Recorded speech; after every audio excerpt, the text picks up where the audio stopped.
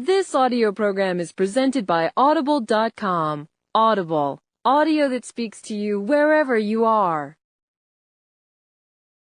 ISIS Audiobooks presents an unabridged recording of A Day in the Death of Dorothea Cassidy, written by Cleeves and read by Simon Mattox.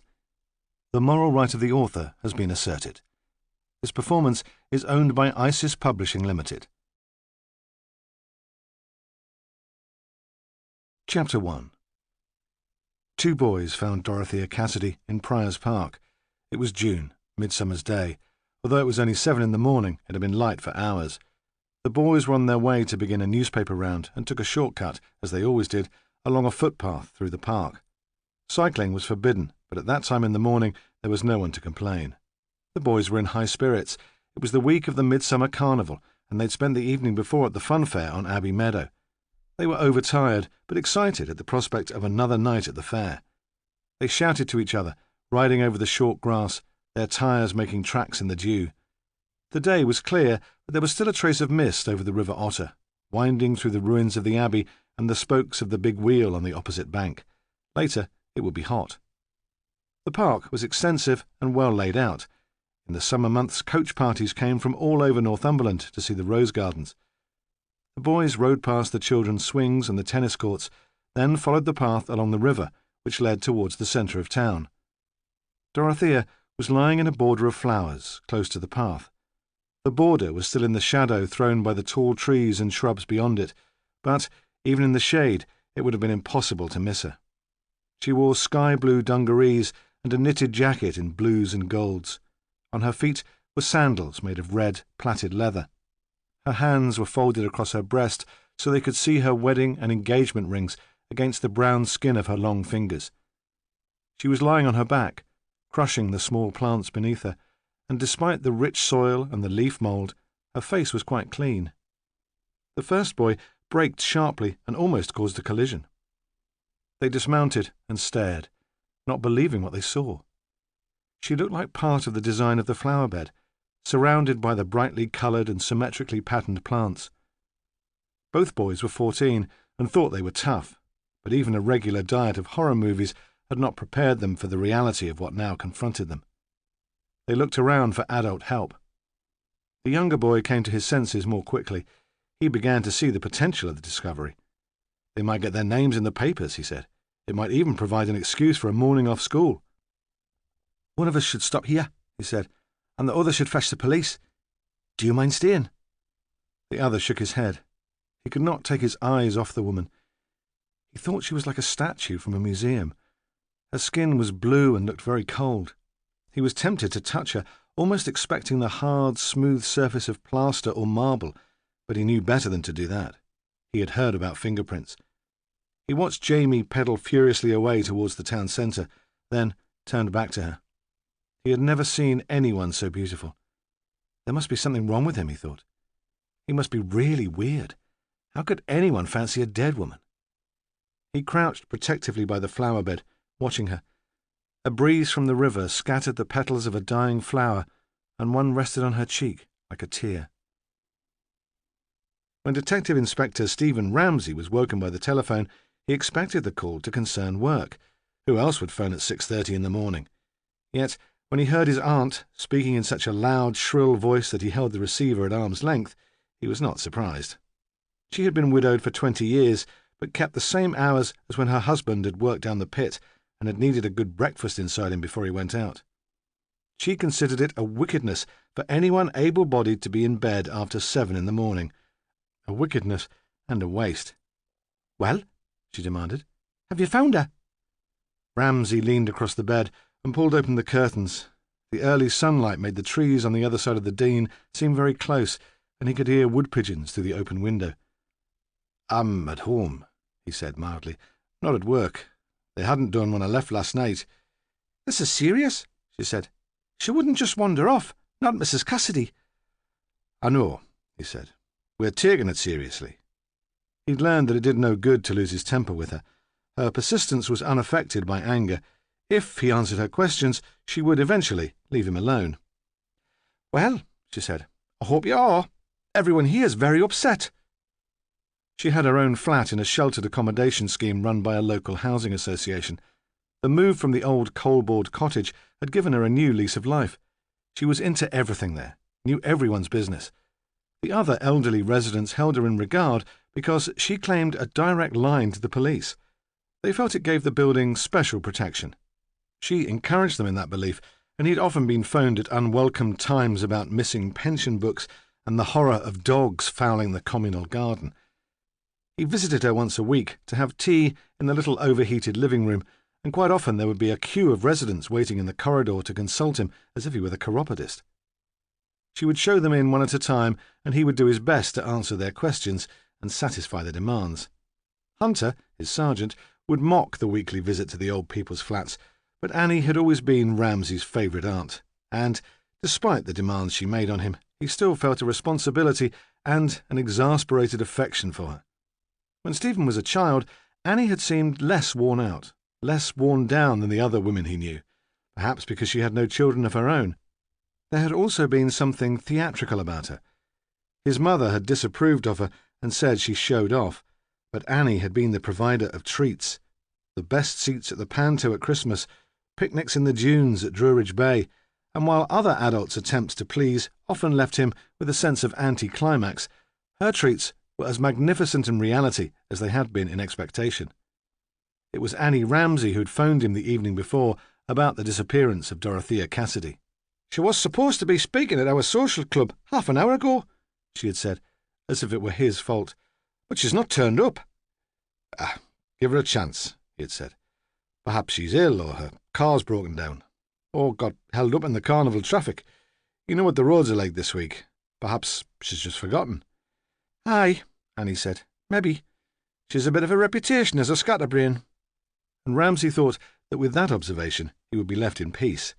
But 3/4 of an hour later, Annie was on the phone again. "She's still not here," she said. "I've just been in touch with her husband. He's not seen her since this morning, and if her car had broken down she would have rung. She had this talk in her diary. I watched her write it down myself. You'll have to do something." So Ramsay had done something. It hadn't been easy to persuade his colleagues in Otterbridge police station to take her disappearance seriously. There was the fair and the folk festival, and they were all busy, but in the end they had listened. Other women might run off with their fancy men, get legless in Idol's nightclub in Whitley Bay and have to sleep it off on a friend's sofa before they dared go home to their husbands. But this was no ordinary woman. Dorothea Cassidy was a vicar's wife. Sergeant Gordon Hunter had never found any reason to move out of his mother's house. It was comfortable there, and even when he was younger, he'd felt no need to establish his independence. She had never attempted to cramp his style. If he brought one of his girlfriends back to stay the night, his mother would make breakfast for them both the next day with her usual good humour. Gordon considered such attention his due. He was a single child and had always been spoilt. Besides, since his father had left home to move in with the landlady of one of the roughest pubs in the town centre, his mother had no one else to look after. What else would she do? His father's desertion had bewildered him. The pub was a dirty, run-down place, and when Gordon visited him there, the man seemed exhausted. He helped in the pub after work, carrying crates from the cellar, changing barrels, then sat staring with besotted admiration at the ageing beauty behind the bar. "She's wearing me out, lad," he would say, "and I love it." Now, in the carnival week, the young men who travelled with the fair hung around the pub, and there were reports of fights there every day. "Serve 'em right," Gordon's mother said when she heard, but she did not care enough about her husband to wish him any real harm. She was happy as she was, and all the excitement she needed was provided vicariously by Gordon. Best of all, she liked to sit with her son in the evenings, drinking tea or sweet sherry while he talked about his work. She had few friends of her own and was immensely proud of him. Early on Midsummer's Day, Gordon Hunter went out for a run before work. He was very competitive, and when a colleague had bet him that he couldn't complete the Great North Run, he'd begun training seriously. Usually he found the daily run an effort, but on that Friday he enjoyed it. The weather was beautiful, and the tidy gardens of the council estate where he lived were full of flowers. He moved easily, and his breath came regularly. 2 young women, factory workers in tight jeans and white overalls waiting at a bus stop, watched him with admiration and giggled appreciatively as he passed. When he returned to the house, He had to wait for a moment for his mother to let him in, and he stood, running on the spot, hammering on the door and calling irritatedly for her to come. "Sorry, Pet," she said. "I was on the phone." She was soft, overweight, untroubled by anything. There was a smell of bacon and fried bread. She always had breakfast ready for him when he returned. Hunter walked in, breathing deeply, shaking his hands to relax the muscles in his wrists. "It was Mr. Ramsay," his mother continued. "He said, 'Could you phone him? It's urgent.'" Then in the same calm, conversational voice she added, "There's been a murder." There were two entrances to Prior's Park. The first was close to the town centre by the road bridge that went over the river into Front Street. It was large, with heavy wrought-iron gates, and was the one most often used. The second was small and discreet, and led from an established residential area with quiet, leafy streets. Now both entrances were blocked, and policemen were turning away angry commuters who used the park as a shortcut to the town. Outside the main entrance, 2 police cars were parked, and a small crowd had gathered. Ramsay and Hunter had to push through the milling people and were watched with resentment as they strolled unimpeded into the park. They walked down the footpath along the riverbank in the opposite direction to that taken earlier by the boys. The mist over the river had cleared, and the sun was already hot. The constable, who'd been first on the scene, stood by the body, but nobody else had arrived. The 3 men stood at the edge of the footpath and looked down at the woman. The sun had risen above the trees, and now her face was bathed in light. The colours of her clothes had the radiance of stained glass. Hunter whistled under his breath. "She doesn't look like a vicar's wife to me," he said. Ramsay said nothing. Annie had told him that Dorothea Cassidy was 33, and he trusted her abilities as an intelligence gatherer implicitly. Yet he had expected the woman to look middle-aged, dowdy, not only because she was a vicar's wife, but because of her name, which he associated with women of his mother's generation. She did not look to him at all like a Dorothea. She was slim, taller than average, with high cheekbones and a wide mouth.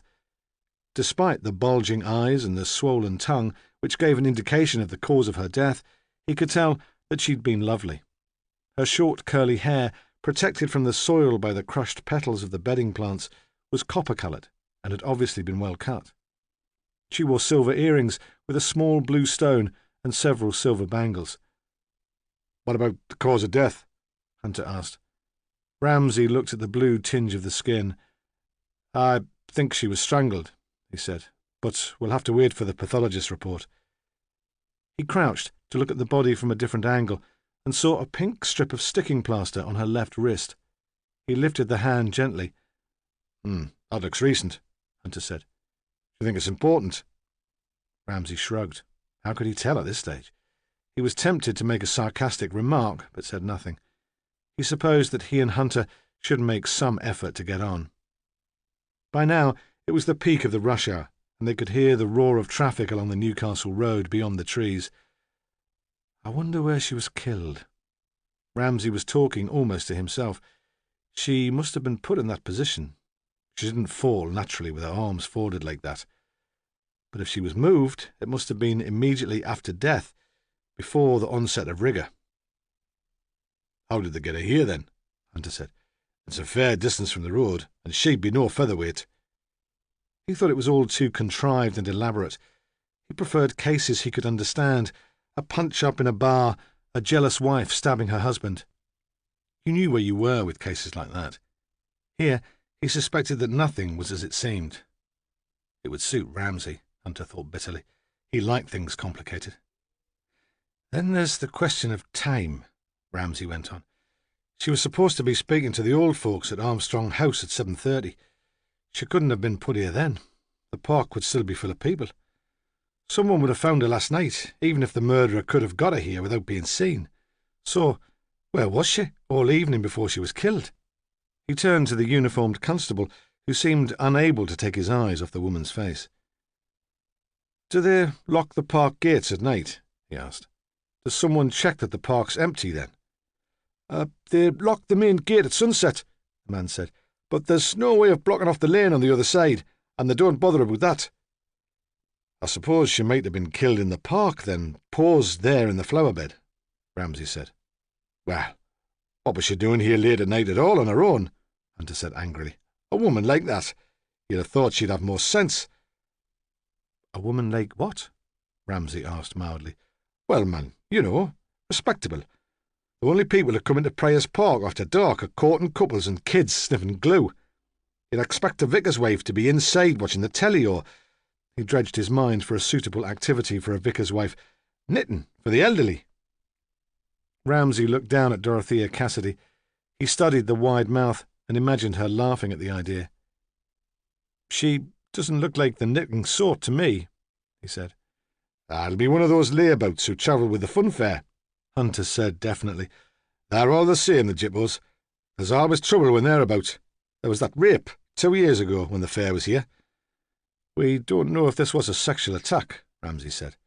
"It doesn't look as if she's been raped. Not in those dungarees. But of course we'll have to wait for the lab report." "What about the husband?" Hunter asked. "Has he been informed yet?" "No," Ramsay said slowly. "I rather wanted to do that myself." "How did it seem last night when he knew his wife was missing?" Ramsay shrugged. "He wasn't too concerned, apparently. Not at first, anyway. He said it wasn't unusual for her to be late. She wasn't naturally punctual, he said.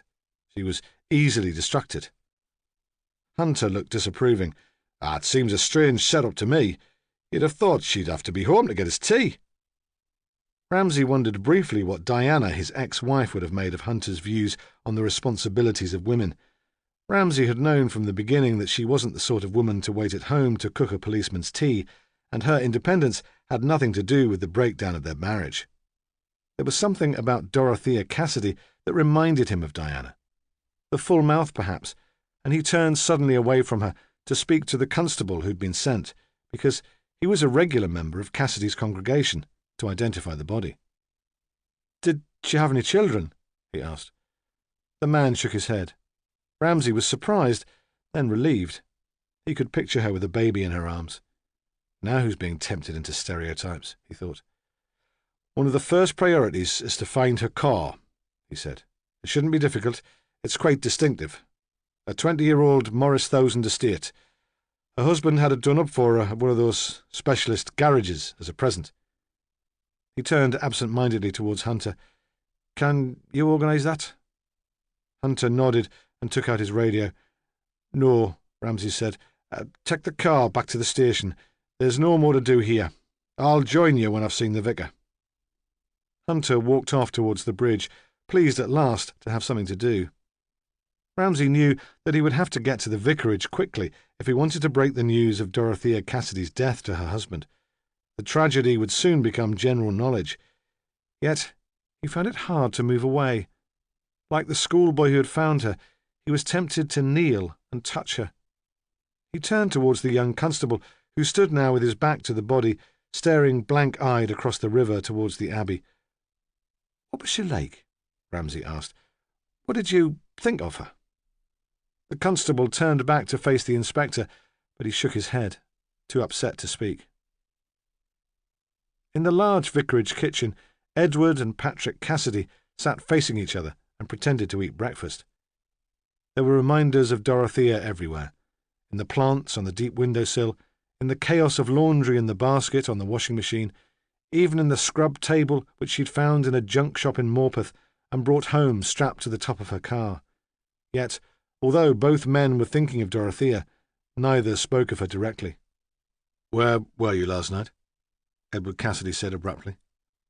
Patrick looked up from his coffee, and for a moment his father thought he would refuse to answer.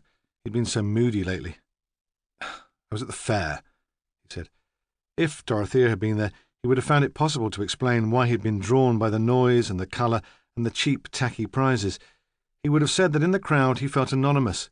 It was a good way to escape. But Dorothea had disappeared, and he knew he was responsible for driving her away. "On your own?" his father demanded, disbelieving. How much does he know? Patrick wondered. How much did she tell him? "Yes," he said sullenly, "on my own." "I don't know what's going on," Edward Cassidy cried. "Why isn't she here?" Patrick looked at his father carefully, unconvinced by the outburst. He'd been caught out by his father's histrionics before. Once, Edward had confessed to him that as a young man he had ambitions to be an actor. "I would have been very good," he'd said, laughing. "It isn't very different, after all. Every sermon's a performance." Patrick found the notion troubling, though it explained a lot. Did anyone know his father well? Perhaps even Dorothea had been taken in by him. "I've got to get a move on," he said. "I'll be late for college." The front doorbell rang, and Edward leapt to his feet and rushed to answer it. Patrick watched without emotion, but moved to the kitchen door so he could hear what was going on. It was Dolly Walker, the churchwarden's wife. Patrick recognised her middle-class, rather vague voice, and heard his father immediately become charming. If Edward Cassidy had expected to find Dorothea at the door, he hid his disappointment well. "I'm so sorry," he said. "Of course, I knew the Mothers' Union wanted the parish hall today for the coffee morning. I should have opened it for you. I'll fetch the key." Dolly did not ask if Dorothea would be there to help. She knew that Dorothea had no interest in her coffee mornings. Patrick went upstairs to his room to fetch books and bag. As he came down a few minutes later, he hesitated by the telephone in the hall, but before he could make up his mind whether to make the call, the doorbell rang again, and his father shouted from the study, "That'll be Dolly Walker returning the key. Can you go?" Patrick opened the door quickly. He would pretend to be in a hurry to reach the university. Then there would be no opportunity for awkward questions about Dorothea. But instead of Dolly Walker with her blue silk dress and fluffy grey hair, there stood a tall, stern man who stared at Patrick curiously and frightened him. Chapter 2. Ramsay followed Hunter across the park to the street. As he walked along the footpath close to the water, there was the smell of mud and vegetation from the river. Apart from the rumble of traffic in the distance, the place was very quiet. No one had been allowed into the park, and the usual cries of squabbling children, the inevitable hum of the motor mower, were absent. He reached the main road at 8:30. The church clock had just chimed the half-hour. The bridge was clogged with cars tailing back from the traffic lights in Front Street. Between two lampposts across the road, a large banner announced the Otterbridge Carnival and Folk Festival. Already he could hear some busker playing Bobby Shafto on a scratchy violin. All week the town had been overrun with strangers, filling the pubs to listen to the music, crowding into the fair on Abbey Meadow. Tomorrow it would all be over, and the clowns and mime artists and jugglers who held up the traffic and disrupted the routine of the town would be gone. Ramsay spoke briefly to the policemen by the gate, who were turning people away from the park, then joined the crowd walking towards the town centre. Office workers in shirt sleeves crossed the road between stationary cars and sauntered on to their businesses. The shops were starting to open, and some owners were setting goods for display on the pavements. There had been good weather for weeks, and the place had a continental air. Everyone Ramsay passed had a suntan, and in his dark suit he felt sober, pale, and overdressed. The parish church was close to the river, next to the abbey ruins, at the end of a narrow street full of stylish boutiques, second-hand bookshops, and small restaurants. Outside the parish hall, on the other side of the street, well-dressed elderly women were carrying trays of cakes and scones from the boots of large cars. They spoke in loud voices about the laziness of the caretaker who had failed once more to set out the tables they had requested, and Ramsay thought with relief that they had not yet heard of Dorothea's death. The vicarage was behind the church, almost invisible from the street. Ramsay had never really noticed it before. It was large and gloomy, with a wilderness of a garden. The stone was grimy, and even in full sunlight it looked cold. Ramsay stood on the front step and rang the bell. The paint on the front door was beginning to peel in long strips, so the bare wood showed through. The door was opened almost immediately by an athletic young man who seemed to be on his way out. He was dressed in jeans with patched knees, a dark T-shirt and trainers. He seemed surprised to see Ramsay on the doorstep, as if he'd been expecting someone else, and he stood for a moment staring, the door wide open behind him. "Can I help you?" he said. "I'm looking for Edward Cassidy," Ramsay said. The young man continued to stare, and for a moment Ramsay wondered if this was the vicar. They wore jeans, didn't they, those trendy young priests the papers made so much fuss about? But he realised immediately that this was impossible. The boy was 18 or 19, too young certainly to be a clergyman, and too young to be married to Dorothea Cassidy. "Yes," the boy said. "Of course, I'll get him. Who shall I say it is?" "Ramsay," the inspector said quietly. "Stephen Ramsay, but he won't know me." He expected the boy to ask for more information, but perhaps he was used to strangers turning up on the doorstep. "Yes," the young man said. "Right." He left Ramsay outside and disappeared down a long, dark corridor yelling, "Dad, there's someone here to see you." The vicar must have asked if it was Dorothea, because Ramsay heard the boy reply, "No, sorry, it's a man," in a tone that surprised the detective. There was no sympathy there. Soon after, the boy returned. He was fair, sandy-haired, with the pale, almost transparent skin that freckles like a child's, and strangely unblinking eyes. "He'll be here in a minute," he said. "I'm in rather a hurry, I'm afraid, so I'll have to leave you to it." Yet he lingered beside Ramsay on the doorstep. He was very thin and seemed to have an enormous, barely controlled energy. "Oh," Ramsay said in a polite, interested way. "Where are you off to?" "The university," the boy said, almost rudely, as if it were none of Ramsay's business. Ramsay was surprised that he did not mention Dorothea. His stepmother had been missing all night. Hadn't he guessed that Ramsay was a policeman? "I'm sorry," the inspector said apologetically. "I must ask you to stay at home this morning. I'm a police officer, investigating the disappearance of Mrs. Dorothea Cassidy. I've some news for your father. I don't think he should be left alone today." The boy stared in bewilderment, as if he did not understand what the man was saying. Ramsay had expected him to ask questions, demand information, but he said nothing. "If there's any problem with the university," Ramsay said, "I could always phone and explain." "No," the boy said, "it's not that." He stood, loose-limbed, the sports bag still in one hand, and for a moment Ramsay thought he might volunteer information. He seemed on the brink of saying something important, then changed his mind. "Look," he said, "I'll be in the garden if you need me." And he walked off, to be swallowed up almost immediately by the overgrown shrubs and trees. Ramsay walked slowly into the house and shut the door behind him so that he was suddenly in shadow. After the stark sunlight of the garden, he could make out little in the gloom, and when Edward Cassidy approached, he was at first aware of him only because of the sound of firm steps on wooden floorboards. Then his eyes grew accustomed to the shade, and he saw a tall man, grey-haired, straight-backed, handsome. He must have been at least 20 years older than Dorothea, but he was still attractive. He looked after his appearance, Ramsay thought, with irrational disapproval, as if it were wrong for a vicar to care what he looked like. He wore casual trousers and an open-necked shirt, and possessed the same air of easy affability as a politician or a chat show host. "Yes," Cassidy said. "How can I help you?" His voice was rich and without accent. He added more uncertainly, "Is it about Dorothea?" "My name's Ramsay. I'm from Northumbria Police." "Yes, of course." Then before Ramsay could continue, "What am I thinking of, leaving you standing here in the hall? Come in and sit down." He threw open a door, and suddenly they were in a room full of light and colour. Sunshine flooded in through a long window.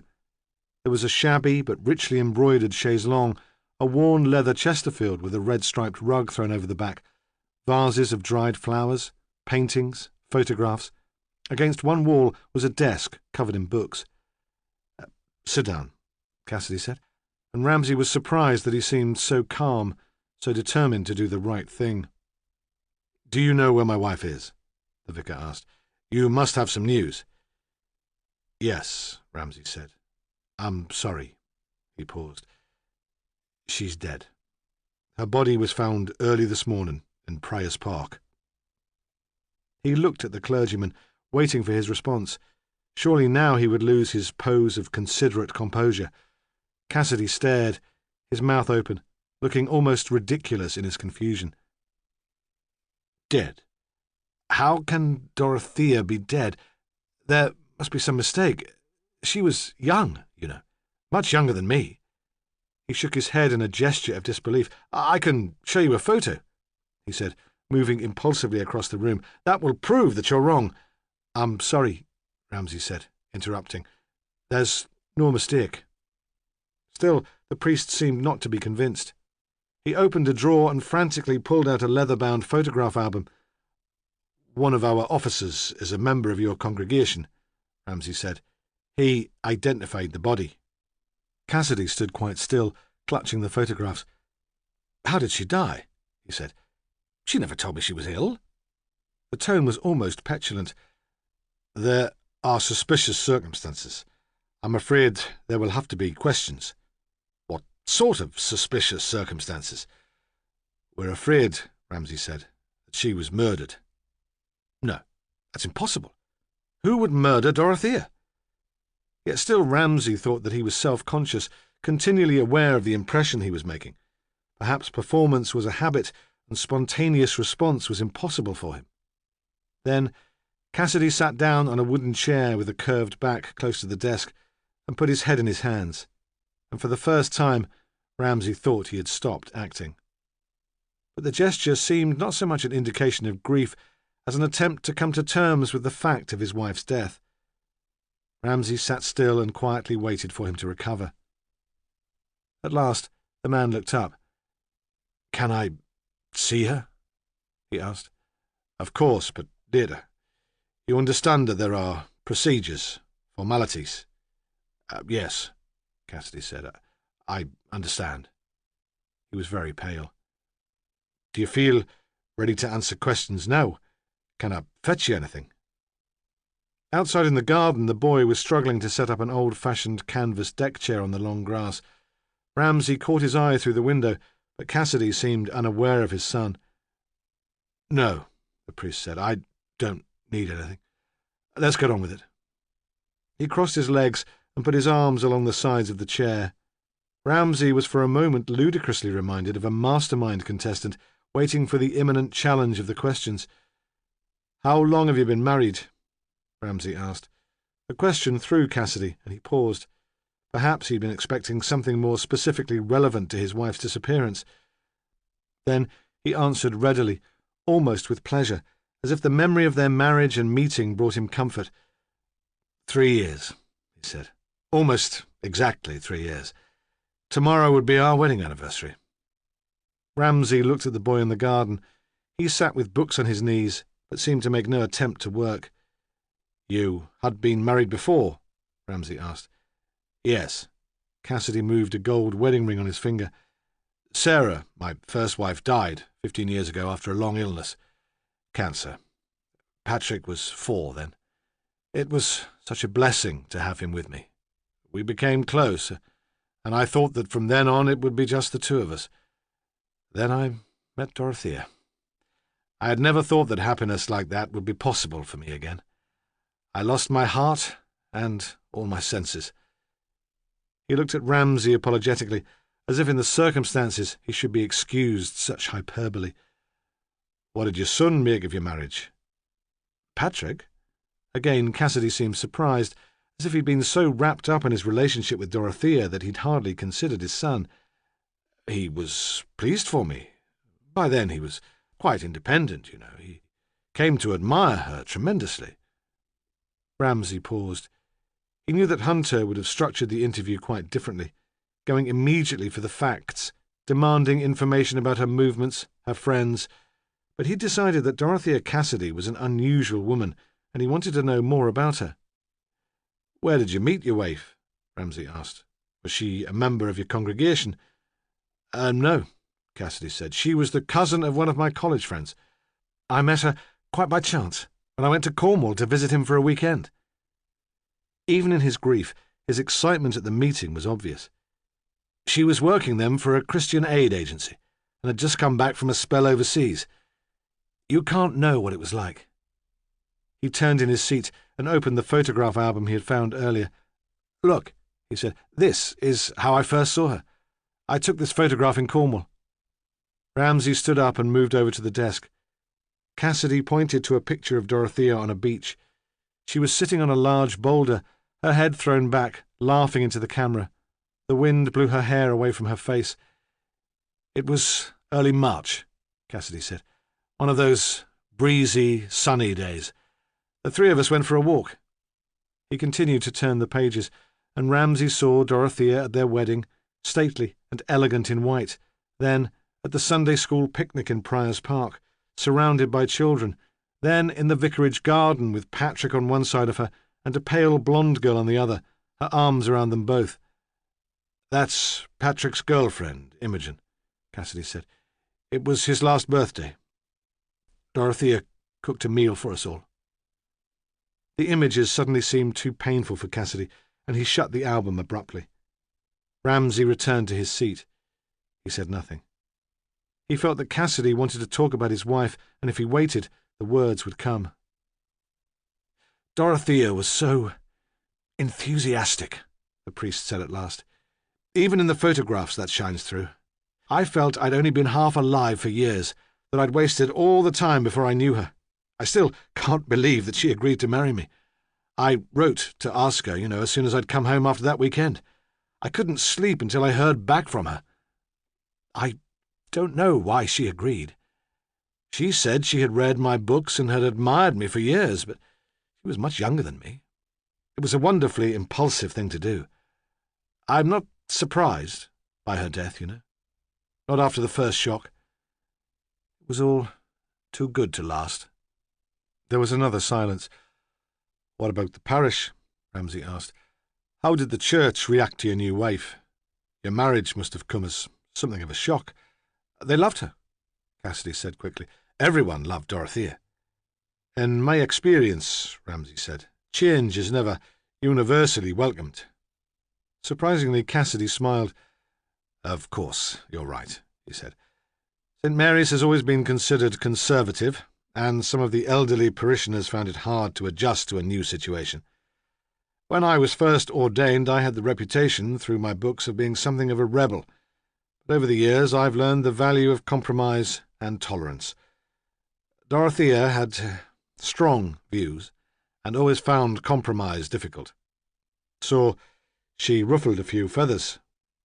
"I suppose so," Cassidy said. "Not deliberately, of course. She never set out to shock. I don't think she even realized the reaction she provoked." "That must have put you in a difficult position," Ramsay said. "Perhaps. I don't like unpleasantness, bad feeling. It seems unnecessary. Occasionally I thought I should have supported her more strongly, but I didn't want to offend. Some of the church council had a misleading impression of our relationship. They saw me, I gather, as a hen-pecked husband who had been bullied to accept new ideas." "Was that true?" Ramsay asked. "Were you in sympathy with your wife's views?" "Oh, yes, completely. All the same, I could understand the distress that change can bring to people who hold very traditional opinions." So, you sat on the fence, Ramsay thought. He had known senior police officers like the clergyman. They took all the credit when things were going well, but denied responsibility at the first whiff of criticism. "Perhaps you could explain the changes which were specifically objected to," he said. "It's hard for an outsider to understand." "Oh," Cassidy said, "there was nothing specific, It was more a difference in attitude, in perspective." Ramsay decided then that he would have to learn the substance of any disagreement between Dorothea and the elderly parishioners from someone else, and that it was time to change the direction of the questions. "When did you last see your wife?" he asked. "Yesterday morning," Cassidy said. "The three of us had breakfast together." "Was it unusual for your wife to be out all day?" "Not on a Thursday. She trained to be a social worker, and Thursday was her day for voluntary work. Sometimes she managed to get home for lunch, but not that often. I didn't really expect her back yesterday." "Did you know that she'd planned to give a talk to the old people at Armstrong House in the evening?" "I don't know. I suppose so. I expect she told me, but I don't quite remember. She was so disorganized, always brimming with new projects. Thursday was her day, you see. I didn't interfere. Quite often she arrived home late in the evening after a meeting. Sometimes she went out with her friends for a meal. She said that it was important for her to have one day when she felt she really achieved something. It wasn't always easy to organize, but I could understand why she needed it." He tailed off and sat again with his head in his hands. Ramsay said nothing, and as the silence grew, he could sense Cassidy's discomfort. The man had loved his wife, but he wanted Ramsay to understand that living with her had not always been easy. "Sarah was Very much a traditional vicar's wife," he said. "She ran the Mothers' Union, saw to the flowers, you know the sort of thing. Dorothea had other gifts." There was self-pity in his voice. He made it clear that Dorothea's gifts had been to him a mixed blessing. "She was very concerned that we should attract young people into the church, and was convinced that we should make the worship more accessible to them. A lot of her energy was focused in that direction. She started a youth club, for example, and organised the creche during family communion. But she had so many enthusiasms that she was still unfulfilled. She needed her Thursdays." "Yes," Ramsay said. "I see. But what did she get up to?" he wanted to say. What did she do on Thursdays that so fulfilled her? Instead he said, "Did she work with any one organisation? The Social Services Department? Probation?" Cassidy shook his head. "Nothing like that," he said, though she worked very closely with both of them. She saw herself as a catalyst, setting up new projects, encouraging other people to help themselves. "Did she have a diary?" Ramsay asked. "You can see that it's fatal that we find out where she went yesterday." "Yes," Cassidy said. "It was one of those big page-a-day affairs. She was always losing it and throwing the whole house into panic. Her memory was appalling, and she wouldn't have survived without it." "What about a handbag?" Ramsay asked. "We didn't find one with her." "Yes, though it was too big really to be called a handbag. She'd brought it back from Africa. It was made of brown leather with an embossed pattern of birds on the flap. She was very fond of it." For the first time in the interview, Ramsay wrote in his notebook. "And you have no idea at all where she might have gone yesterday," he said.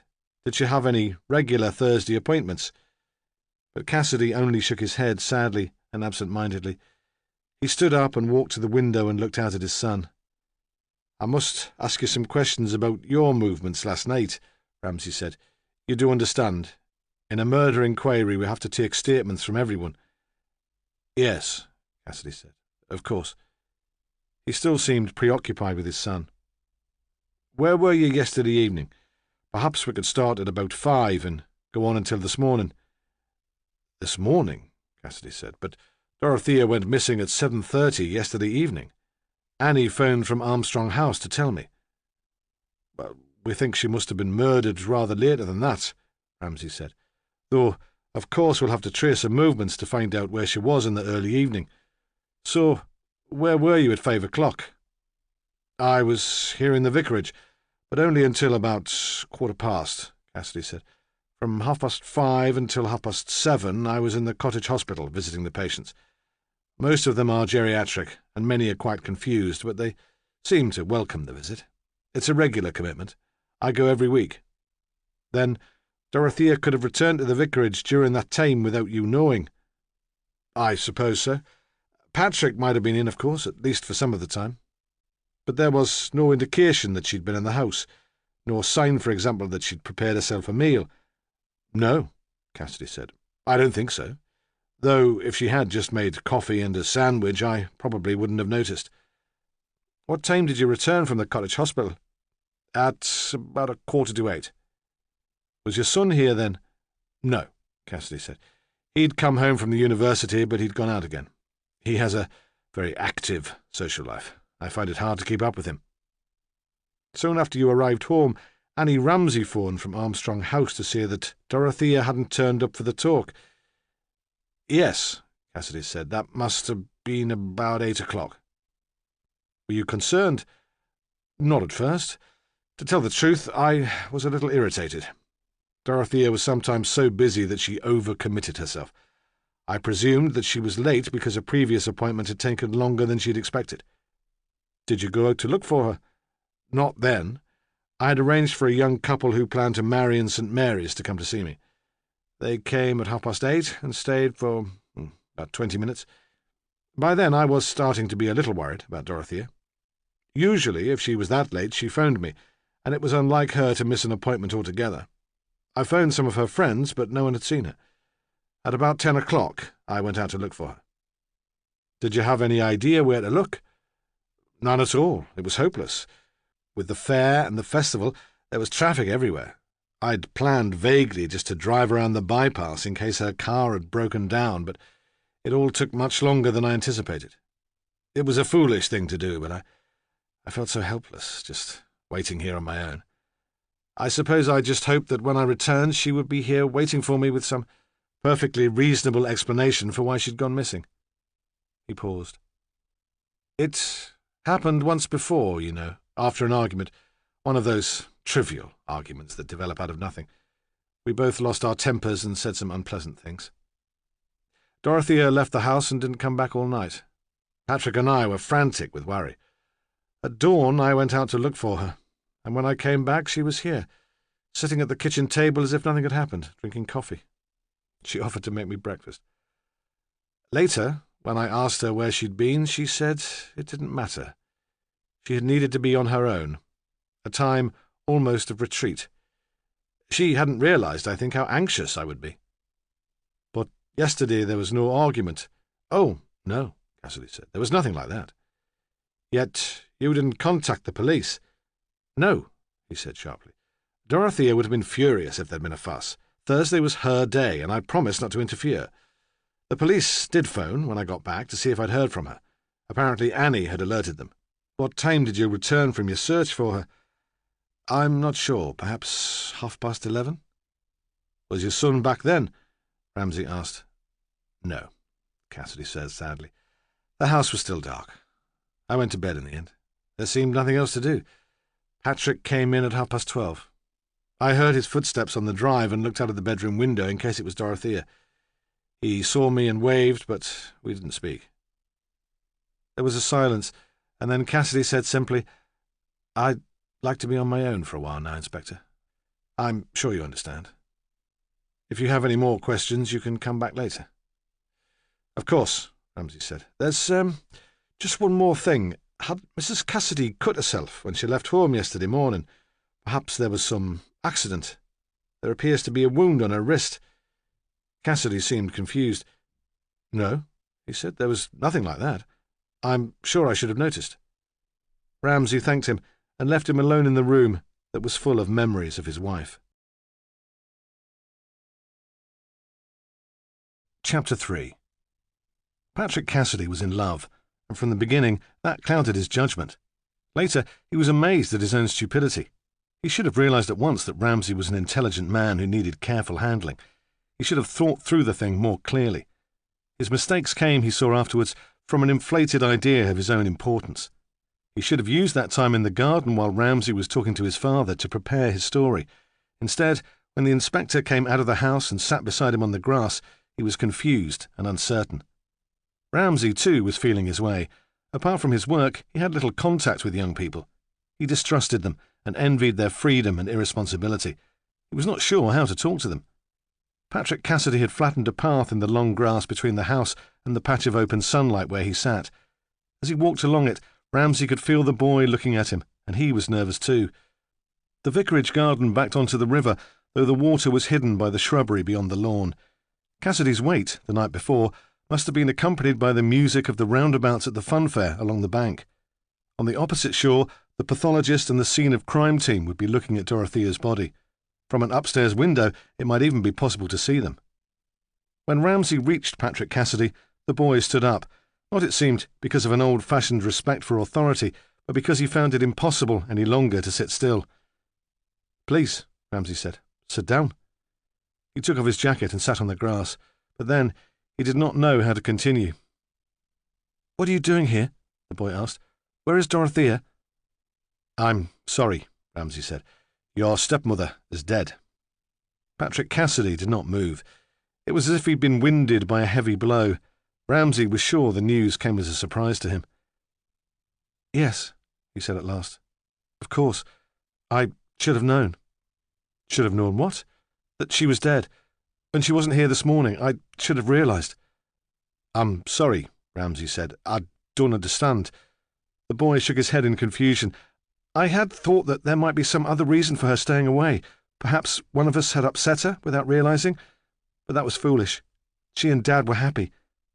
He spoke quickly, without emotion. The sun had made his face red, and as he leaned forward in the chair, his blue eyes stared out with unnatural intensity. What happened? He demanded. Was it the car? No, it wasn't the car. We believe that she was murdered. Who killed her? The boy spoke very quietly, and again he was quite still, as if holding his breath. "We don't know, not yet." "Where was her body found?" "Here, in Otterbridge, in Prior's Park, close to the river." That seemed almost to bring him some relief. "Prior's Park," he repeated. "What was she doing there?" "We don't know," Ramsay said. "I'm here to ask questions. We need to trace her movements." "Yes, of course, I'm sorry. When you said she was dead, I thought there must have been an accident. She drove that bloody car like a maniac." He turned to face Ramsay. "It must have been a stranger. No one who knew Dorothea would have wanted to kill her." "She had no enemies, then?" Ramsay asked mildly. "I understood from your father that she wasn't always popular in the church." "Oh," Patrick said, "those malicious old biddies were harmless enough. They might stab you in the back figuratively, but not literally."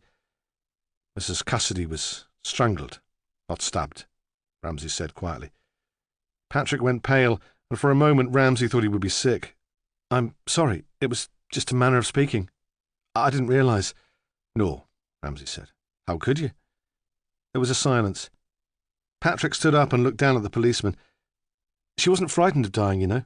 We talked about it once. She was the sort of person you could discuss anything with. How could she be, she said. I think that's why she drove the car so recklessly. She wasn't frightened of anything." "When did you last see her?" Ramsay asked. The boy paused. Yesterday morning at breakfast.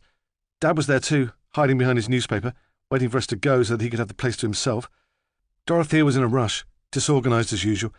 She had half a bowl of muesli and a glass of orange juice, and lots of coffee. She was a coffee addict. She offered me a lift to the station. I usually get the train into town, but she was obviously in a hurry and I said I'd walk." "Did she tell you what her plans for the day were?" "No, I don't think so. Not in any detail." He remembered the meal, the strain between them, Dorothea's demands for information and his refusal to give it, and throughout it all his father sitting oblivious, reading the Telegraph.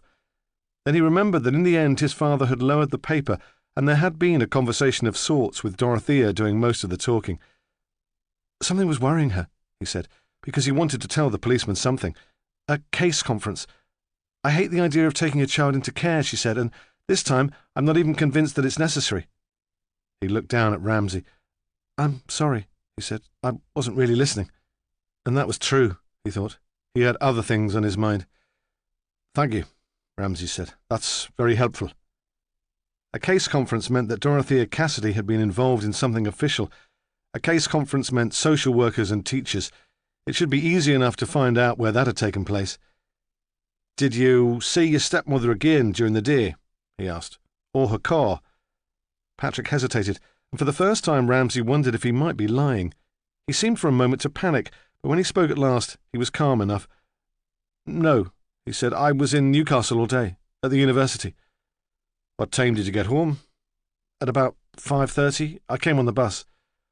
"Was anyone in the house when you arrived?" "No," Patrick said very quickly. "It was Dad's evening for the cottage hospital." "And no sign of Dorothea?" "If there had been," Patrick said firmly, "I would have already told you." "Yes," Ramsay replied absently. "I'm sure you would." The boy sat down again on the deck chair and curled in it to face the policeman. "I can't help you. I'm sorry." "All the same," Ramsay said mildly, "I have to ask the questions. I'm sure you understand. What time did you leave the house again?" "Just after 7. "How did you spend the time before that?" The boy shrugged, as if this were all a waste of time, but Ramsay could sense his discomfort and persisted. "Please answer, Mr. Cassidy." "I had a shower and changed," Patrick said.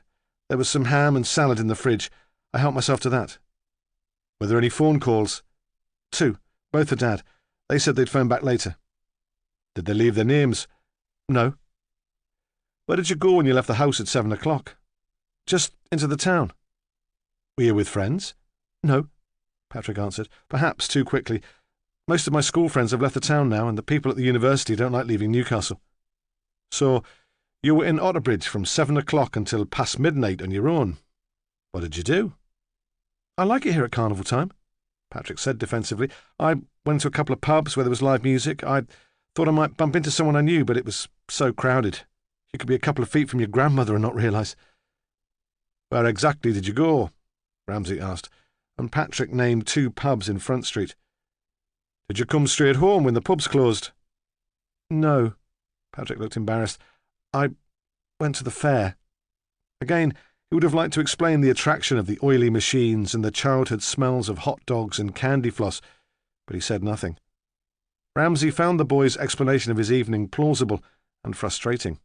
It provided no sort of alibi, yet it was impossible to disprove. There was a pause, and Ramsay got to his feet awkwardly. "Is there a friend's house where you and your father could spend the day?" he asked. "The press will soon come to hear of your stepmother's murder, and you'll be rather accessible at the vicarage. I think your father deserves one day's peace." "Yes," Patrick Cassidy said. "I'm sure there is." He was interrupted by Edward Cassidy, who appeared at the kitchen door. Patrick crossed the grass and stood by his father in the shadow of the house, but they did not touch. Ramsay thought that the priest had been crying and wondered if his faith could be any comfort at a time like this. He hoped so, although it was beyond his understanding. "I've suggested that you stay with a friend for the day," Ramsay said, "to avoid the press." "I don't know." Cassidy seemed older, incapable of making decisions. "I'll take you," Patrick said. "We'll go to the Walkers in your car." He turned to Ramsay. "Major Walker is the church warden," he said. "His wife is in the parish hall. Could you see if it's all right?" Ramsay nodded, but before he could leave, the priest touched his arm. "You will keep in touch. Let me know when I can see her." Ramsay nodded again. "Would you mind if I had a look around the house while you're out?" he said. "There may be something which provides a clue to where your wife was yesterday." He thought for a moment that the man would object, but he seemed too weak to resist. "No," he said at last. "I don't mind." Then, for the first time, Patrick reached out and put his arm around his father's shoulder and helped him through the house to the car, where they waited for Ramsay to return. It was 10 o'clock, and the doors of the parish hall had just been opened to allow the public into the coffee morning. There was a scrum around the cake stall and a more orderly queue at the counter, where a flushed woman hovered anxiously over a tea urn. It was clear to Ramsay that the news of Dorothea's death had reached the Mothers' Union. Among the helpers there was a troubled silence. Some had thought they should cancel the whole event, but no one was willing to take the decision. He found Dolly Walker in the kitchen. She had been weeping, and the mascara ran in streams down her face. Of course the Cassidys must spend the day with them, she said. They could stay as long as they liked. Ramsay took details of the address and phone number and watched her scurry away to prepare the house for them, glad of the excuse to grieve in private, secretly gratified that she had been selected for the honour. At the vicarage, the men still sat in the car in silence. Ramsay stood at the front door and watched them drive away. With the departure of the Cassidys, the house seemed very quiet. He walked round and entered through the back door, through a dark scullery and a large and comfortable kitchen. He had no real idea what he hoped to find, perhaps some letters belonging to Dorothea which would give a clue to how she spent her Thursdays, perhaps a more vivid impression of how the 3 of them had got on together in this large and daunting house. He wondered suddenly why Dorothea had decided to marry Cassidy and take the whole thing on after one brief meeting on a windy Cornish beach. Was there something romantic in her nature which made the impulsive decision appeal to her, or was it like everything else she did, a matter of faith? He went first to the small room where Cassidy had showed him the photographs. The couple must both have used it as a study. Ramsay thought Cassidy would see his parishioners here amid the chaos. It would prove to them how busy and committed he was. Next, he went to the desk and sorted the papers there into 2 piles, those belonging to Dorothea and those to Edward Cassidy. On Edward Cassidy's pile there were letters about the routine running of the church, quotations for a new heating system, a query about St. Mary's contribution to the church urban fund. There were also several articles, all unfinished, meant apparently for the religious press. On a small bookcase was a row of Cassidy's books. The photograph on the back jacket was of a much younger man, and Ramsay found that the most recent had been published 15 years before. Cassidy, it seemed, had a major writer's block. On Dorothea's pile there were letters from friends, long, intimate letters in a variety of handwriting styles, asking for advice, sharing problems. Then there were photostated circulars, asking the couple to pray for a number of different projects, including a missionary school in Tanzania, the Amazon rainforests, and a new minibus for a church in Birmingham. What a responsibility, Ramsay thought. Did they expect her to solve the world's problems single-handed? On the top of the desk was a large brown envelope which had a British postmark, but which contained a batch of drawings and carefully printed notes from the children in the orphanage which she had supervised when she'd been working overseas. Ramsay presumed that it had been brought back by a member of staff on leave, then posted. It must have been sent on the 19th of June, so Dorothea must have received it the day before and opened it before disappearing to the town. Ramsay spread the brightly coloured crayoned pictures over the desk. One said, in large and wobbly letters, "Come back soon." The other downstairs rooms were large and unfriendly. They smelled rather damp, although the spring had been warm and sunny, and Ramsay thought for the first time that the family could not be well off. The kitchen and study would be cheaper to heat in winter. There was a dining room with an ugly table and 6 chairs, and a living room containing almost a dozen shabby armchairs set around the walls, which could only have been used for parish meetings. Ramsay felt that they had nothing to do with Dorothea, and after a brief search he shut the door. Upstairs, the first room he came to was the Cassidys, and here the sense of Dorothea was everywhere, in the brightly coloured rug which covered the large low bed, in the African wall hangings and the wood carvings standing on the mantelpiece. Her clothes were still thrown over the chair by the window. There was a cream calico skirt and blouse, and on the dressing table there was a mess of her makeup, perfume, a pile of cheap bangles and brightly enamelled earrings. On the floor by the bed were the books she had been reading, a magazine called Third World Review, a David Watson, and an old Penguin detective story with cream and green covers. The room was at the back of the house, and from the window there was a view of the garden. On the lawn the deck chair still stood where Patrick Cassidy had left it, then onto the river and Prior's Park on the opposite bank. Ramsay could see quite clearly the blue and white tape his colleagues were using to mark the area they were searching. If it had not been for a row of screens, he would have been able to see the body. After the profusion of colour in the main bedroom, Patrick's seemed bare. There were none of the posters of rock stars which Ramsay associated with teenage rooms, and the record collection was small and old, as if he'd tried music once when he was younger, but dismissed it as not for him. Why then, Ramsay wondered briefly, had he been so interested in the folk music the night before? There were lots of books neatly set in rows on a homemade bookcase of breeze blocks and chipboard. Patrick must be reading English literature at university, Ramsay decided.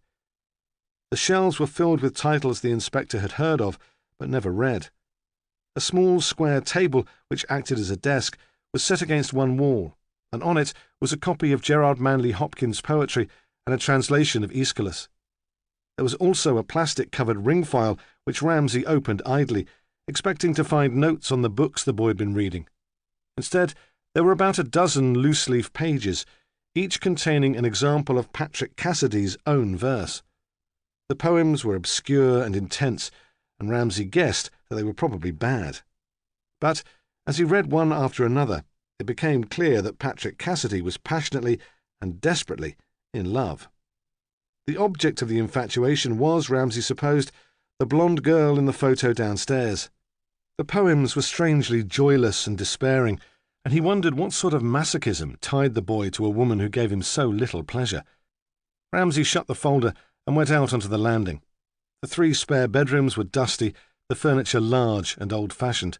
One had bare floorboards. Ramsay walked slowly downstairs. The phone began to ring loudly. He found the telephone on a small table in the hall and answered it. "Yes?" he said. "Could I speak to Patrick, please?" It was a young woman, breathless, anxious. Perhaps this was the object of Patrick Cassidy's affection. "I'm sorry," he said. "Patrick's not here at the moment. Can I take a message?" But she had already replaced the receiver. Outside in Front Street, 2 clowns on stilts were entertaining the morning shoppers, and someone with a megaphone was shouting that this was the last day of the festival and the grand parade would be held that night. After the cool of the vicarage, it seemed very hot. On his way into the police station, Ramsay bumped into Gordon Hunter, who was making a great show of being in a hurry. There had just been a phone call, Hunter said. Some old boy had found Dorothea Cassidy's car parked in his drive. Chapter 4. Walter Tanner did not find Dorothea Cassidy's car parked in the drive of his modest, semi-detached house until 9:30 that morning. Since his retirement, he indulged himself in the mornings with breakfast television and several cigarettes before even leaving his bedroom. He was ashamed of his laziness, but, as with his other secret vices, found he could do little to change them. He saw the car as he drew the living-room curtains and thought for a moment it was some monstrous prank. Then he expected to see Dorothea Cassidy herself on the doorstep. "What nonsense will it be this time?" he said out loud to give himself courage. He was St. Mary's second church warden, secretary of the parochial church council, and, since her arrival, she had taken to dropping round uninvited. She seemed to need no excuse, though he could guess why she wanted to see him today.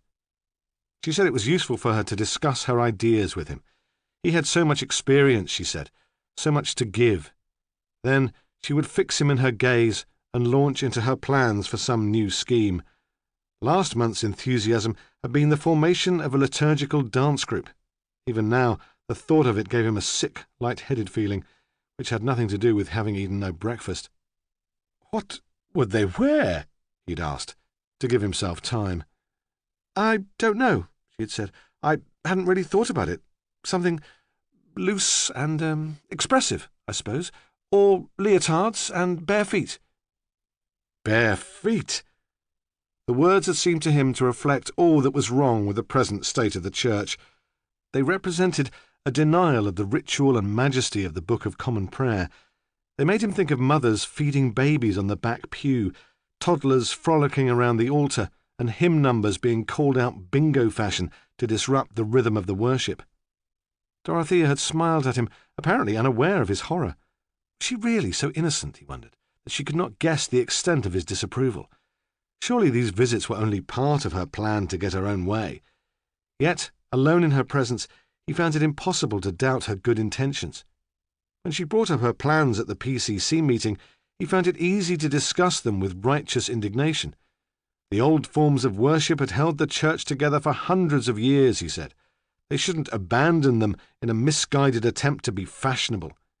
But, confronted in his own home by Dorothea's idealism, he found his hostility harder to express. He was frightened that without the security of the familiar words of the old service, his faith would fall apart. And how could he tell her that? She was so intimidating in her certainty. "I don't see how I can help you," he had said.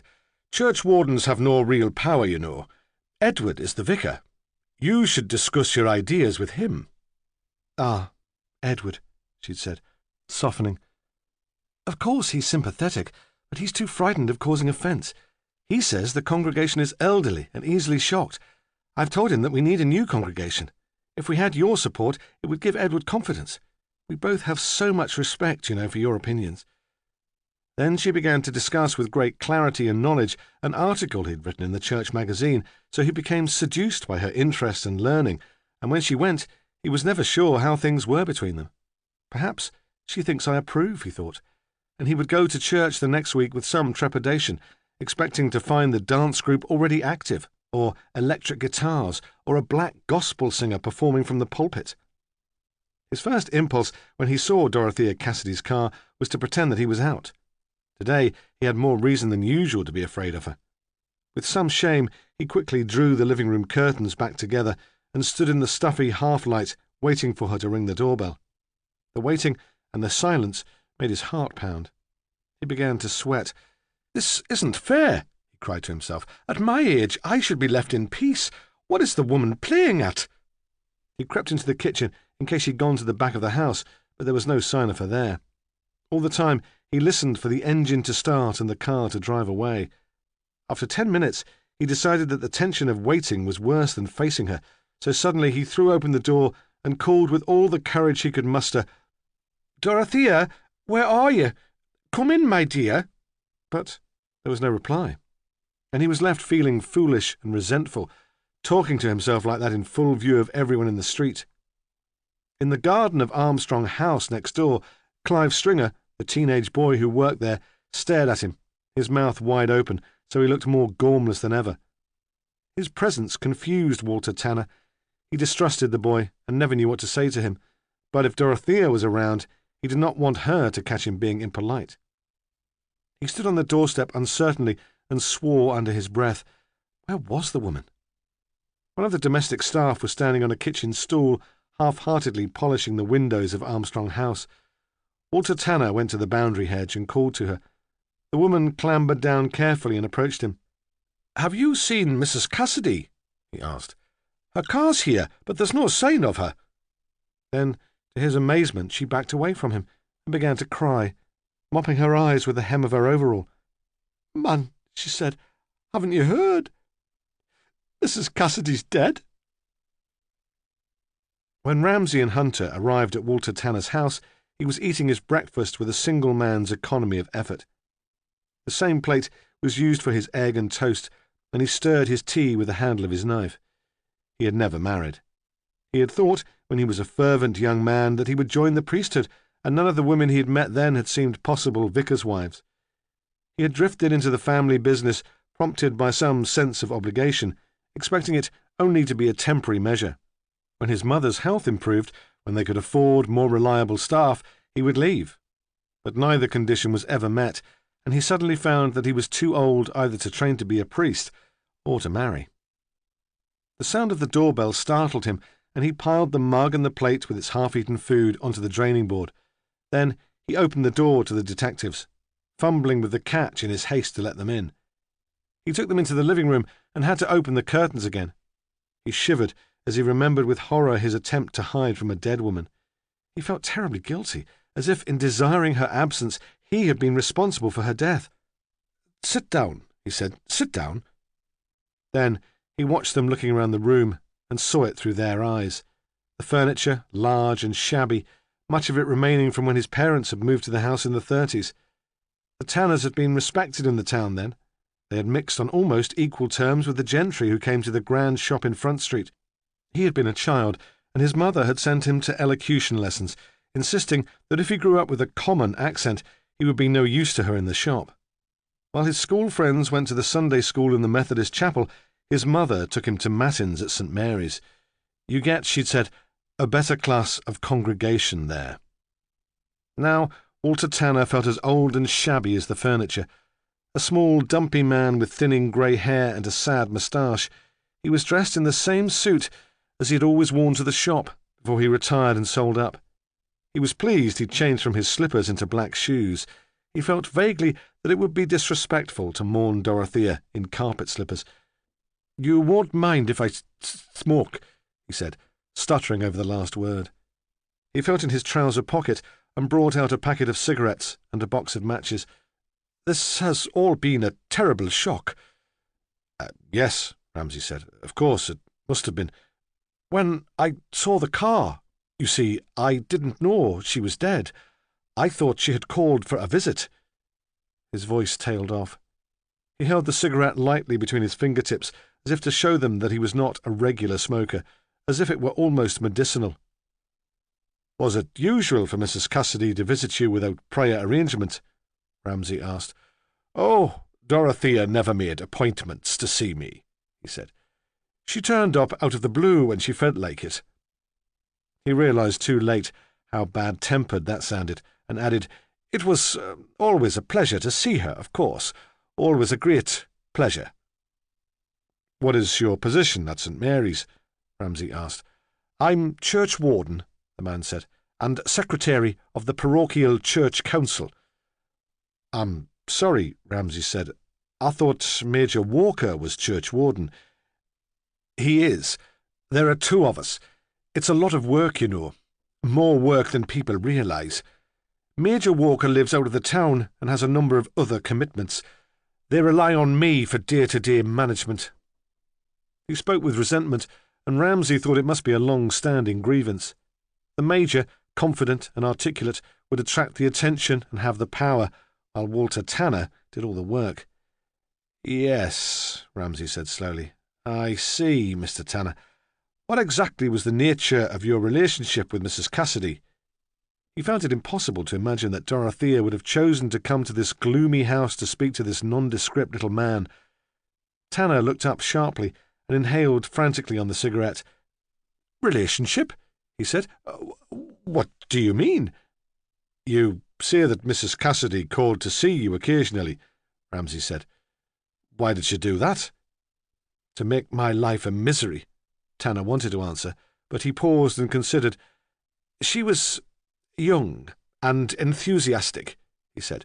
She had a lot of new ideas. I think she wore Edward out with them, and then she would come to me. Did she expect you to help her?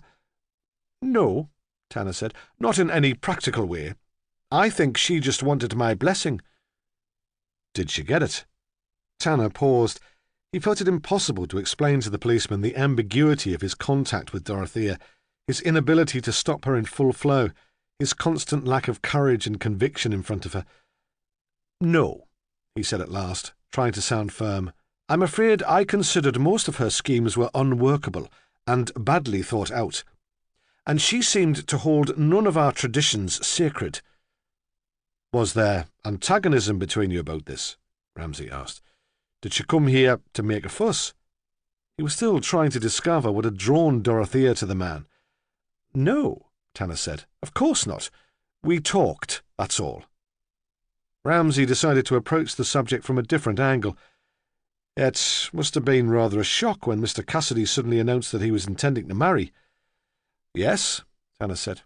When he came to Otterbridge, he was a young widower. There were rumours later, of course, linking his name to some of the unattached ladies in the parish, but nothing came of it. It was a great surprise when he turned up suddenly with Dorothea. What do you mean? Ramsay asked. You must have known beforehand that he intended to marry. No, nobody knew. He took his annual holiday in the summer, and when he came back, he was a married man. I understand they had only known each other for 3 months. He said that Dorothea wanted a quiet wedding, with just close family. No one from the parish was invited. I suppose his son must have known, Ramsay said. Oh, the boy was there, Tanner said dismissively. Why do you suppose the vicar acted in such a hurry? I don't know. Perhaps he was afraid Dorothea would change her mind. Of course, there was a great deal of speculation about the secrecy and the haste. The whole affair rather damaged his reputation. Yet, you would say that, generally, he's a popular man? Yes, Tanner said, grudgingly. Generally. When he first came to the parish, he had some outlandish ideas, but over the years we mellowed him. Throughout Ramsay's conversation with Tanner, Hunter had remained standing. Now he began to move restlessly around. He felt trapped by the stuffy room and all these words. Why didn't Ramsay get to the point? He could bear it no more. When did you last see Mrs. Cassidy? He asked abruptly, and the question so startled Tanner that he answered without realizing the implication of the reply. Yesterday lunchtime, he said, but not to speak to. She didn't come here? Oh, no, he said. It was on the Ridgeway estate. She was coming out of one of the houses there as I was walking past. I don't think she even saw me. He waited breathlessly for them to ask what he was doing on the Ridgeway estate, but the question did not come. Did she have a car with her then? Yes, Tanner said. She was obviously in a hurry. She almost ran out of the house and drove away. Hunter walked to the window and stared moodily out at the car, still parked on the drive. A colleague stood on the pavement, protecting it from the contaminating touches of passers-by, waiting for the forensic team. Hunter would have preferred to be outside in the sunshine. Do you know the name of the street? Ramsay asked. It might be important. Tanner thought. All he could remember was an overwhelming relief that Dorothea had not seen him. It was one of those streets named after Victorian novelists, he said at last. Eliot, perhaps, or Hardy. Then in a panic he added, I went there to visit one of our congregation who's been poorly. With the lie, he almost felt faint. Could you give us a brief account of your movements yesterday afternoon? Ramsay said. I got a bus from the Ridgeway back to town, Tanner said. I went into the supermarket to do some shopping, then walked home through the park. There was a brass band playing as part of the festival, and I stopped to listen. It was rather pleasant. I spent the rest of the afternoon and the evening in the house. Ramsay had a sudden vision of his own life after retirement. Would he also spend his days in such a drab, friendless way, with only the occasional excitement of a brass band concert in the park? "Would you have noticed if the car was here when you went to bed last night?" he asked quietly. Tanner stammered, I don't know. Probably not. I drew the curtains at about 10. It wasn't here then. I was watching the television." "But you would have heard the sound of the engine," Hunter said. "The drive's just outside the window. You would have seen the headlights, even through the curtains." "Perhaps," Tanner said unhappily. "What time did you go to bed?" "At about 11, Tanner said. He wondered if he should tell them that he'd been watching boxing on the television. He thought the detail might make his story more credible, but he was worried about what they would think of his taste in viewing. Dorothea had caught him watching a replay of a world title fight one afternoon and had said it was barbaric. "You weren't disturbed at all in the night? No voices, unusual sounds?"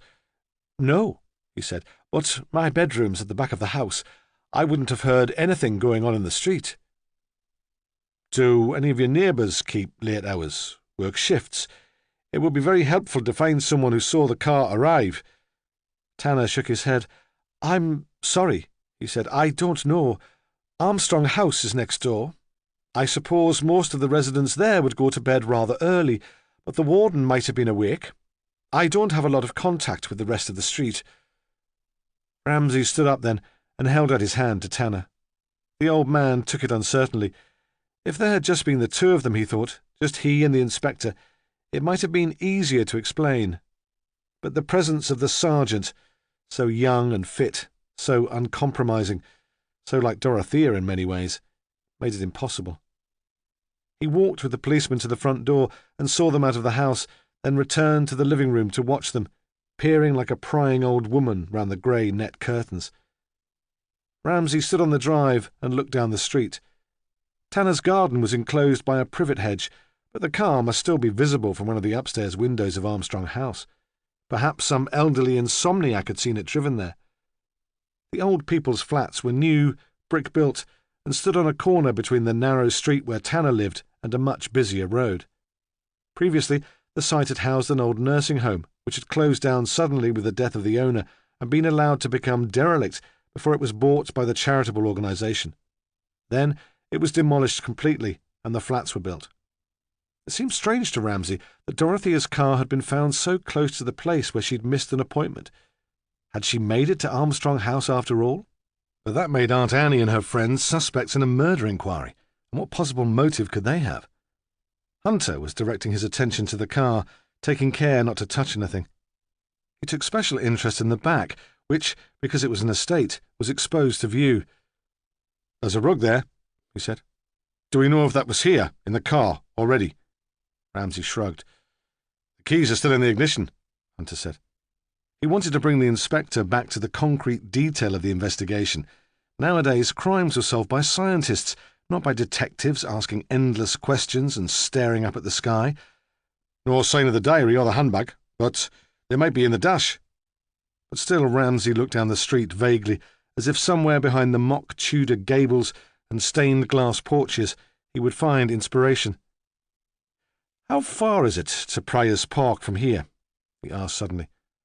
Hunter looked up from the car. The little entrance is just at the end of the street," he said. "It's only a couple of minutes' walk away." "Why here?" Ramsay demanded. "Why leave her car here, in the drive of someone who was known to her? Does that mean the murderer knew them both? That, too, he thought, must be more than coincidence." "Do you think the old boy had anything to do with it?" Hunter asked. The policeman turned towards the house and caught Tanner's eye as he was looking out at them. Shamefacedly, he let the net curtains drop and moved away from the window. "No," Ramsay said. "Probably not. If he'd murdered Dorothea Cassidy, the last thing he'd do would be to bring her car here." He felt suddenly that the solution to the case lay with Dorothea Cassidy herself. This wasn't a random attack on a pretty young woman in a park. It was more complicated, more purposeful than that. He felt that in the discussion with Walter Tanner he had lost the clear image of the woman he'd seen in the photographs. Tanner had disliked her and been frightened by her enthusiasm. Through his eyes, The picture of Dorothea Cassidy had been distorted. In the vicarage, Ramsay had felt that he'd known her, and he wanted to recapture that intimacy. Unconsciously, he echoed the reactions of the boy who'd found the body. What's wrong with me, he thought, that I'm attracted to a dead woman? Stay here, he said quietly to Hunter. Wait until they come for the car, then organise a door-to-door of the street. I'm going to Armstrong House. They're a nebby lot. They might have seen something. Annie Ramsay lived in Armstrong House, and Annie Ramsay had known Dorothea well. Chapter 5. Clive Stringer carried the big television from the common room at Armstrong House to the repair van outside. The van's driver watched the feat of strength with amazement. He was standing on the pavement. He said, I couldn't shift it. You're a strong lad. He was a kind man, and sensed that Clive Stringer received few compliments. The boys stared at him with distrust, his mouth open as if he'd never got the hang of breathing through his nose. They were standing at the main entrance to the flats by the busy road, and there was a lot of traffic noise. What are you doing working here, then? The driver asked. It was more pleasant outside than in his stuffy workshop, and the boy's unnatural strength fascinated him. Odd job, man, is it? I was sent here, Clive Stringer said. Community service for stealing cars. His voice was jerky and excitable, and the driver felt a shudder of revulsion. He's one of those, he thought. Mental. His lift doesn't go all the way to the top.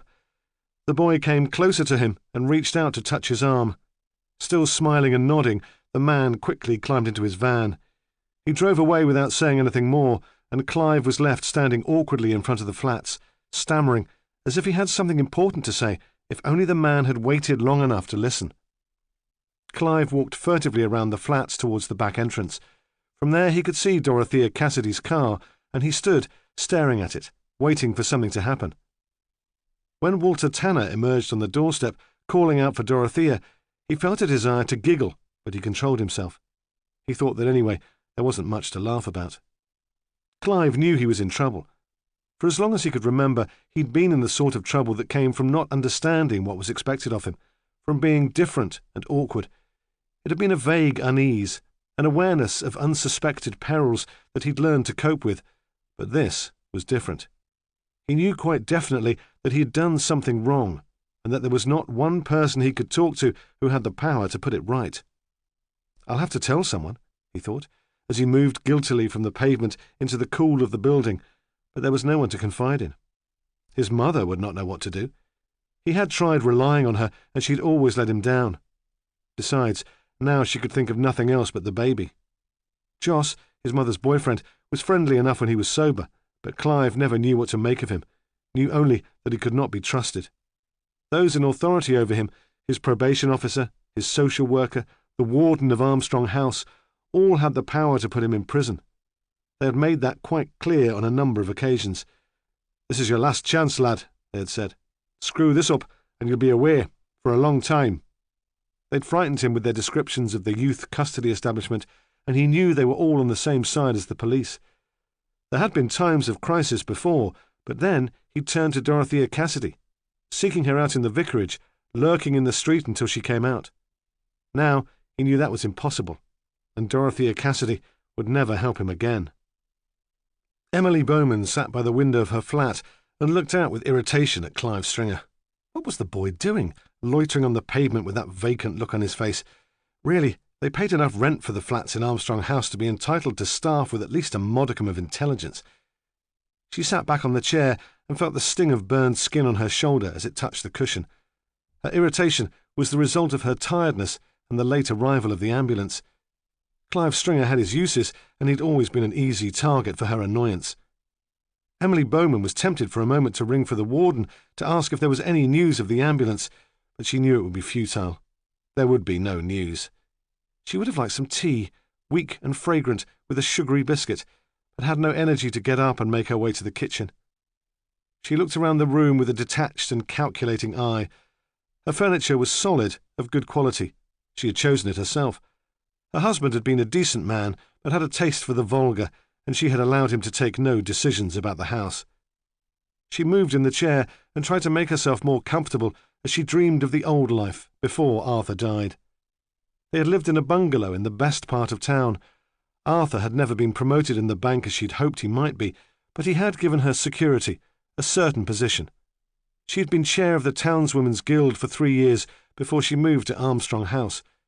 She closed her eyes and dozed, listening all the time for the ambulance, becoming slowly and more uncomfortably aware that she needed the lavatory. I was strong then, she thought, independent, just like Dorothea Cassidy. I never thought it would come to this. For 5 weeks, Emily Bowman had spent every weekday morning in this state of anxious anticipation. By Fridays, she was exhausted. First, there was the wait for the ambulance, which was supposed to arrive at 9 and was always late. Eventually, it would come, and the warden would help her outside, grasping her arm and patting her hand as if she needed reassurance, and all she wanted was for the ordeal to be over. Then there was the bumpy and interminable drive round country lanes and suburban side streets while other patients were collected, the traffic jams at the lights on the town moor, the painfully slow crawl past badly parked cars in the hospital complex. The arrival of the ambulance at the radiotherapy centre at Newcastle General Hospital was only the beginning of the waiting. As soon as she got to the centre, she would go as fast as she could to the ladies' cloakroom to remove the undergarments of which the radiographers disapproved so strongly.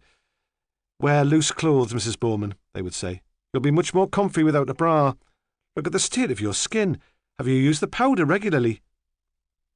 Mrs. Bowman did not tell them that the smell of the talcum powder they'd given her to put on the affected area made her feel sick, or that she would never consider going without a bra, so the daily deception became necessary.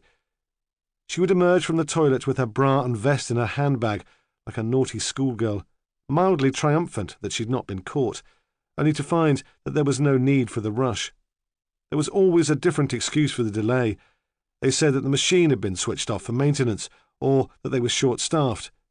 Everyone else seemed to take the waiting in their stride, even to enjoy the opportunity to compare the hours of travelling and side effects while they drank the dreadful WRVS tea.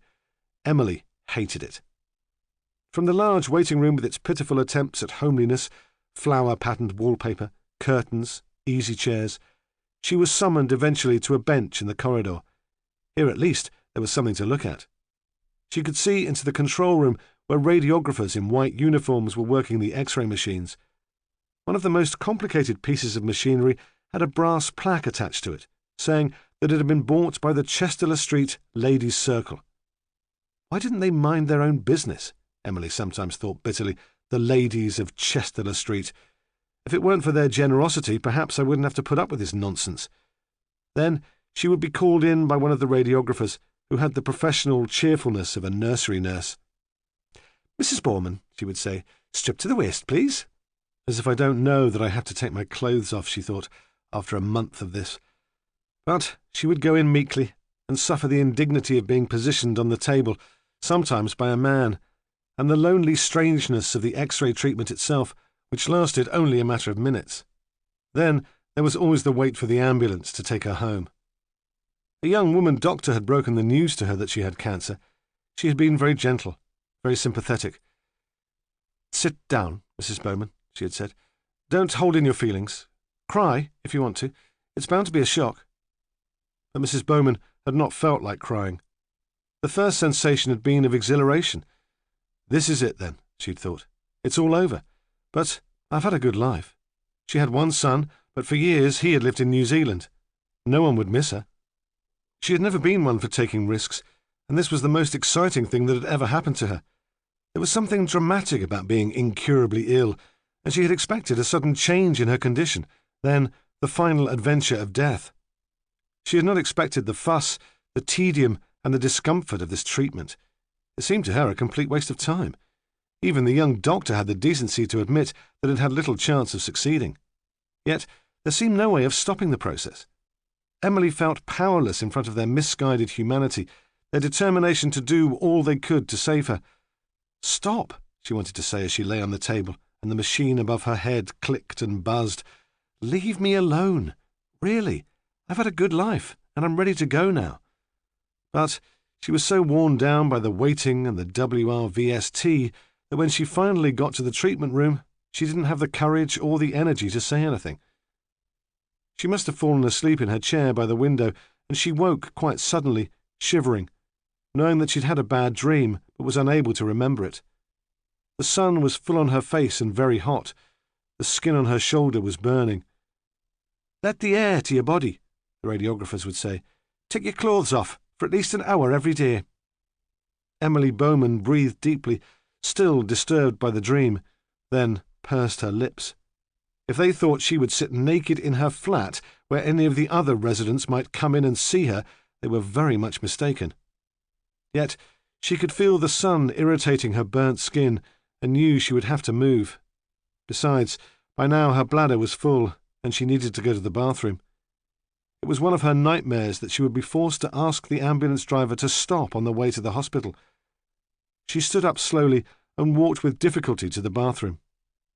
She was on her way back to the chair when Annie Ramsay burst into the room. "This is my flat," Emily snapped. "I'd be grateful if you had the courtesy to knock." She flushed with anger and the release of the tension caused by the waiting. One of the compensations of her illness was that she no longer cared what people thought of her. She was excused rudeness. She could say exactly what she chose. Annie Ramsay was unperturbed by the hostility. Since Emily's arrival at Armstrong House, she had taken it upon herself to make the woman feel welcome, bringing homemade cakes and invitations to the afternoon bingo sessions with each visit. Emily Bowman had reacted to the attention at first with haughty politeness, and later with more direct requests to be left alone. Annie Ramsay seemed not to hear or to understand. "Oh, there's no trouble, man," she would say, settling into Emily's only easy chair with her knitting. "We're neighbours, and both on our own. It's a pleasure to have someone to chat to." "But we have nothing in common," Emily wanted to say. "My husband works in a bank, and yours down the pit. You've probably never read a book in your life, and the very idea of bingo makes me want to scream."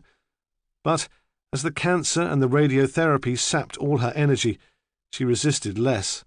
She even began to find some relief in Annie Ramsay's visits. She talked so much that Emily was required to make no contribution to the conversation. There was something relaxing about Annie's gossip.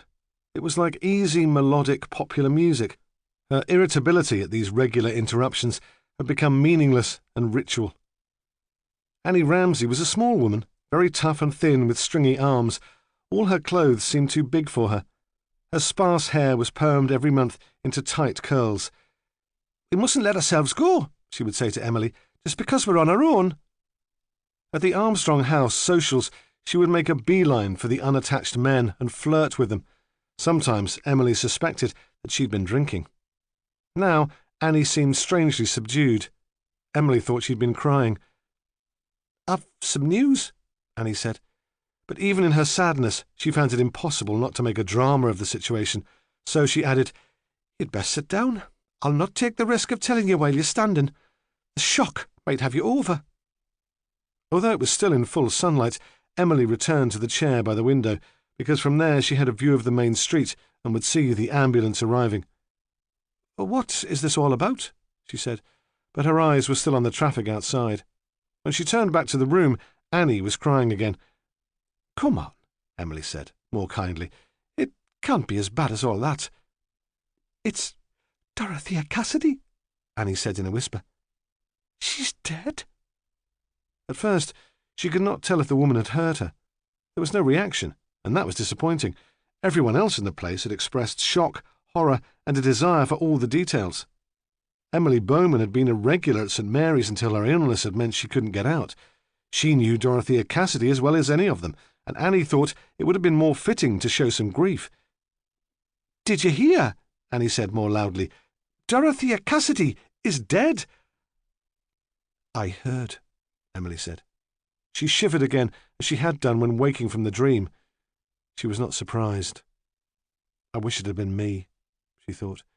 "It should have been me." "It was me that raised the alarm," Annie Ramsay said. She could not keep the self-importance from her voice. "She was coming to talk to the Residents' Association about her work in Africa. She had slides, you know, of all the poor little black babies. When she didn't turn up, I knew something was wrong. I felt it in my bones. That's why I phoned our Stephen. I thought he'd know what to do." Emily Bowman dragged her eyes away from the street below her. "What happened?" she demanded. How did she die?" Annie Ramsay had been waiting for the opportunity and leaned forward. "She was murdered," she said. "Strangled to death. 2 boys found her in Prior's Park early this morning." Emily shut her eyes, then opened them and fixed Annie with a fierce stare. "How do you know all this?" she said. "Have you spoken to your nephew about it?" "No," Annie answered with some regret. "I phoned the station earlier, but they said he was busy. I heard it on Radio Newcastle. The police are asking for anyone who saw her yesterday to come forward." Emily moved uncomfortably in her chair. "I saw her yesterday," she said carelessly, though she must have been aware of the excitement it would cause Annie. "She was here in the afternoon. She came to visit me." At that moment, the warden knocked on the door and said that Inspector Ramsay was downstairs and would like to speak to Annie. Annie Ramsay took her nephew to her own flat. She did not want Emily Bowman to steal her glory, and decided she would save the information that Dorothea Cassidy had been to Armstrong House the previous afternoon until the end of the conversation. She walked beside him down the wide corridor, holding onto his arm, hoping all her friends would see her. In her flat, she sat him in her favourite chair and made him tea, ignoring his insistence that he was in a hurry. "Now, pet," she said, "how can I help you?" She thought it was the most natural thing in the world that he should come to her for help.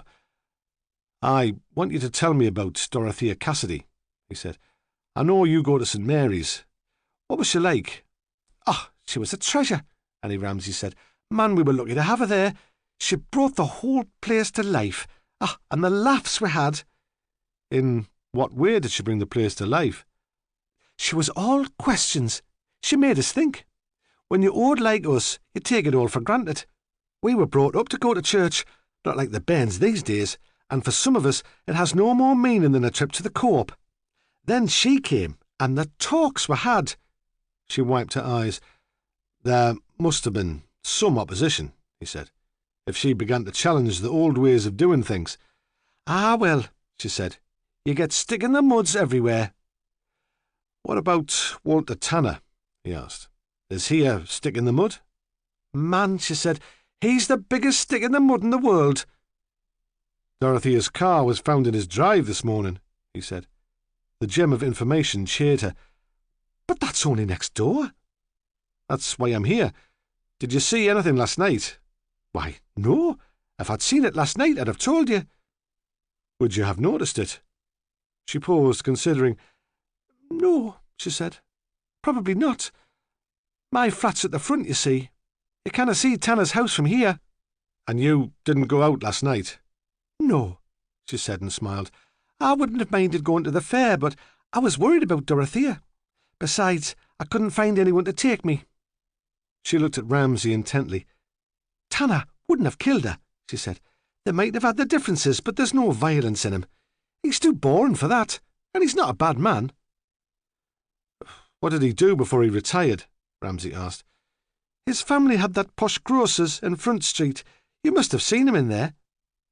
Ramsay shook his head, but he remembered that his ex-wife Diana had shopped at Tanner's.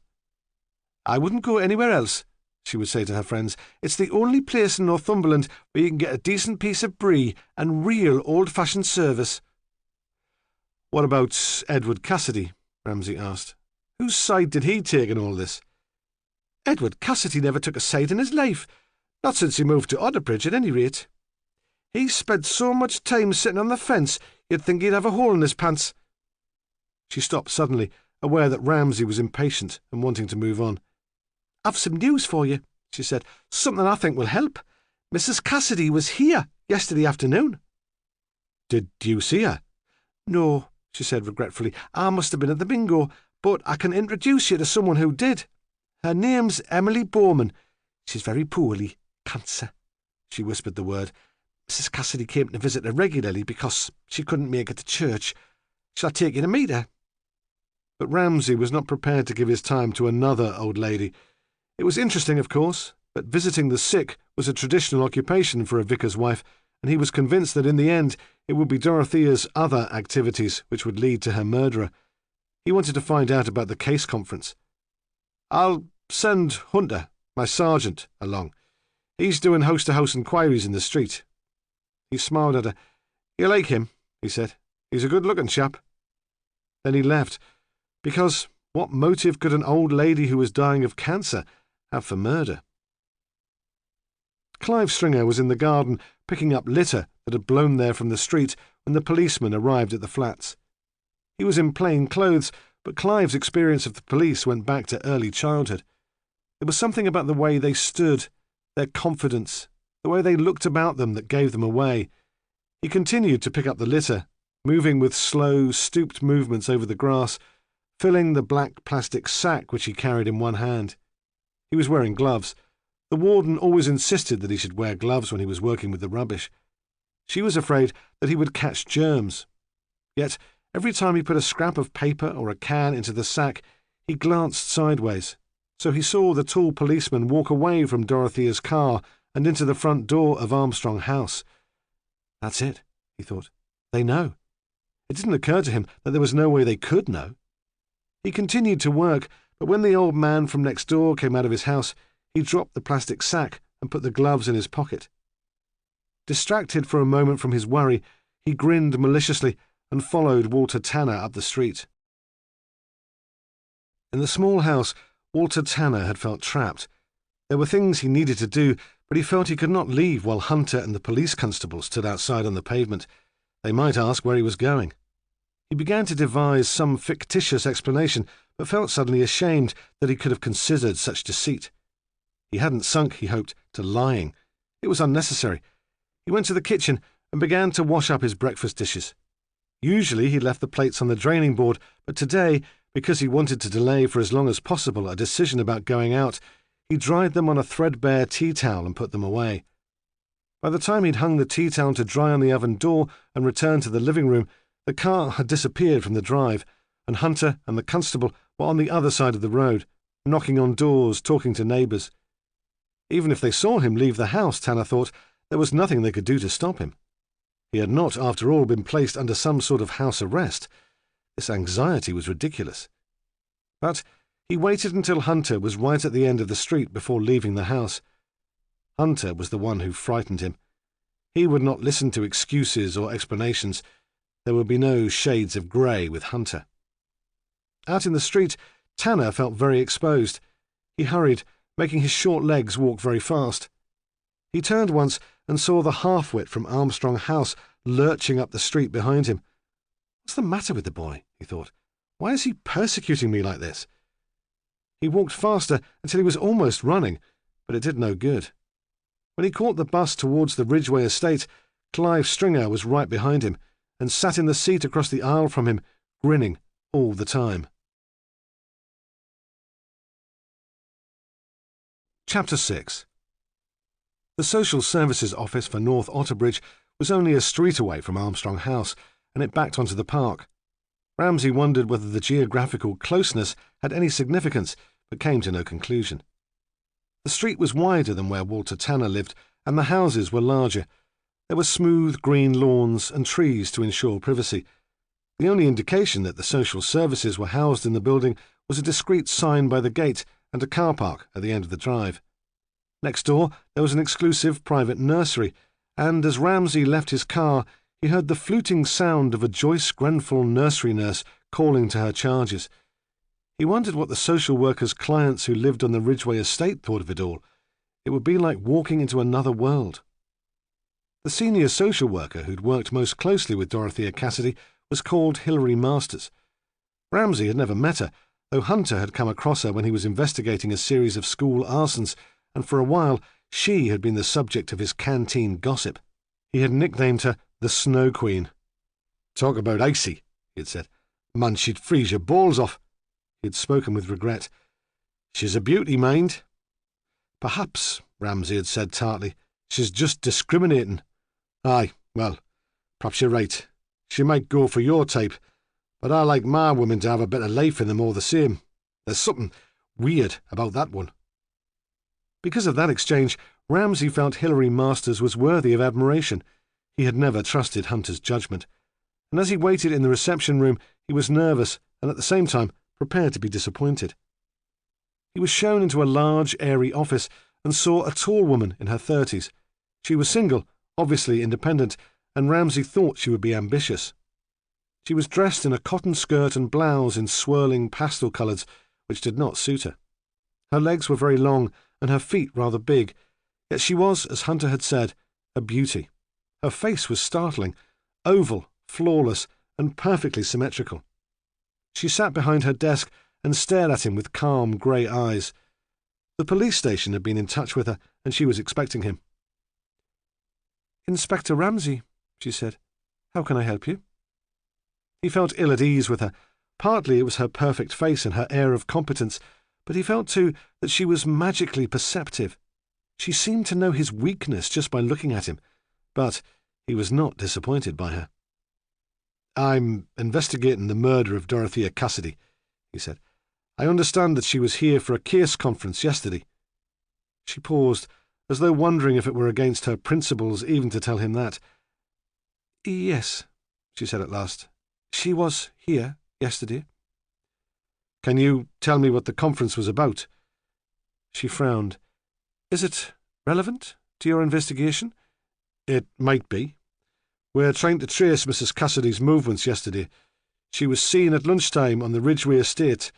Perhaps you could tell me who she'd gone to visit there." Hilary Masters sat quite still. "A woman called Stringer," she said. "Teresa Stringer." "Was she the subject of the case conference?" "No," she said reluctantly. "It was her daughter, Beverly. We had to decide whether or not she should be taken into care." "What decision did you come to?" "We decided that we would go for a place of safety order." "What does that mean?" She looked at him as if offended by his ignorance. "It means that we thought she would be at risk if she were left at home." He wondered if the measured, uninformative answers were designed to provoke him to anger. Why was she so politely hostile? Did she dislike him personally, or simply distrust all men in authority? He recognized her prickly defensiveness as part of himself. "What sort of risk was she in?" he asked evenly. "Neglect? Sexual abuse? Physical abuse?" "It was a complicated situation," she said. "We were worried about the influence of her mother's boyfriend. His name's Corkill, Joss Corkill." Her apparent inability to give a direct answer frustrated him, but he kept his patience. "Perhaps you could tell me all about the case," he said carefully, "and about how Dorothea Cassidy came to be involved. I realize that you have ethics to consider, but you can understand how important it is." She paused and shrugged. "We've been involved with the Stringer family for a long time," she said. "Teresa was a difficult child, not very bright, rather disturbed. She went to a number of special schools. Her parents were elderly. They did their best for her, but when she left school they couldn't cope and threw her out. She worked for a while as a chambermaid in a hotel in the Midlands, then turned up here again, homeless and pregnant." "And Beverly was born?" "No," she said, "not then. I explained that Teresa has been known to the department for a long time. The baby was a boy. She called him Clive. He's 16 now." "Did Teresa cope with bringing up the child by herself?" Hilary Masters shrugged. "She tried her best," she said. "She was very fond of him.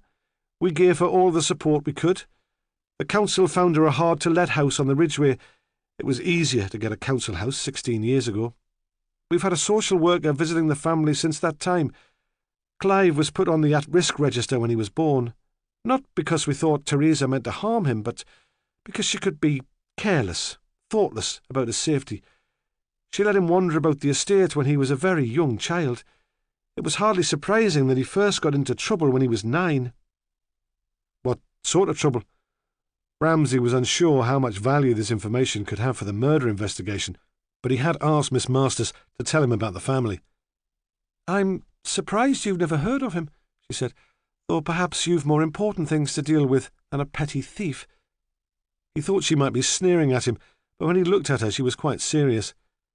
"Clive has been in the juvenile court on numerous occasions," she said, "mostly for vehicle-related offences, taking and driving away, and the theft of car radios. He seems to have an obsession about cars." "Is he still at school?" Ramsay asked. She shook her head. "He left officially at Christmas, but he hasn't attended regularly for a couple of years. He's always had problems at school. He's struggled even in the remedial stream. A different parent might have pushed for him to have special help, but Teresa had experienced the stigma of going to a special school and didn't want that for her son." "So, what is he doing now? YTS?" "No," she said. "He started on a scheme in a garage in town, but it never came to anything. I don't know exactly what happened. He said the boss picked on him, but I expect he was simply unreliable. Then he appeared in court again, and that seemed to be the final straw. He got the sack about 3 months ago." She began to straighten the pile of printed forms in front of her. Ramsay wondered if she'd finished her story, but it seemed she was just starting to come to the point. She hesitated, still unsure how much to give away. "That was when Dorothea Cassidy took him on," she said. "She was a qualified social worker, you know, very experienced, and sometimes she did some voluntary work for us, on difficult cases that needed more time than most field workers could give." Ramsay said nothing. "We had our differences," the woman went on. "I found Dorothea's approach disturbing, risky. She was too involved, unprofessional. But she seemed to work wonders with Clive Stringer. She even persuaded him to go to church with her." This time there was a sneer in her voice. Still, Ramsay remained intently silent, and she continued, "When Clive last appeared in court, Dorothea went and spoke up for him. He was expecting youth custody. We all thought that this time he would definitely go away, but she persuaded the magistrates to consider another supervision order. She told them that Clive had agreed to do some community service. She said it would be a fitting reparation for him to give something back to the more frail and vulnerable residents of the town." She smiled, and for the first time Ramsay thought she might have a sense of humour. "Dorothea was magnificent in court," she said. "There wasn't a dry eye in the house. She was terribly effective at that kind of thing." "What sort of community service?" Ramsay asked. "Oh," Hilary said, "she had persuaded the warden of Armstrong House to let him work there." Ramsay looked up sharply. "Was he working at Armstrong House yesterday?" She seemed surprised by his sudden interest. "I expect so," she said. "He works there most days. Why?" "It appears that Dorothea was there, visiting a sick old lady yesterday afternoon," Ramsay said, "and she was due to speak to the Residents' Association in the evening. Then her car was found this morning outside a house next door to the old people's flats. It all seems rather too much of a coincidence." "You can't think that Clive Stringer had anything to do with her murder," Hilary said. "He's a bit simple, but there's no history of violence, and he adored her. In fact, I was worried that he was becoming too dependent on her. He'll need special help now to come to terms with her death." There was a knock on the door, and a young social worker came in. He blushed awkwardly and held out a sheet of typed paper. "Sorry to disturb you," he said. "This is the social report you wanted, Hilary." She was obviously irritated by the interruption and took the report without a word. He backed his way out of the room, stepping on his lace and stumbling. Ramsay waited until the social worker had shut the door behind him, then continued, "Perhaps you could give me the background to yesterday's case conference. You said there was a second child. Was Corgill the father?" "No," she said. "He's only come onto the scene fairly recently. Teresa would never tell us the identity of Beverly's father. She might not have known it. I'd always presumed that the pregnancy was the result of a casual relationship." "If, as you say, she's irresponsible, isn't it surprising that there weren't more children?" "There was another child," Hilary said. "A daughter, Nicola. She died suddenly when she was 6 months old. It was a typical cot death. Clive was 3 or 4 at the time. Teresa was dreadfully upset. I think it shocked her into being more careful for a while." "Were there any suspicious circumstances surrounding Nicola's death?" Ramsay asked. Hilary Masters shook her head. "No more than with any cot death," she said. "The police accepted that it was accidental." "How old is Beverly?" 2.5. We were very pleased with the way Teresa was coping until Corkill moved in with her." "When was that?" "Just after Christmas." She paused. Corkill's rather a romantic figure. Quite unreliable, but I can understand why Teresa was taken in by him. He even charmed Dorothea, though she knew he had an extensive record. He was born in Liverpool and has moved around a lot, not only here but in Ireland and the States. It's hard to imagine, though, how he made the arrangements or got enough money for his travels. And he's probably alcoholic. Certainly he drinks very heavily. I gather that there was a brief marriage when he was very young, but this is probably the longest he's settled anywhere since he left home as a teenager. He's always had temporary labouring jobs, then moved on. His longest period of employment was with one of those tacky fairgrounds that move round the country. Apparently, he came to the northeast to work on one of those rides at the town moor hoppings and stayed on. I'm not sure where he met Teresa. What's he been done for? Ramsay asked. The name was unfamiliar. Mostly drunk and disorderly, some petty theft, and there was one charge of assault after a fight in a bar in Newcastle. Is he working now? He's been unemployed since he moved in with Teresa, but this week he's been helping with the fair on Abbey Meadow. He met up again with some old contacts. That's partly why we're so concerned. I don't understand, Ramsay said. There was some suspicious bruising on Beverley's body, Hilary Masters explained. When he's drunk, Joss is unpredictable, moody. We think it's possible that he hit her. And on those grounds, you took her into care?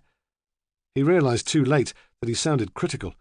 She became embarrassed, defensive. This is an impossible job, Inspector, she said. When I was a student, one of the social workers in the team where I was training was called before a public inquiry after the death of a child she was supervising. I'll never forget it. The press camped out in her garden and followed her wherever she went. No one could withstand that sort of pressure, and in the end, she had a nervous breakdown. I'm sorry, he said. He wanted to tell her that he understood, that he too had once made a mistake which had ended in tragedy. I wasn't trying to tell you how to do your job. Why not? She shrugged. Everyone else does. Then she smiled. I'm sorry. Paranoia goes with the work. She paused. You're right, of course. In normal circumstances, we wouldn't take a child into care without stronger grounds. But, in this case, the circumstances were exceptional. I've explained that Joss had renewed his contacts with his friends on the fairground. The day before yesterday, he and Teresa suddenly announced that they intended to leave Otterbridge and become travellers themselves, taking Beverley with them, and Clive, if he wanted to go. Practical problems like where they would live or whether Joss could make enough money to keep them seem not to have occurred to them. They're like children. It's all a game. So that precipitated the decision about taking the girl into care. Of course. This is the last day of the festival. Tomorrow the fair will pack up and leave. We couldn't risk the family disappearing. She hesitated. I suppose I hoped it would shock Teresa to her senses. I suspect that Josh has got itchy feet and wants to be off. She won't let him go. When did you suspect that Corkill was ill-treating Beverley? The defensiveness returned. We had no statutory involvement with the family, Hilary Masters said. Only through Clive. Beverley was going to nursery regularly and seemed to be thriving. Who alerted you to what was going on? Ramsay asked. Then it became obvious. Was it Dorothea Cassidy? Perhaps that explained some of the social worker's hostility towards the vicar's wife. An amateur had succeeded where she had failed. He could understand how Hilary must feel. Hilary Masters nodded. As I explained, Clive started going to church. Dorothea ran a youth club there, and he started going to that. Then she persuaded him to go to the service on Sunday too. I wasn't very happy about that development. What right had she to impose her beliefs on an impressionable boy? I got a social worker, Mike Peacock, to talk to him about it once. He told him that it wasn't part of his supervision order, and he didn't have to go if he didn't want to. What did he say? She shrugged. That he enjoyed it. I think he had a teenage crush on Dorothea. Not many people have been kind to him. After a few weeks, he started taking Beverley to Sunday school. I suppose Teresa was glad to be rid of her for an hour, but it was probably Dorothea's idea. And she thought Beverley was being ill-treated? Yes, At first, she noticed a change of personality. Beverly had always been a bright, outgoing child. She seemed unnaturally withdrawn and listless. Then Dorothea found the bruises. As I've explained, she was an experienced social worker. She realised that it was unlikely that they had been caused accidentally. Did the child tell you that Corkill had hit her? No, Hilary said. She's only 2.5. We couldn't get her to talk about it. But anyway, that's not unusual in child abuse cases, even with older children. But you were convinced that Corkill was the culprit? Oh, yes, Hilary said. We were all convinced of that. When he was sober, he was helpful, courteous. But when he'd been drinking, he had a foul temper. He's given Teresa a black eye after a row before now. And where's the little girl now? With foster parents. There was a silence, and Ramsay remembered there was something else which the social worker had failed to tell him. Can you tell me what happened at the case conference yesterday? What position did Dorothea Cassidy take? He thought at first Hilary would refuse to reply, but she answered reluctantly, She believed we should leave Beverly at home. She liked Josh Corkill. I think, despite her experience, she allowed herself to be manipulated, and she was extremely idealistic. There was a lot of talk yesterday at the case conference about a child being better off with its mother. She thought she could persuade Teresa to stay in Otterbridge. But you didn't. I wasn't prepared to take the risk. In the past, Teresa has never been susceptible to rational persuasion. I said that if Josh Corkill left the town with a fare and Teresa stayed at home, then, of course, there would no longer be any grounds to keep Beverly in care. Dorothea was going to Teresa's house yesterday to talk to her about it. How did Mrs. Cassidy seem at the case conference? Ramsay asked. She wasn't upset or unusually preoccupied. No, Hilary said. She was enthusiastic, optimistic, quite normal. Did you notice if she had a sticking plaster on her wrist? We think she may have cut herself at some point during the day. If Hilary was surprised by the question, she gave no indication. No, she said. I'm sure she didn't. What was the result of her meeting with Teresa after the case conference? I don't know, Hilary said. And that's surprising. I would have expected Dorothea to call in or to phone me after she'd spoken to Teresa. I'll be sending her social worker there this morning. We have to know what Teresa intends to do. Could I go with your social worker? Ramsay asked. I have to talk to Miss Stringer about Dorothea's visit yesterday. She might find it easier to talk to me if I'm with someone she knows. Hilary Masters stood up. If you feel you need my staff's protection, she said icily, I'm sure we can come to some arrangement. The sarcasm surprised him. He had thought they had reached some understanding. Suddenly, he felt a wave of sympathy for her and realised she must be as lonely as he was. Thank you for your time and your help, he said. He wanted to show her that he admired her, that he realised she was good at her job. I must congratulate you. You have a very detailed knowledge of what must be only one of hundreds of cases your staff are supervising. She looked at him, unsure whether or not he was mocking her, but when she saw it was meant as a compliment, she answered seriously, I told you, Inspector, it's never a trivial matter to take a child into care, no matter what the tabloid papers say.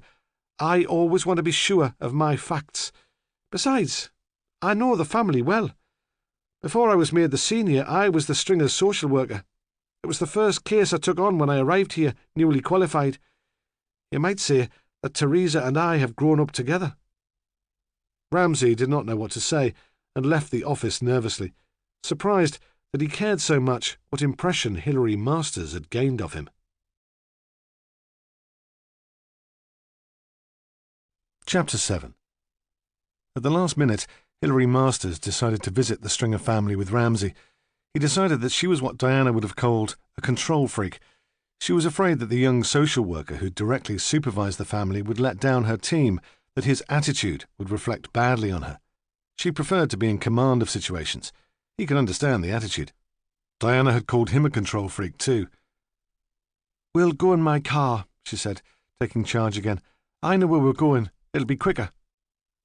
He said nothing and followed her downstairs. waited while she gave instructions to the receptionist, then followed her outside. It was nearly midday and very hot.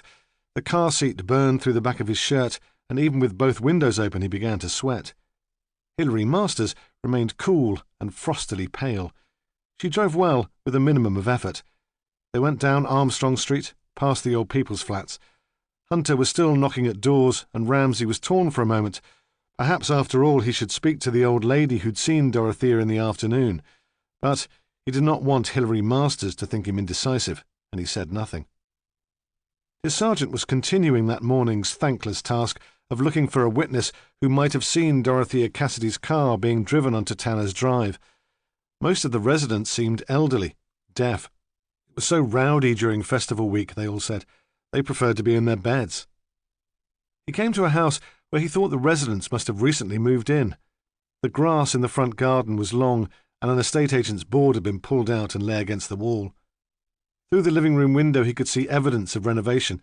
There was little furniture. The upstairs curtains were still drawn. Hunter rang the bell. There was no reply, and he rang it again and banged on the door with his fist.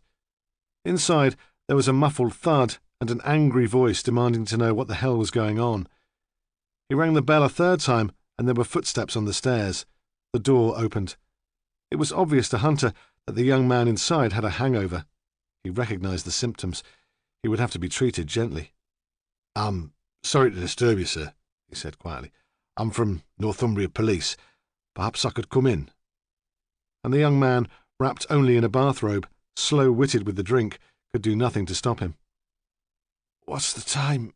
he demanded, as Hunter walked straight through to the kitchen and put on the kettle for tea. 11 o'clock, said Hunter. "Bloody hell, I'm late for work." "That's all right," Hunter said. "You can tell your employer you were helping the police in a murder inquiry. They can phone me if there's any problem. Do you keep the tea in here?" "Murder?" the young man said. "What murder?" Hunter sat him down and made sure that he was listening properly, then explained about Dorothea Cassidy. "Her car was found this morning, parked in a drive on the other side of the road. We're looking for witnesses who might have seen it driven there. Where were you yesterday evening?" "In a pub," the man said. "In several pubs," he moaned. "Oh, I'm a Morris man." Then, as Hunter seemed not to understand, "You know, Morris dancing. We were performing as part of the festival." "What time did you get home?" Hunter regarded the man suspiciously. He looked more like a rugby player than a Morris dancer. It seemed a strange activity for a grown man. The man shook his head painfully. "I don't know," he said. "Late, well after midnight. I walked back." "Was anyone about in the street?" "No, I don't think so. They go to bed very early round here." He stood up and poured himself a glass of water. "There was the drunk." "What drunk?" "Well, I suppose he was drunk. He nearly knocked me off the pavement when his car veered off the road." "What sort of car was he driving?" It was one of those Morris 1000 Estates. My mum and dad had one when I was a kid." "Are you sure the driver was a man?" Hunter asked. I'm not sure of anything. I was pissed. The car came up the road towards me. The road was clear, but it swerved, so 2 of the wheels were on the pavement. I jumped clear and it drove off." "Where did it go then?" "I don't know. I wasn't interested. I just wanted to get home to my bed." He paused. "It might have stopped further down the street, but I can't remember." "Tell me what the driver looked like," Hunter said. I don't know. I didn't see. There are only a couple of street lamps along here, and his headlights dazzled me. It could have been a woman. It could have been anyone." It was all he could say. Hunter tried to bully more information out of him, but in the end he gave up. No one else in the street had seen or heard anything, so Hunter moved on. Annie Ramsay had been planning to visit the St. Mary's coffee morning, but after her nephew's visit she decided she would not go.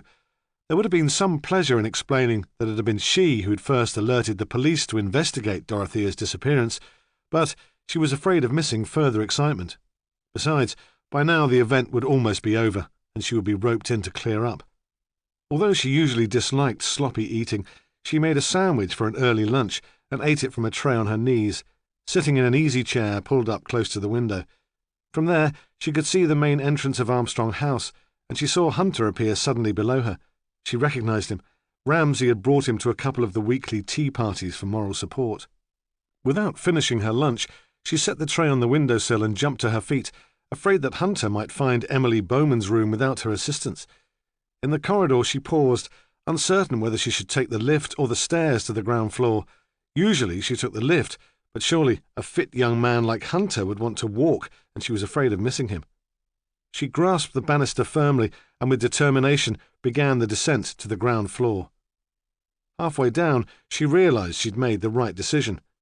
She heard light young footsteps and the warden calling up to him, "Mrs. Bowman is number 13, second on the left." She turned a corner, and he was there, sprinting up the stairs towards her, so quickly that she was afraid he would pass her before she could catch her breath to speak. "Mr. Hunter," she gasped. "It is Mr. Hunter." He stopped, and she held out her hand to him and smiled. "You know my nephew," she said. "I don't expect you recognise me. It's Annie Ramsay."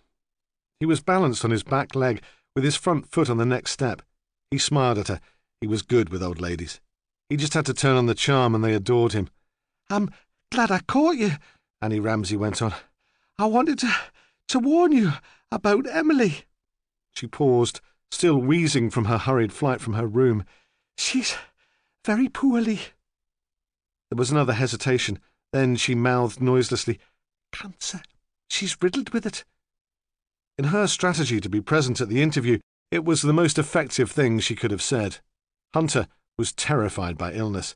He could face road accidents without squeamishness, and once when an ear was severed from a thug's head in a pub brawl, he'd picked it up and taken it to the ambulance man in case it might be reattached. But disease was different. It struck at random, without provocation. It robbed a person of everything Hunter considered important. Annie Ramsay must have recognised his unease because she pressed home her point. "She has to go to the general every day for X-ray treatment, poor thing. I don't know how she puts up with it." Hunter hated hospitals. He said nothing.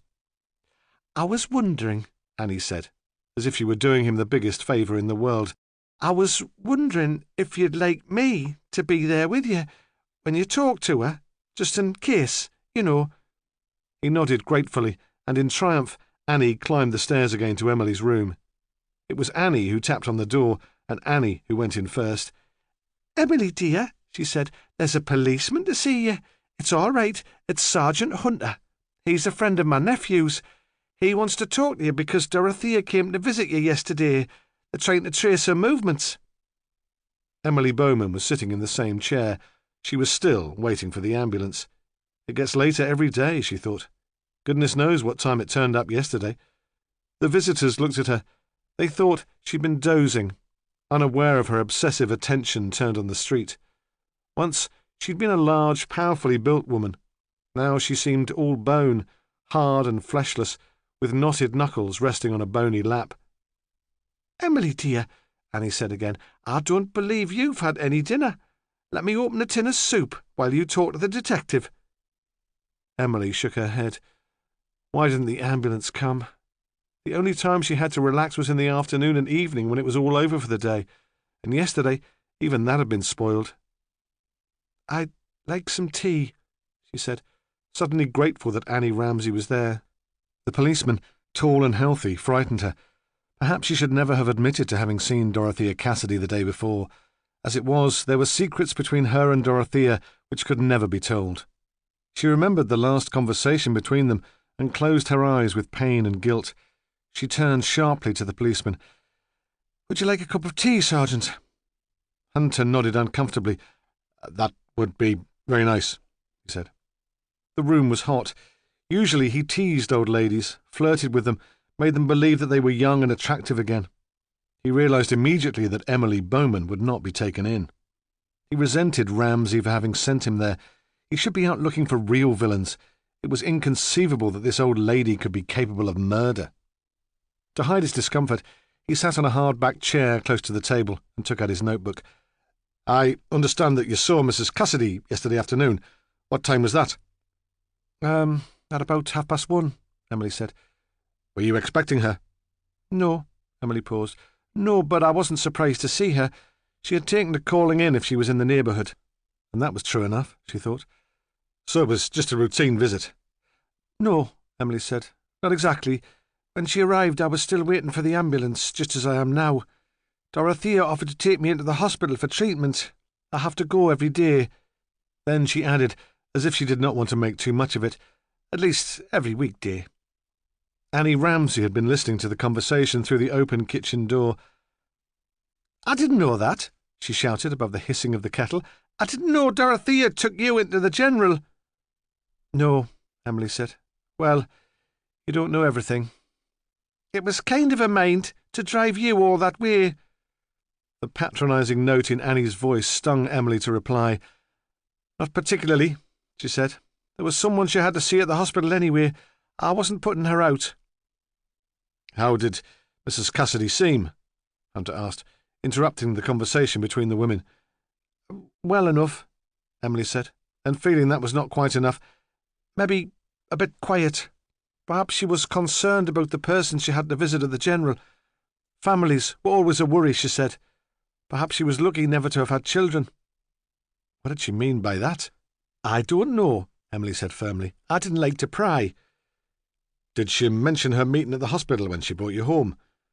No, Emily said. She didn't stay. She saw me to my flat, then went away. She's a busy woman. What time was that? 3:30. She was surprised that she lied so fluently, and quickly turned back to the window to hide her astonishment. Annie Ramsay came in from the kitchen, carrying a tray with cups and saucers and a tin of biscuits. She set the tray on the table and handed a cup to her friend. The tea was stronger than Emily liked, but she took it gratefully and sipped at it. I've got an idea, Annie said, excited, not content just to watch the interview, but wanting to push the action along. Why doesn't Sergeant Hunter take you into the general, dear? Then you can get your treatment without having to wait for the ambulance, and you can show him where Mrs. Cassidy went. The warden can phone the hospital to cancel the ambulance for you. She paused, then whispered, Perhaps he'll be able to discover a clue. Then, hopefully, because unlike Hunter she found the bustle and drama in hospitals attractive, and because she'd always been curious about where Emily Bowman went every day, I could come with you.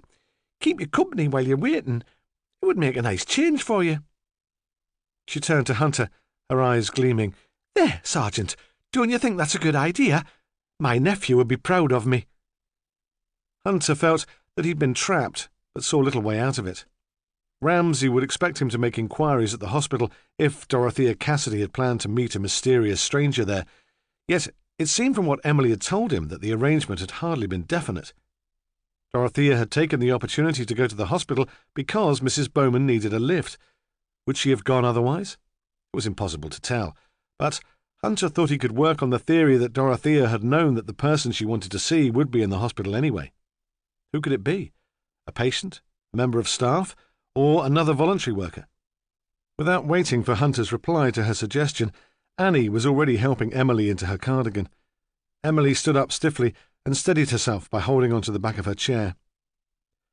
Would that be convenient, Sergeant? She said. She felt stronger. She had been frightened into weakness by a stupid nightmare. There was nothing now to be afraid of. She even felt more optimistic about going for the treatment. The whole thing was over so much more quickly travelling by car than in the ambulance. She was almost looking forward to the smooth ride through the dry countryside. If she could go by car every day, perhaps she would feel differently about everything. She should have thought of that before. She felt a sudden stab of self-pity. No, she thought, someone else should have realised.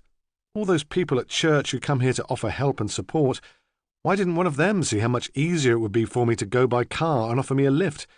They're all soft words and no action. Annie went with Emily in the lift, while Hunter ran down the stairs. He said it was so he could get the car, have it waiting right outside the door for them, but both women sensed his revulsion, knew that he could not bear to be in an enclosed space with age and frailty. When the lift doors opened, he was there to meet them.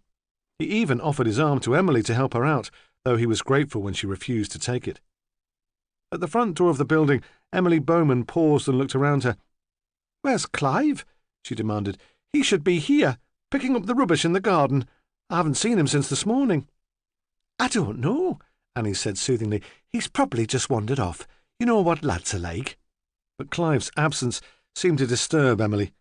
"He should be here," she repeated, and in the car she fidgeted, taking no pleasure in the trip into town.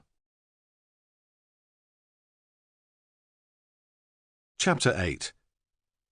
In the mornings, the waiting room of the radiotherapy centre was packed with people squashed two to a chair, leaning against the walls, sometimes sitting on the floor. Now, at midday, it was quieter, only half full, and the people seemed unbothered about the wait.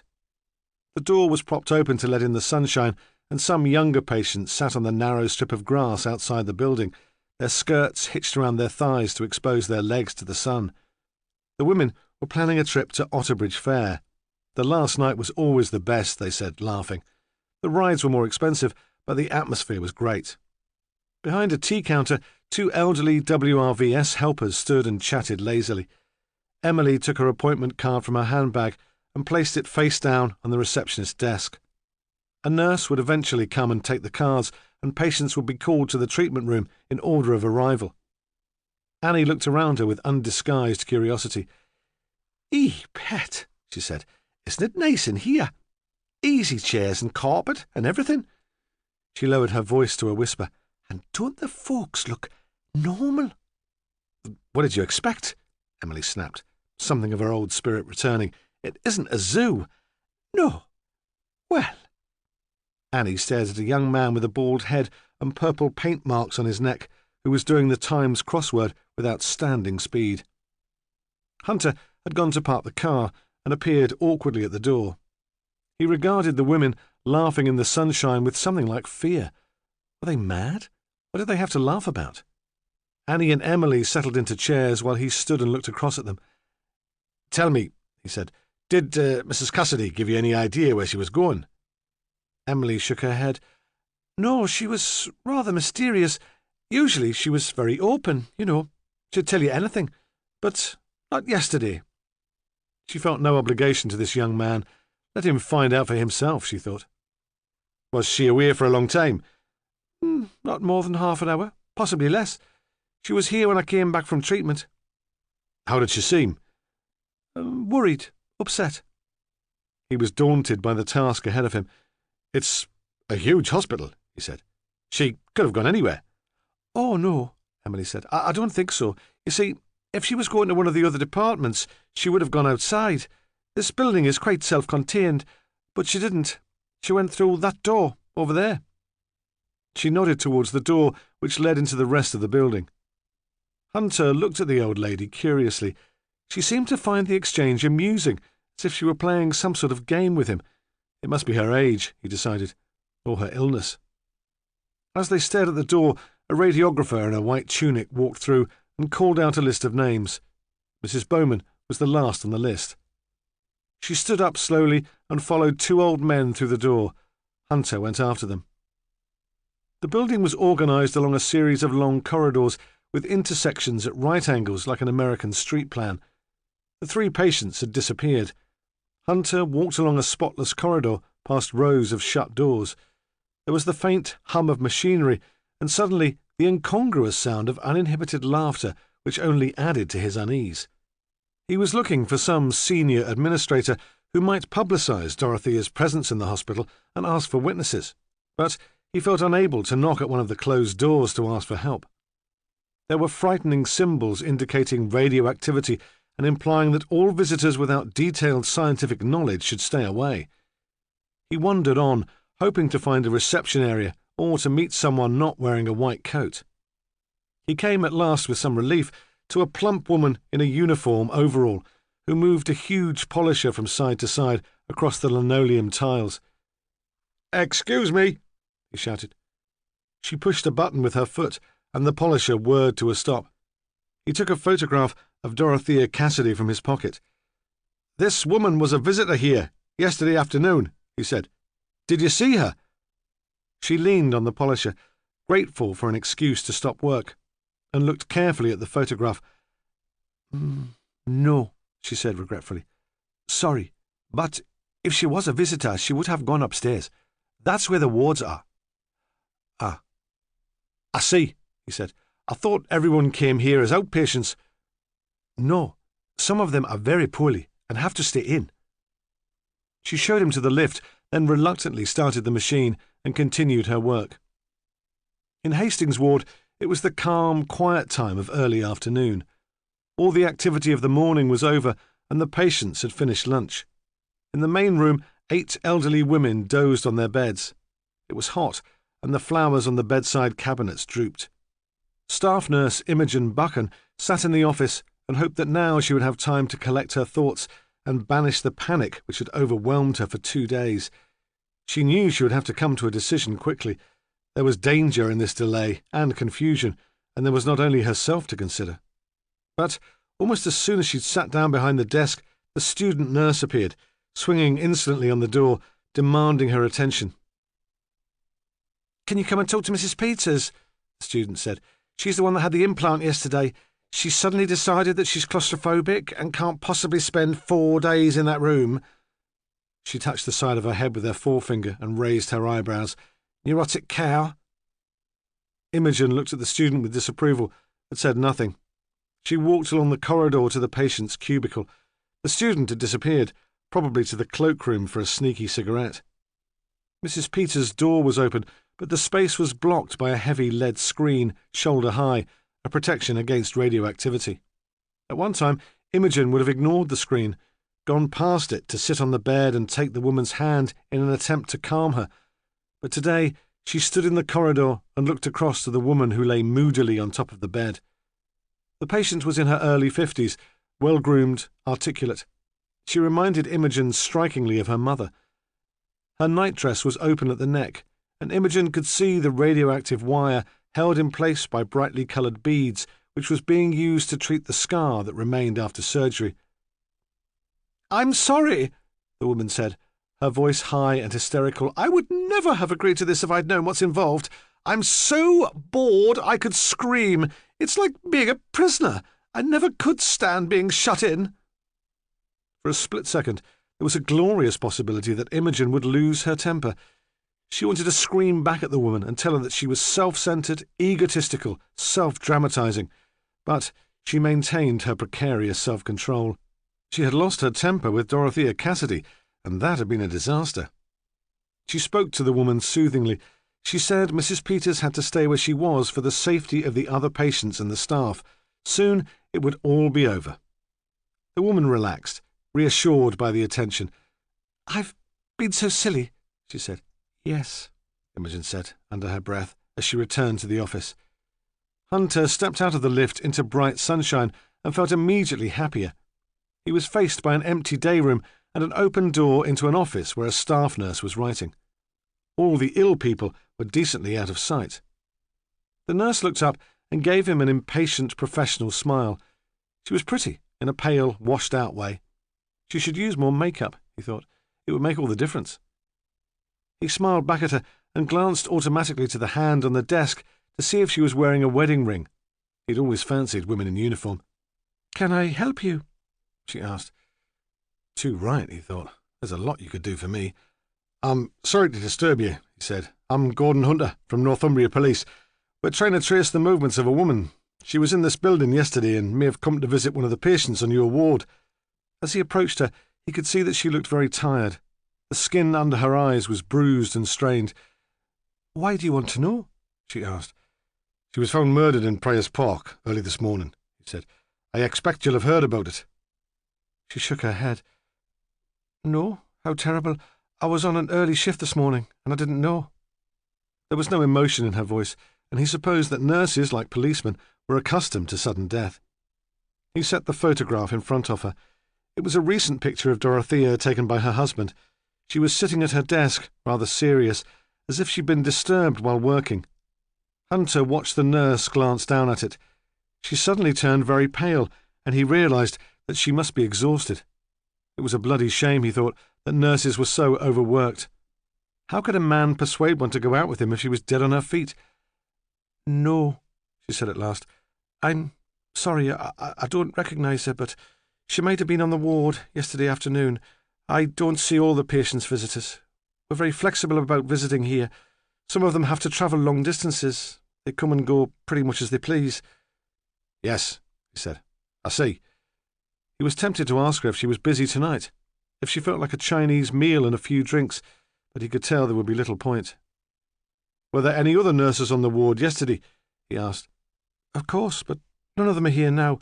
I swapped my shift." "What about domestics?" "I don't know," she said, apparently not very interested. "You could ask the supervisor." "Doctors?" "I think Rosie Stewart, the registrar, was here, but she'd have nothing to do with the visitors." It was a wild goose chase, he thought, just as he'd anticipated. "I'll have to get the photograph circulated," he said. "If she was here, someone must have seen her. Who should I ask about that?" She pointed him back down the stairs, pleased, he thought, to be left alone to her work in the sunshine.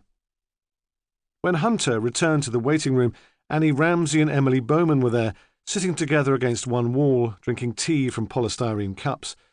The room was almost empty now, and the WRVS ladies were clearing up and counting the money from the till. The nurse behind the desk was reading a romantic magazine. When he came in through the door, Annie Ramsay jumped up and waved to him, though it would have been impossible for him to miss them. "That's good timing," she said brightly. "Mrs. Bowman's just come out of her treatment, haven't you, Hinny? We'll finish our tea, and then we can be off." She looked at Hunter with her small and curious eyes. "Did you have any luck?" He grunted non-committally and shuffled his feet to show that he was a busy man and wanted to be away. "No," Annie Ramsay said. "I didn't think you would." She turned to Emily Bowman and added with malice and enjoyment, "Such a pity our Stephen couldn't come.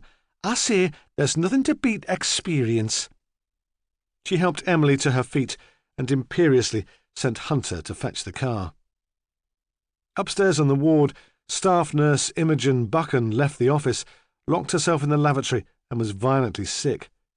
She ran the tap to hide the noise she was making, then washed her hands and began to splash water over her face. When she returned to the office, the student was there, leaning against the desk.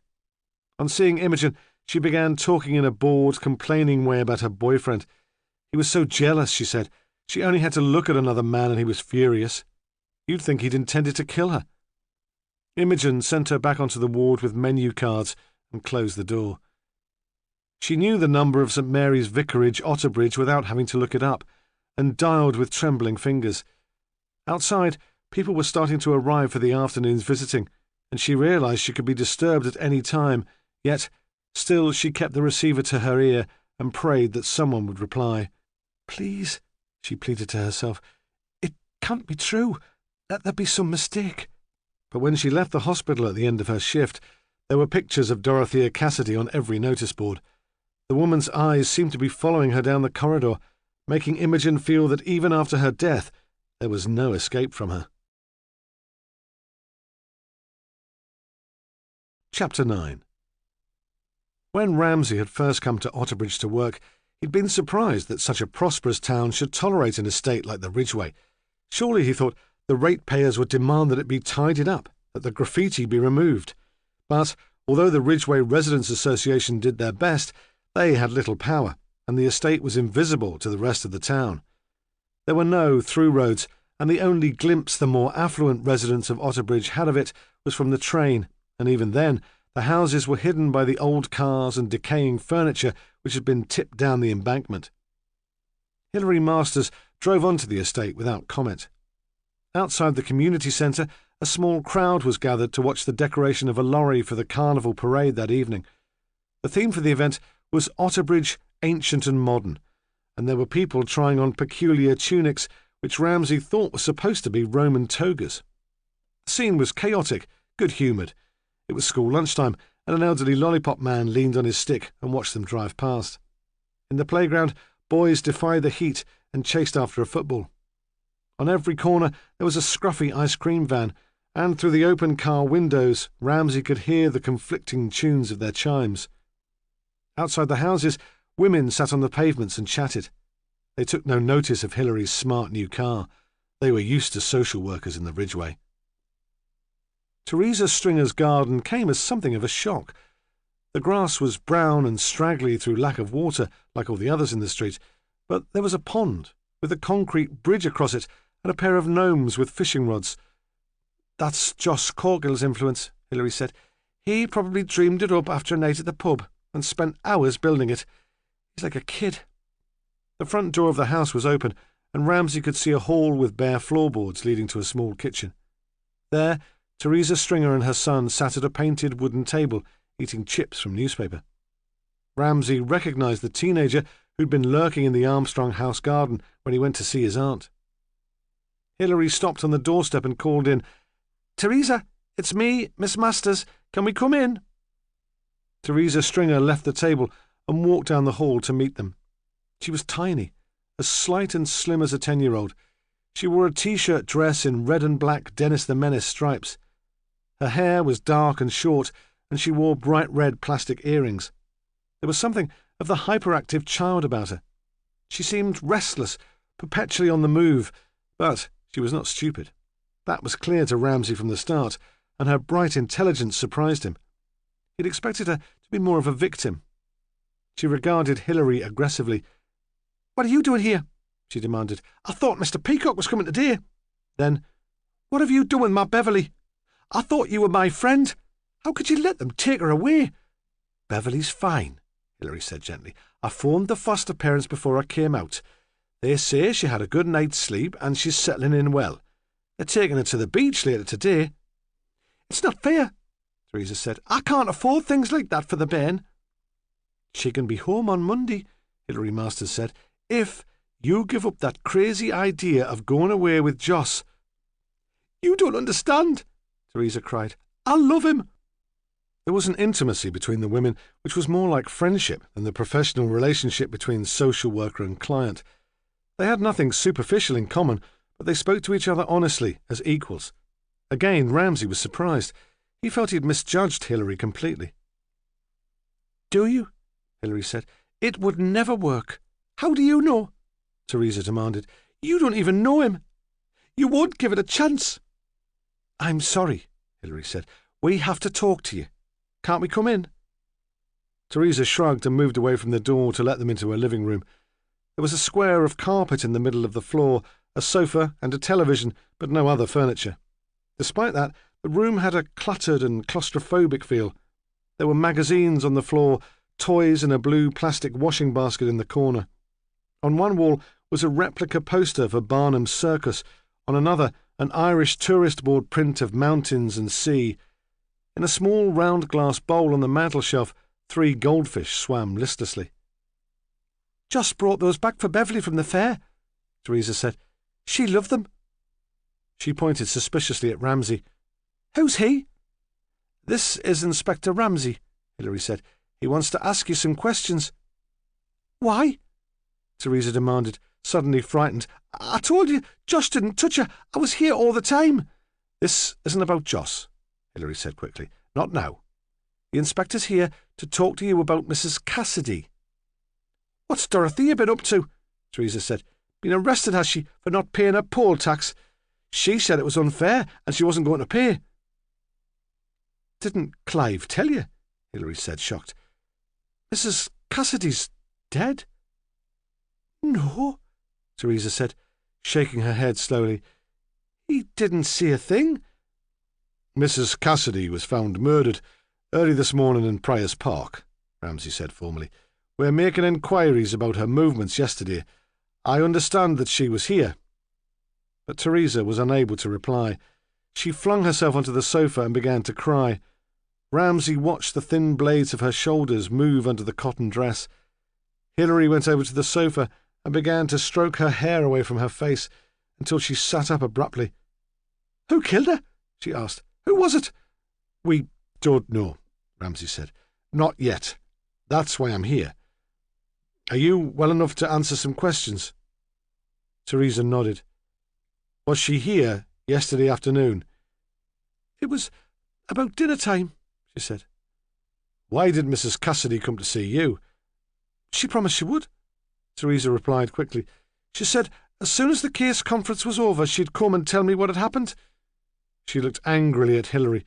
"Mrs. Cassidy was on my side. She didn't want Beverly taken away." "Teresa," Hilary said quietly, "I'm on your side. You know that."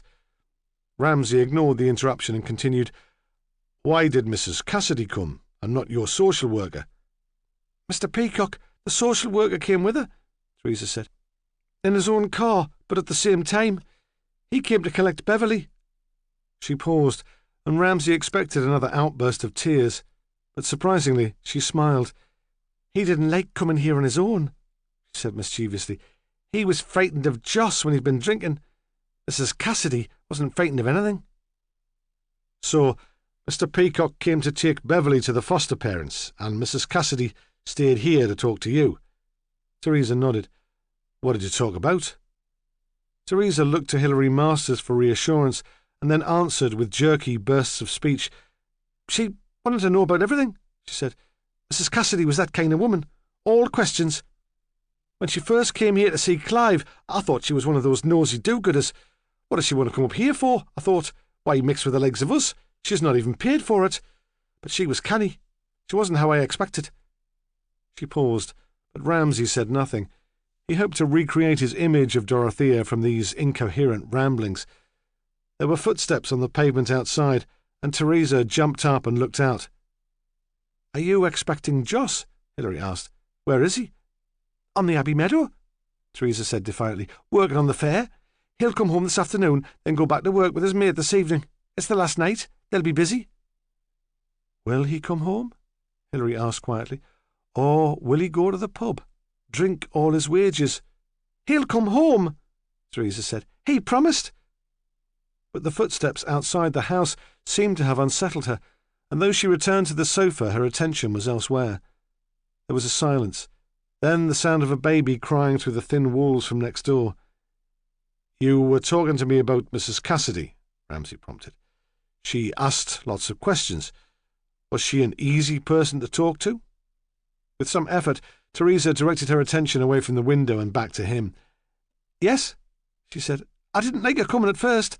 I knew she was a vicar's wife. I told her at the beginning, you might persuade our Clive to come to your church, but you'll not get me inside." "What did she say to that?" "She laughed. There was nothing you could say to offend her. She said there were more important things than going to church." "Tell me about yesterday," Ramsay persisted. "What exactly did you talk about then, when Mr. Peacock left you alone?"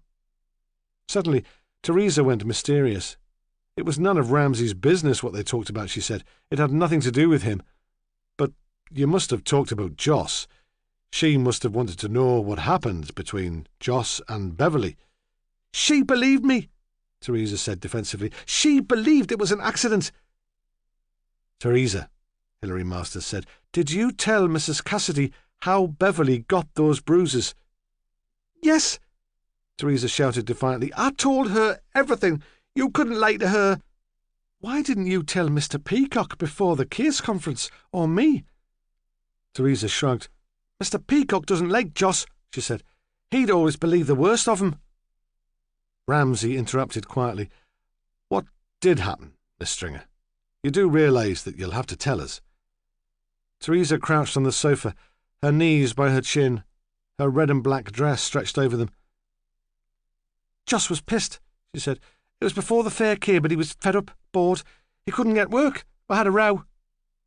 "What about?" Hilary asked. "I can't remember exactly how it started," Teresa said. "It doesn't matter now." Ramsay thought she would be a fighter, and imagined the pair of them, the drunken man and the tiny woman, hurling insults from one room to another, throwing things, waking the baby, confusing Clive. Probably they both enjoyed the drama of it. A good row would clear the air, get rid of some of Corkill's frustration. Only the children would be terrified. "When was this?" he asked. "About a fortnight ago. It was in the evening. Joss had had a win on the horses and had been drinking all day. I'd been here with Beverly. It didn't seem right that he'd been out enjoying himself. I wouldn't have minded a change." "Where were the children when this was happening?" "Clive was in his bedroom, reading comics. I was getting Bev ready for bed. When I heard Joss come in, I sent her upstairs." "Did you often row when Joss had been drinking?"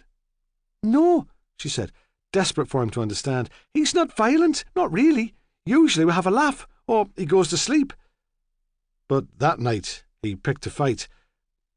"I don't know," she said, then added honestly, "I expect I picked the fight because I'd been in all day with the bairn." If you and Mr. Corkill were arguing here, and the children were upstairs, how did Beverly come to be hurt?" "She must have been frightened by the noise. By that time Joss was throwing things around. We were in the kitchen. We didn't hear her come downstairs. She just appeared at the door. Then she ran between us and held on to me, crying. Joss wanted to move her out of the way to get at me. He didn't mean to hurt her." "What did he do?" "He picked her up and threw her to one side. She hit her head and cheek on the oven and her ribs on the floor." Throughout the exchange, Hilary had been watching Teresa anxiously, like some defence solicitor, Ramsay thought, who is frightened a client will incriminate herself. Did she know more about Teresa's relationship with Dorothea than she was letting on? With the last admission, she seemed almost relieved. Perhaps she felt that now her decision to take Beverly into care had been justified. "You do see," Hilary said, "that it makes no difference whether Joss meant to hurt her or not. He might have killed her." "I know," Teresa said. "That's what Dorothea told me." "Did she give you any idea what you should do next?" Ramsay asked quietly. "She said I couldn't go with Joss to work on the fair." Teresa spoke reluctantly. Ramsay could tell that she was still attracted by the romance of the idea. "She said that it was impossible if I wanted to have Beverly back." "We'd all told you that," Hilary said with some irritation. "You didn't believe us." "She said I had to tell Joss that I wouldn't go with him as soon as I saw him. If I left it, I would find it harder. If he loved me enough, he would stay. If he didn't, I was strong enough to carry on by myself. She would be there to help me." She turned to them, her eyes filling with tears again. "But she won't. Not now." "Did you do as Mrs. Cassidy suggested and talk to Mr. Corkill as soon as he got home yesterday afternoon?" Ramsay asked. "Oh, yes," she said. I thought I was so brave. I told him all right." "What happened?" "There was a scene," she said. "He was furious. No interfering old bat was going to tell him what to do. He was going to leave with the fair when it goes at the weekend. It was up to me to decide whether or not I wanted to go with him. He'd given me until tonight to decide." "So he was very angry," Ramsay said. "Was he violent?" "Not with me," she said. "He blamed Mrs. Cassidy." Ramsay thought she was going to say more, but she must have realised the implication of the question, and her voice trailed off. Outside, a small girl with tangled hair pedalled furiously down the pavement on a tricycle. They watched her hoist on a handlebar to turn a corner. "I'm surprised that Mrs. Cassidy didn't stay and talk to Mr. Corkill with you," Ramsay said slowly. "It seems unlike her that she would expect you to face him alone." "She wanted to visit an old lady," Teresa said defensively. "Someone with cancer. She offered to stay, but I told her to go. I was afraid of what Joss might do." Again, she stopped, frightened. "What were you afraid of?" Ramsay asked. "What did you think he might do?" "I don't know," she said. "Not what you think. Joss couldn't have killed her. He wouldn't do a thing like that." But there was uncertainty in her voice. Ramsay would have liked to reassure her, but he was beginning to feel excitement at nearing a conclusion to the case. "So Mrs. Cassidy went and left you here to wait for Joss," he said. "What time was that?" She shook her head. There was no clock in the house. She had nothing to be on time for. "I don't know," she said. 1 o'clock, 1:30. Ramsay hesitated. It still seemed uncharacteristic that Dorothea Cassidy would leave a woman who'd just lost her daughter to face a potentially violent man alone. With a sudden inspiration, he said, "She arranged to come back later, didn't she? After she'd visited the old lady in Armstrong House." Teresa nodded reluctantly. This is it, Ramsay thought. This is the end of it. Dorothea came back to the Ridgeway and Joss was waiting for her, still drunk, his pride hurt, wanting an argument. Dorothea had stood up to him because she was, as Teresa said, frightened of nothing, and he had strangled her, frustrated and furious because she had wrecked his dream of taking Teresa travelling. "What time did Mrs. Cassidy come back?" he said gently. He felt sorry for Teresa. He thought she was about to lose everything. Teresa looked towards Hilary Masters as if only a woman could help her, but Hilary stood up suddenly and moved to the window, looking out. "Tea time," she said. "About 4:30. The children's programmes had started on the telly. Was there another row? Ramsay asked. Between her and Mr. Corkill? No, how could there be? Joss wasn't here. He stormed out earlier. I thought I would never see him again. But you did see him again. He did come home last night. She nodded. What time did he come home? I don't know. Very late. I'd fallen asleep in front of the television. How did he seem? Was he still angry? No, she said. Pissed. Sentimental. You know how they get. Did he tell you where he'd been last night? To work, she said. To the fair, then to the pub with his mates. Did he mention Mrs. Cassidy? Ramsay asked. No, she said. It was as if he'd forgotten about her, or as if it didn't matter any more. Ramsay looked across at Hilary Masters. She had regained her pose of cool detachment. She turned back into the room, unmoved, it seemed, by Teresa's distress. He supposed it was the only way she could survive the demands of her job. Dorothea had remained human, accessible, involved, and she was dead. If you don't mind, we'll wait until Mr. Corkill comes home, Ramsay said. Then we'll take him down to the station to ask him some questions. And I'd like some scientists to look at your house. It won't cause you any inconvenience. Teresa stared blankly ahead of her, and he could not tell if she'd understood him. The three of them sat in silence, watching the dust in the sunlight, waiting for the footsteps on the pavement, which would mean that Joss Corkill was on his way home. Chapter 10. In the bus from Armstrong Street to the Ridgeway, Clive Stringer stared at Walter Tanner and grinned. They got off the bus at the same stop, and Clive hurried home. He saw the old man again a little later when he went to fetch chips for himself and his mother. Tanner was standing outside the row of shops at the centre of the estate. He waited until Clive had bought the chips and disappeared back up the road before he made his move. Walter Tanner had started coming to the betting shop on the Ridgeway estate when his mother was still alive.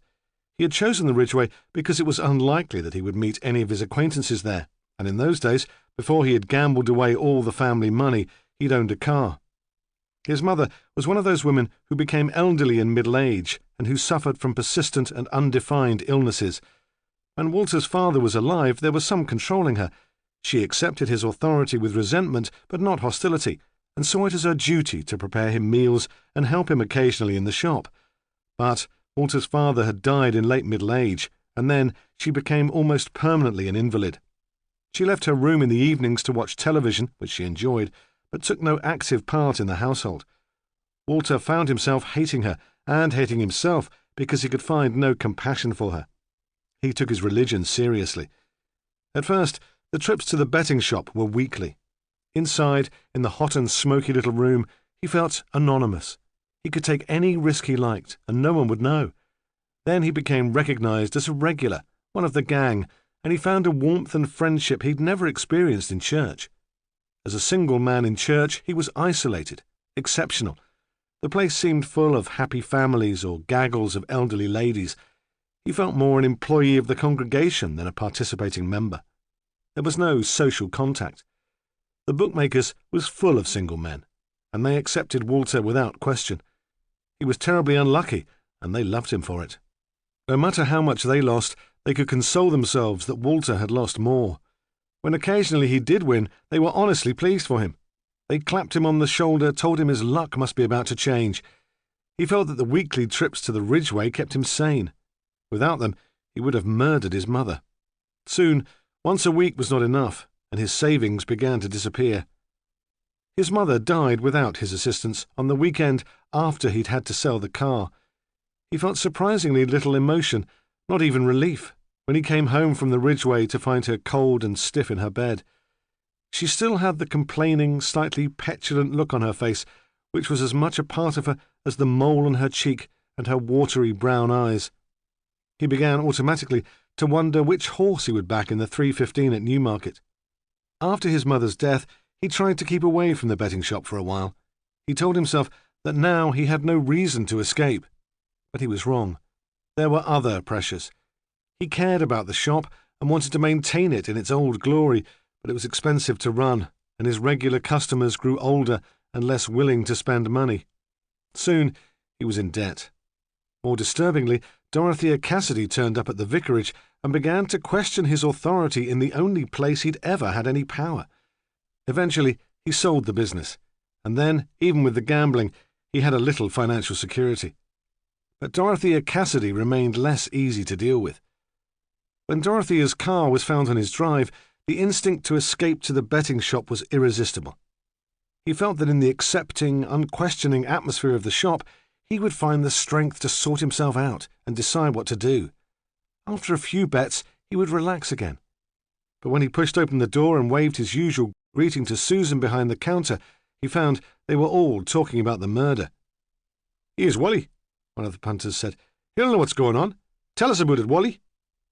In comparison to them, he was well educated and seemed to have a limitless supply of money. They trusted his judgment. They gathered around him, wanting information, and it was almost the same elated sensation as after a win. "Well," he said, diffident, in case they should think he was boasting, "actually, her car was found on my drive." Then he was the most popular person in the place. Was there blood? They wanted to know. Any clues? Had the police given him a bad time? Perhaps he could sell the story to the papers and make a fortune. On Abbey Meadow, the fair was still. Men cleared up the mess of the night before. They called to each other, using nicknames and the technical terms of their trade, which would have been incomprehensible to outsiders. Joss Corkhill walked among them, an Alsatian as big as a wolf by his side, shouting greetings, feeling immensely at home. He told himself the fair was the only place he'd ever belonged. It was his Irish blood, he thought. He needed to travel. He regarded each of the rides with affection. He passed the waltzes where the night before teenage couples had clung to each other, shrieking with mock terror above the music, and the galloping horses and the old-fashioned helter-skelter with its wooden slide and woven rope mats. His mate's ride was called the Noah's Ark. Carved animals spun at great speed around an undulating track. There was nothing heavy to do. Most of the work was in setting up the fair and clearing it away at the end. But Joss was occupied all morning in cleaning and general maintenance. When they packed up at dinner time, his friend gave him £10. As he worked, Joss tried to decide what to do about Teresa. He wanted her with him. It was a matter of pride. He'd thought he'd persuaded her, and then the bloody social worker and the bloody vicar's wife had got in the way. Yet, as he walked around the wooden animals, he smiled to himself. "You're in a good mood today," his mate said. Usually, before he'd had a few drinks, Joss was bad-tempered, taciturn, inclined to lash out. Once, after a court appearance for being drunk and disorderly, a well-meaning magistrate had asked for a social inquiry report to get to the root of his drinking and his violent mood swings. The probation officer had sent him to a psychiatrist, but the doctor had failed to come up with a convenient label. Corkhill had a personality disorder, he said, and they could do nothing to treat that. So he had been fined and sent away to continue drinking. Rumours of the murder across the river came early, but were not specific. By the time the police came to Abbey Meadow with their photographs and their suspicion of everyone who worked on the fair, Joss Corkhill had left the site and was spending his wages in one of the pubs in the town, his Alsatian under the bench at his feet. He drank quickly and heavily, but he did not stay long. He wanted to talk to Teresa. It was time, he thought, for a showdown. The streets in the centre of town were busy with Friday shoppers and visitors. Josh Corkhill pushed his way through them and walked quickly out of the town towards the Ridgeway estate, stopping on the way at a small off-licence to buy a bottle of cider. At the corner of the street where Teresa lived, he paused. There was a smart car he did not recognise outside. It was probably the social worker's boss, he thought. That was all he needed. Another bloody woman. So he took a drink from the bottle and went back to the bookmaker's, thinking that he would wait until the visitor had gone. At the door of the betting shop he stopped and let the dog in first. He liked to make an entrance. But when he followed, no one had noticed that the dog was there. The regulars were gathered together in a huddle like a bunch of old women. They talked excitedly not of horses, but of Dorothea Cassidy's murder. "She was here yesterday afternoon, you know," one said. "Down at the Stringers. There's a policeman in the house now. He came with a social worker. I saw them. There are cops all over the place, asking questions." Without speaking, Corkhill motioned to the dog and left. He walked to the Otterbridge bypass and stood by the side of the road to hitch a lift. In the kitchen of his mother's house, Clive Stringer hungrily ate his chips. He gathered together the greasy paper in an untidy ball and threw it into the cardboard box in the corner which served as a bin. I should have stayed at Armstrong House, he thought. I would have been safer there. The kitchen door was still wide open, and the living-room door was ajar, so he could hear the murmur of voices as the policeman talked to his mother and Miss Masters, but in his panic he could not make out the words. I should get away, he thought, but escape seemed impossible. There was no back door from the kitchen, and the windows were not open, since the council workmen had painted the frames 2 years ago. His only way out was through the front. Why didn't they come and get me? He thought. What are they doing? At last, his confinement in the kitchen became unbearable. The voices in the living room had stopped, and that added to his tension. He walked carefully sideways out into the hall, sliding his back against the wall in a futile attempt to make himself invisible. He had reached the front door and was lifting his hand to the catch when the inspector spoke. "Clive," he said, and the sudden sound of the stern voice in the quiet house made Clive's heart pound and his legs shake. "I hope you weren't intending to leave without talking to us. Why don't you come in here?" The boy stood, still with his back to the wall, staring through the crack in the door towards them. "Come in, Clive," Hilary Masters said. "There's nothing to be afraid of." The boy sidled into the room and looked at them with frightened, unfocused eyes. "Sit down. The police inspector wants to ask you some questions." He sat on the edge of the settee. He was shaking. "You mustn't be frightened," Hilary said. "The police don't think you've done anything wrong. They just want your help." Clive heard the words as if they came from a great distance away, but knew that it was all a trick. He would have to be clever, or they would catch him out. "I haven't done anything," he said. "Of course not, Clive," Hilary said reassuringly. "Just listen to the inspector and answer his questions." "Clive," Ramsay said, "I understand that Mrs. Cassidy was a friend of yours." The boy nodded cautiously. "She took me to the youth club, and then I went to church with her." "When did you last see her?" Ramsay asked. Clive thought carefully. He had to be dead clever. "Yesterday afternoon," he said, "at Armstrong House." "You were working at Armstrong House yesterday afternoon?" "Yes." He sat, his mouth open, staring. "What were you doing?" Ramsay asked, trying to control his impatience. "Cleaning the corridors and the stairs." "So you would have seen anyone coming and going?" He nodded. "What was Mrs. Cassidy doing at Armstrong House?" Clive thought carefully again, weighing up the answer before he decided there was no harm in the truth. "She come to visit Mrs. Bowman," he said. "She came to visit her a lot, sometimes once, twice a week." "Can you tell the time?" Ramsay asked. "Of course." Clive was indignant. "And I've got a watch. Mrs. Cassidy gave it me last birthday." "Were you wearing your watch yesterday?" "I always wear it," he said simply. "So you'll be able to tell me what time Mrs. Cassidy arrived at Armstrong House yesterday afternoon, and what time she left?" Ramsay said. "She came at 1:30, Clive said proudly, his guard dropping more with each question. "I'd finished my dinner. If I'm there all day, the warden gives me dinner. It was shepherd's pie." "And when did she go?" Ramsay asked. "Straight away," Clive said. "The ambulance hadn't come to take Mrs. Bowman to the hospital, so Mrs. Cassidy said she'd give her a lift." "Did Mrs. Cassidy bring Mrs. Bowman back to Armstrong House?" The boy nodded. "I don't suppose you have any idea what time that was?" 3:30, Clive said, triumphant. "It was 3:30. "How are you so certain?" Ramsay asked.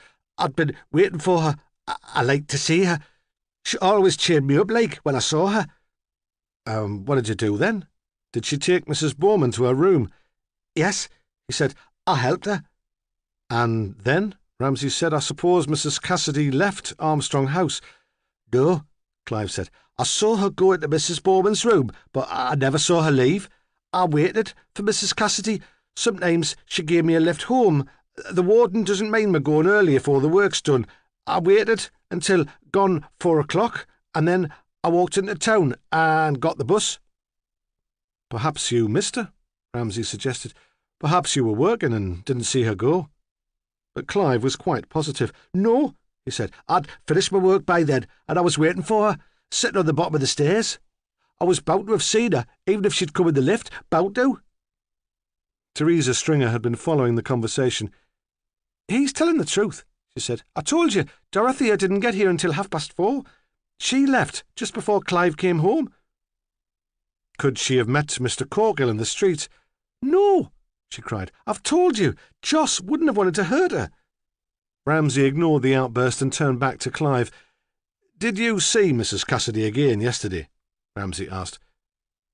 "No," Clive said, thinking how clever he was, cleverer than any old policeman.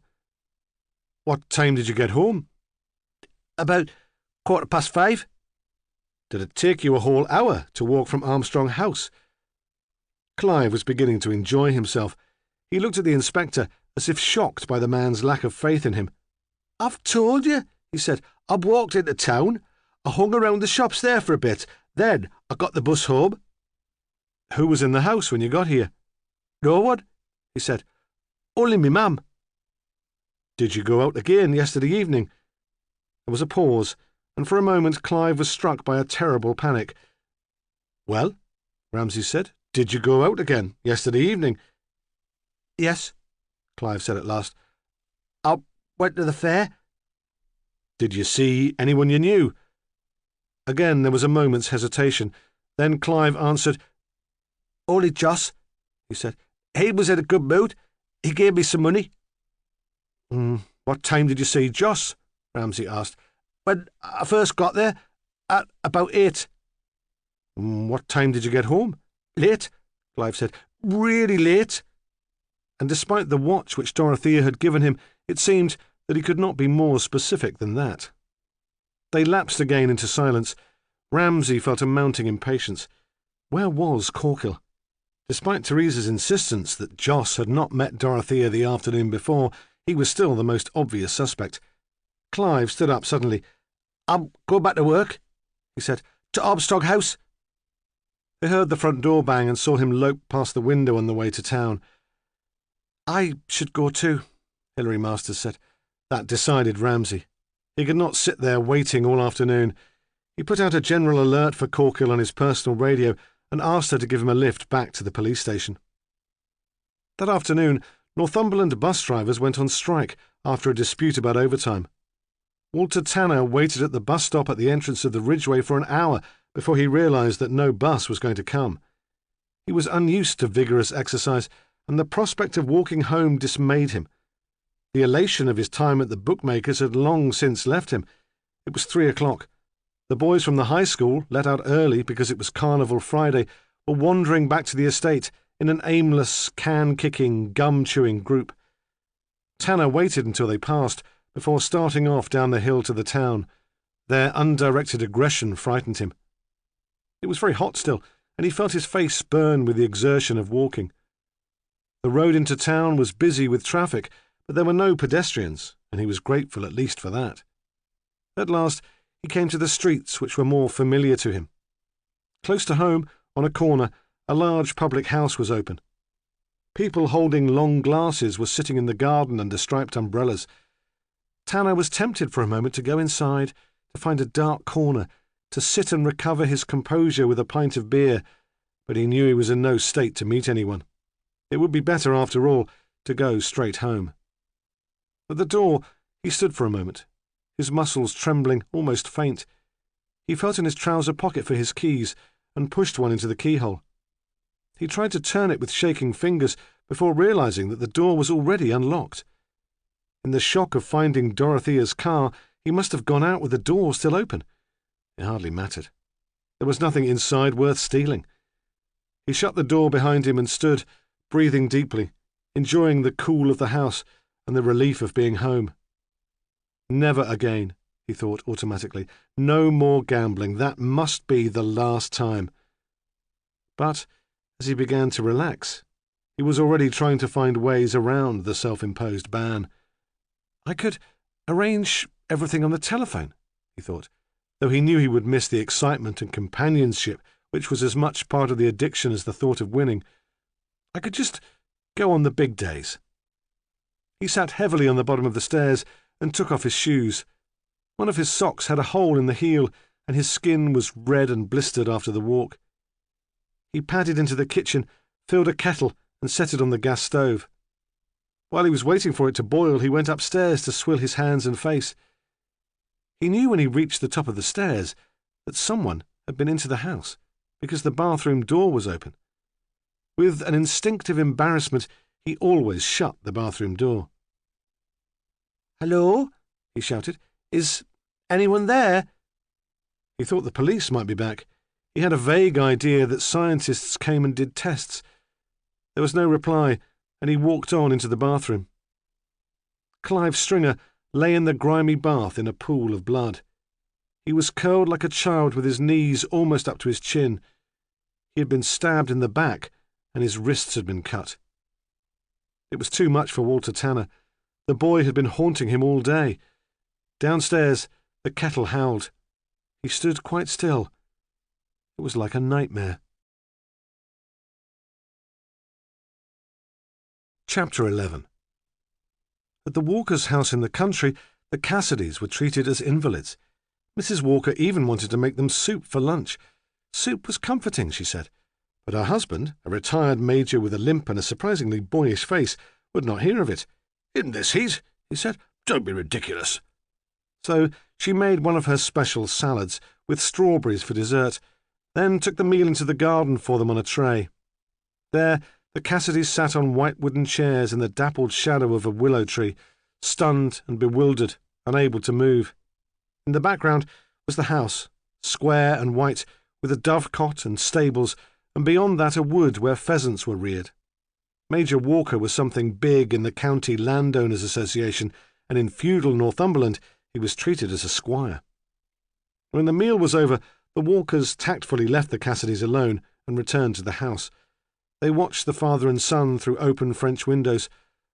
"Poor things," Dolly Walker said. "Poor, dear things." She was a magistrate, and her husband often told her she was too soft to sit on the bench. Sometimes, after a day in court, she would come home and cry at the story she had heard. "Yes," he said, "it's been a terrible shock." But he was disturbed to find that he was not as shocked as he should have been, and that there was an uneasy sensation of relief. Now things could get back to normal again.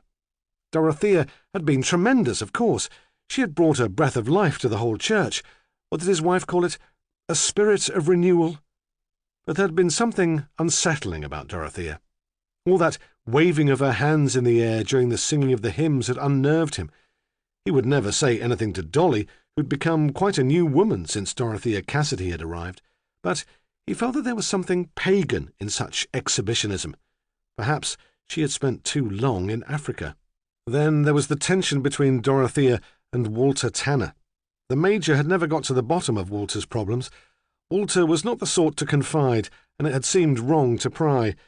He was not a sensitive man, and had never been aware of Walter's simmering resentment about the sharing of church wardens' responsibilities. But the grocer's hounded, haunted look in Dorothea's presence touched Major Walker deeply. He would have liked to offer Walter help, but after a relationship of distant politeness, he was not sure how to go about it. "I'd almost say Patrick was taking it worse than his father," Dolly Walker said tentatively. She was usually good about people, but too diffident to trust her own judgment. She was afraid of her husband's sarcasm. "He's not mentioned Dorothea since he arrived. I hope he doesn't feel responsible. People do, you know, quite irrationally at times like these." She was taking psychology A-level at evening classes and felt almost an expert. "Don't be ridiculous," Major Walker said again. But as he looked out at the boy, he could see what she meant. Edward Cassidy was limp and exhausted, and wept openly, but Patrick sat gripping the arms of his chair and staring ahead of him with a rigid intensity. There was something about the boy which irritated Major Walker. He thought the display of emotion must be a show. Dorothea was only the stepmother. They had not known each other very long. If she had been his natural mother, the grief would be understandable. The Walkers had never had children, and the Major had a sentimental view of the parental relationship. He thought Patrick should have more self-control. 2 years of national service would make a man of him, he thought. but he said nothing. Dolly would accuse him of being heartless. The Walkers had gone back to the house, ostensibly to fetch more wine, and now they filed back over the grass towards the Cassidys, the Major in front, carrying the wine in a bucket of ice. Like Beach, he thought, at Blandings. He was a great Woodhouse fan, and the memory of the books came as a welcome relief. The remains of their meal were still on the table. Edward Cassidy had hardly eaten anything, though he had drunk several glasses of wine very quickly, and now when he spoke, his words were a little slurred and incoherent. Patrick had seemed ravenous, pushing forkfuls of food into his mouth in silence, then wiping his plate with a piece of bread. Dolly fussed and gathered the dirty plates onto a tray. The Major stood to open the wine and was about to draw the cork from the bottle when Patrick Cassidy got suddenly to his feet, rocking the unsteady garden furniture, making the glasses rattle dangerously. "I'm sorry," he said. "I can't stand this. I'll have to go." He blinked, and his eyelashes showed very fair against his pink skin. He turned stiffly and walked across the lawn. The vicar looked up from his empty glass. "Patrick?" he said in confusion and surprise. "What is this about?" But by then the boy had gone, and gave no sign that he had heard. "Poor dear," Dolly thought. "He's going to cry, and he's too proud to let us see." The Major, who'd seen many young soldiers before him on disciplinary charges, thought he detected something else. Shame, perhaps, or guilt. They watched until Patrick disappeared to the back of the house where the cars were parked. Then they heard the sound of the engine as he drove too quickly towards the road, and the squeal of brakes as he stopped at the end of the drive to let a tractor pass in the lane. "Dear God," the Major thought, "if he's not careful he'll kill himself. Reckless young fool." Automatically, he completed the process of opening the bottle and poured wine into Edward Cassidy's glass. Edward Cassidy seemed not to notice, and stared after his son with horror. He was suddenly taken up with the arrangements for his own return to Otterbridge. "Oh dear," he said wretchedly. "Patrick's taken the car. Now, how will I get home?" He fidgeted and worried like a confused old person at a day centre who believes he's been deserted. "Of course, we'll take you back," Dolly said. "Or, if you prefer, you can spend the night here." She found his selfish preoccupation with what was to become of him a little embarrassing. It was unlike him. Usually he had impeccable manners. No, he said. There were so many things to do. He knew he was being a nuisance, but he would really rather be at home. Patrick, after all, would go back to the vicarage. They should be together. Perhaps, if it wasn't too much trouble, they could go now. He stood up, his glass still in his hand, and waited for them to arrange it. "Of course," Dolly said, and by now there were tears in her eyes. He was usually so confident, so able to put on a good show. "We'll come with you and wait at the vicarage until Patrick gets home." Then he turned on them and shouted, his voice querulous and pitiful. "No," he cried. "You don't understand. I have to be on my own." When he saw how offended and hurt they were, there was a brief show of the old charm. "I'm so sorry," he said. "You must forgive me. I'm really not myself today." He drank the remainder of the wine and allowed Dolly to take his arm and lead him back towards the house. They had a big BMW and sat him in the back of it, treating him still like an invalid. If it had not been so hot, Dolly would have tucked a rug around his knees. The Major drove slowly, avoiding the potholes in the lane, and in Otterbridge they were held up by two men on stilts who paraded down the centre of Front Street. All the same, when they arrived at the vicarage, the church clock showed only 2:00.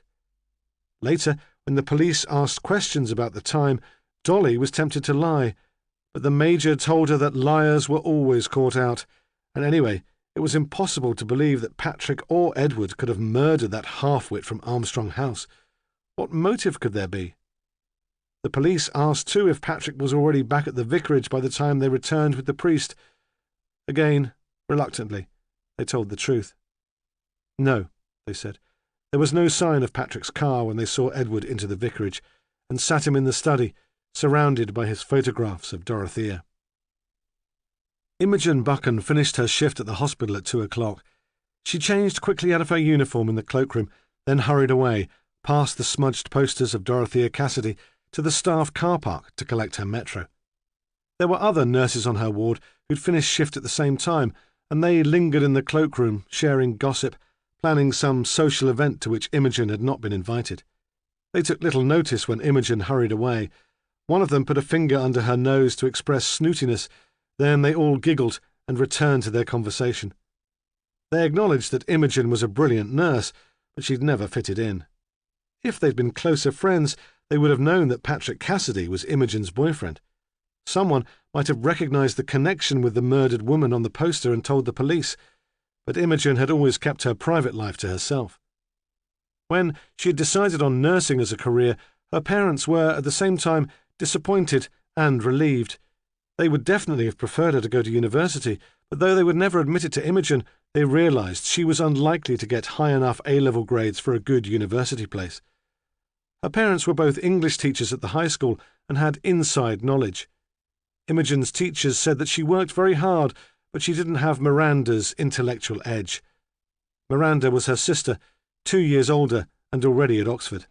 So Mr. and Mrs. Buchan greeted Imogen's tentative suggestion that she should go in for nurse training with enthusiasm. She obviously had a vocation, they said. Of course they would respect her decision. And that was the line they took with friends.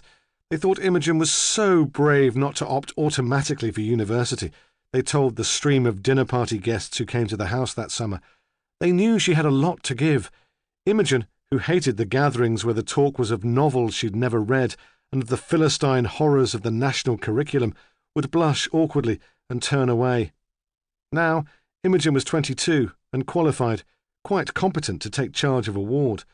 More competent, her colleagues often agreed, than some sisters they could mention. She found in nursing something at which she could excel. At last, she had her own field of interest, and her parents could stop comparing her unfavourably with Miranda. Imogen had such a sense of responsibility, they said, such dedication. Despite this, Imogen was vaguely conscious that during her training there had been an element of competition with her sister, all the more humiliating because Miranda was unaware of it, and spent her time at university in a sleepless round of parties and political activity. Imogen had been so determined to succeed that before she was qualified, her social life had been non-existent. Her time off was spent at home, writing up her patient studies, preparing the next essay. With the other students, she was shy, embarrassed. In those 3 years, she'd never had a real boyfriend, and their casual talk of affairs and separations made her feel inadequate. They put her quietness down to snobbishness. She sensed their hostility and grew even more reserved. Yet, on the ward, especially with the elderly or the very ill, she blossomed. The patients seemed unintimidated by her, more comfortable when she was there. The other students came to resent her skill. When they had all qualified, there was less pressure to do well, and she had more confidence. She would have welcomed then the opportunity to go out with them, but they'd stopped asking. She had met Patrick through her parents at one of their dreadful dinner parties the autumn after she qualified. He was just about to start at the university. Anne Buchan had joined a support group set up by Dorothea to provide funds for the orphanage where she had worked in Africa, and an improbable friendship had developed. In Imogen's view, the women had nothing in common. Her mother had a middle-class tolerance to every point of view, except conventional Christianity, which she dismissed quite categorically as superstition. Yet she seemed to admire Dorothea immensely, and the Cassidys became regulars at the house. On this occasion, Patrick had been invited too, probably, Imogen suspected, to provide company for her, as if she were a child and unable to follow the adult conversation. Miranda had disappeared early back to Oxford, claiming that Northumberland bored her. It was mid-September, and it had been raining steadily all day, so when the Cassidys arrived, they would have to run up the path under dripping trees. When the doorbell rang, Mrs. Buchan was still upstairs, not quite ready for them. "Open the door, darling," she shouted down to Imogen, "and get everyone a drink." But a drink of what? Imogen wondered with horror. If they wanted wine, it would be impossible. She had never once opened a bottle without leaving shreds of cork floating on the top, and she never knew exactly how much to give. Yet, When she opened the door, Patrick stood there alone, as obviously unhappy about the dinner party as she was. Could they borrow an umbrella? He asked grudgingly. Edward and Dorothea were still in the car and had forgotten theirs. Outside, it was dark, and he stood under the porch light, his hair plastered against his forehead, very tall. She wanted to reach out and touch his wet jacket and kiss his wet hair. Her stomach dipped and her head spun. It was the first time she had felt such a physical attraction. So, this is what it's all about, she thought, astonished. All that gossiping and giggling in corners. I never realised. She found 2 umbrellas and walked with him down the path to the car. There's no need to come out, he said, but she thought he was glad she was there. They took an umbrella each and walked in single file up the path, kept apart by the spokes. Then they gave one to Edward and Dorothea and shared the other. The Cassidys ran off laughing towards the house, splashing in the puddles on the muddy path. Patrick and Imogen followed slowly, and he put his arm around her waist to hold her in out of the rain. "Isn't he a bit young for you, darling?" her mother had said when she started going out with him. "He's only 18, only a boy. We were rather hoping you'd find a nice doctor." That was only half a joke. Doctors were graduates with a high status and a good income, but she accepted Patrick as second best, as she had accepted nursing. He would be a graduate too one day, and there was something charmingly old-fashioned about being the son of a clergyman. Mrs. Buchan told her friends that age was irrelevant these days, and Patrick was so mature for an 18-year-old. Perhaps, she would say hopefully, he will introduce Imogen to some culture. And occasionally she would question her daughter after an evening out with Patrick. "Where did he take you, darling? Did you see that new thing at the playhouse?" "No," Imogen would say vaguely. "We were out with friends, for a meal, you know." But that was a lie. She would have considered time in the theatre or a restaurant as wasted. Patrick had a friend with a room in one of the halls of residence, and usually they went there to make love. At other times they walked for miles along small country roads, or they sat by the river and talked. In the beginning, they never squandered their time together by sharing it with other young people. A different mother might have been concerned about her daughter. Imogen became so wrapped up in her infatuation for Patrick that she gave up all her other interests. She lost touch with the few friends she'd kept from school. When she was not at work, she thought of nothing else. If there was a day when he could not see her, she brooded, imagining some secret betrayal. Nothing mattered so much as their relationship. She found it difficult to sleep. She stopped eating regularly and grew thin, paler than ever. The weight loss suited her and gave her a luminous, insubstantial quality, but she always seemed tired. If her mother noticed the change in Imogen, it didn't worry her. She was in love. What could be more natural? Anne Buchan was busy with the preparation for exams, her voluntary work, with entertaining. Imogen worked shifts and spent every hour she could with Patrick. Mother and daughter hardly ever met. It was Miranda, home for a long weekend to sleep off the effects of a particularly hectic term, who said, "Bloody hell, Imo, what have you been doing? You look positively anorexic." Still, Anne Buchan was not concerned. Eating disorders happened to silly 16-year-olds, not mature nurses. Work on the cancer ward was particularly stressful, and Imogen was tired, that was all. She met Imogen one night in the kitchen as her daughter was heating up a bowl of soup in the microwave, and made what she thought was a helpful suggestion. "We hardly ever see you now, darling. Have you ever thought of moving in with Patrick? Getting a flat, perhaps, in town? It would be less tiring for you both, and we might see more of you on your days off." Anne Buchan was proud of herself. She thought it broad-minded to have suggested that arrangement, but to her surprise, Imogen did not reply. She stared at her mother in silent resentment and went to her room, leaving the soup uneaten. That conversation with her mother came back to Imogen as she drove along the winding road which led to Otterbridge. It was 2:30. She switched on the radio, but the local news was all about the murder of Dorothea Cassidy, and she switched it off again, quickly, trying to pretend that the tragedy had never happened. Chapter 12. Hilary Masters dropped Stephen Ramsay at the police station at 2:30. The catch on the passenger door was stuck, and she had to lean over him to release it. Her fingers were trembling, and she remained with her arm across his chest, fiddling with the handle, for some time. It was a knack, she said, when at last it opened. She laughed, but seemed flustered. Their closeness, as she stretched to reach the door, seemed to have disturbed them both. "What about a meal, when this is all over?" he wanted to say. "We've more in common than you realise." He sensed her loneliness, and it pleased him to think he might help her. For the first time since Diana had left him, he felt the possibility of committing himself to a relationship. The two women had nothing in common.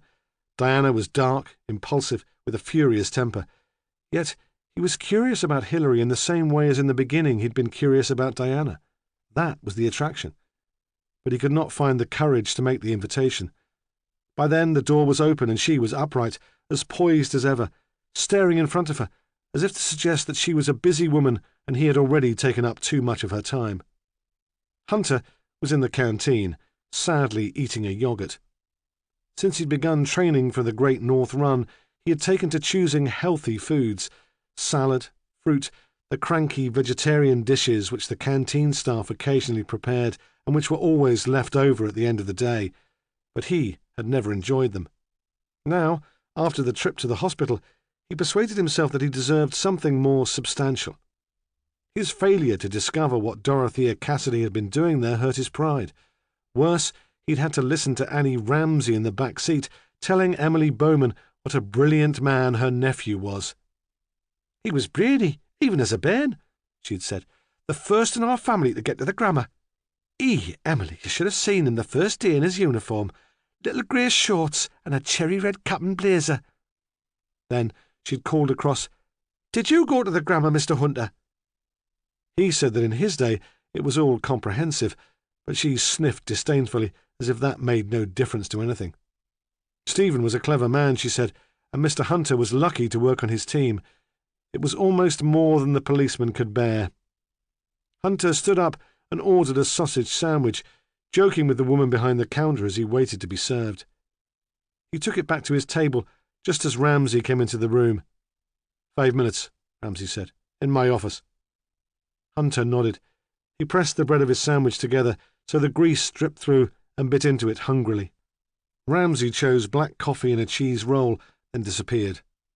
Hunter finished the sandwich, wiped his hands on a paper napkin, and followed him. "Well," Hunter said, leaning against the door frame of the inspector's office, "how did you get on with your social worker?" He spoke as if social workers, like mothers-in-law, were inevitably a source of humour. "I don't know how I got on with her," Ramsay thought. "How can you tell what a woman like that is thinking about?" He drank coffee and kept his voice cool. "I think we'll have a possible suspect," he said. "His name's Corkill. Joss Corkill. Does the name mean anything to you?" Hunter shook his head. Ramsay pushed a computer printout of the man's record across the table towards him. "Dorothea Cassidy was at a social services case conference yesterday morning. It was to decide whether or not a child should be taken into care. Dorothea had discovered that the girl was probably being battered by the mother's boyfriend. That's Corkill. He's working on the fair at the meadow and wants to move on when it packs up, with the mother. Dorothea tried to persuade her to stay here with her kids. Corkill's a boozer with a pretty violent temper. He was expected back at the house this lunchtime, but he didn't turn up." Hunter nodded, impressed but unwilling to give Ramsay any credit for the discovery. "Where's Corkill now?" Ramsay shrugged. "He was at the fair this morning. I've put out a general alert. He'll not have got far." "So? It's all over," Hunter said. It was the sort of case he could understand after all. A man with too many beers inside him losing his temper with an interfering busybody of a woman. "Don't know," Ramsay said. "There's a coincidence. The family is called Stringer, and there's a boy, a half-brother of the child who's been taken into care, who works at Armstrong House." "Is that important?" Ramsay shrugged again. "Dorothea was there visiting yesterday, and she was supposed to be giving a talk to the old people in the evening. It might be relevant." "Have we got a time of death yet?" In the past, Hunter had dismissed Ramsay's doubts as a form of cowardice, but Ramsay had been right too often for an ambitious man like the sergeant to ignore him. "Provisional," Ramsay said, "between 10 and midnight. But I thought she was reported missing early in the evening." "She was," Ramsay said. It was the thing that was troubling him most. I wish I knew what had happened to her after she left the Stringers at 5:15. Perhaps she was abducted, Hunter said. Kept against her will. Was there any sexual assault? Ramsay shook his head. What's the theory, then? Was Corgill waiting for her when she came out of Teresa's house? I don't think so, Ramsay said. She had a car. He didn't. If he'd approached her between the house and the car, someone would have noticed. Perhaps he was waiting for her at Armstrong House. He had an excuse for being there through Clive. I think I saw the boy hanging round there this morning, Hunter said. A vacant-looking lad. Ramsay nodded. Clive Stringer can drive. He's no licence, but he's been done for taking and driving away several times. Perhaps Corgill used him to get rid of the car. He was out last night. He claims to have been at the fair, but that's no sort of alibi. He's simple and might have chosen to leave it close to where he works just because it was familiar. It would tie in with the evidence of the only witness I could find in Tanner Street, Hunter said. He claims to have seen the car being badly driven all over the road. That might mean an inexperienced driver. The lad won't be easy to interview, Ramsay said. I've had one go at him. He's frightened of something. Perhaps I'll ask the social worker to talk to him. She might get more out of him than me. Was that an excuse, he wondered suddenly, a means of seeing Hilary Masters again? At least we can work out a timetable of Mrs. Cassidy's movements well into the afternoon, he said briskly, putting all thoughts of the immaculate Miss Masters firmly from his mind.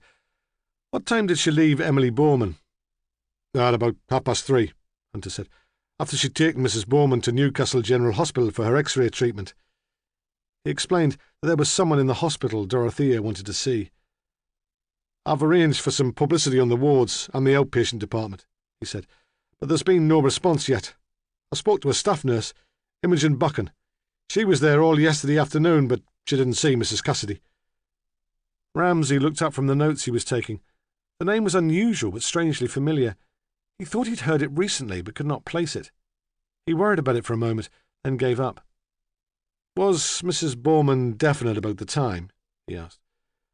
Clive Stringer claims that Dorothea went into Mrs. Bowman's room and was still there at 4 o'clock. He must have made a mistake, Hunter said. Or he's lying. She didn't go into Mrs. Bowman's flat when they got back from the hospital. According to the old lady, Mrs. Cassidy helped her into the lift, then left. She was in a hurry, Mrs. Bowman said, and only took her to the lift because everyone else was playing bingo and there was no one to help. It seemed impossible to Ramsay that Clive should have made a mistake. He had been so insistent about the time. Why, then, would he want to lie? What now? Hunter asked. He was like a small boy whose attention wanders easily. All the talk made him restless. Ramsay stood up and walked to the window. He could see the old town walls which had been built to keep out the marauding Scots and the crowds already starting to gather for the evening's parade.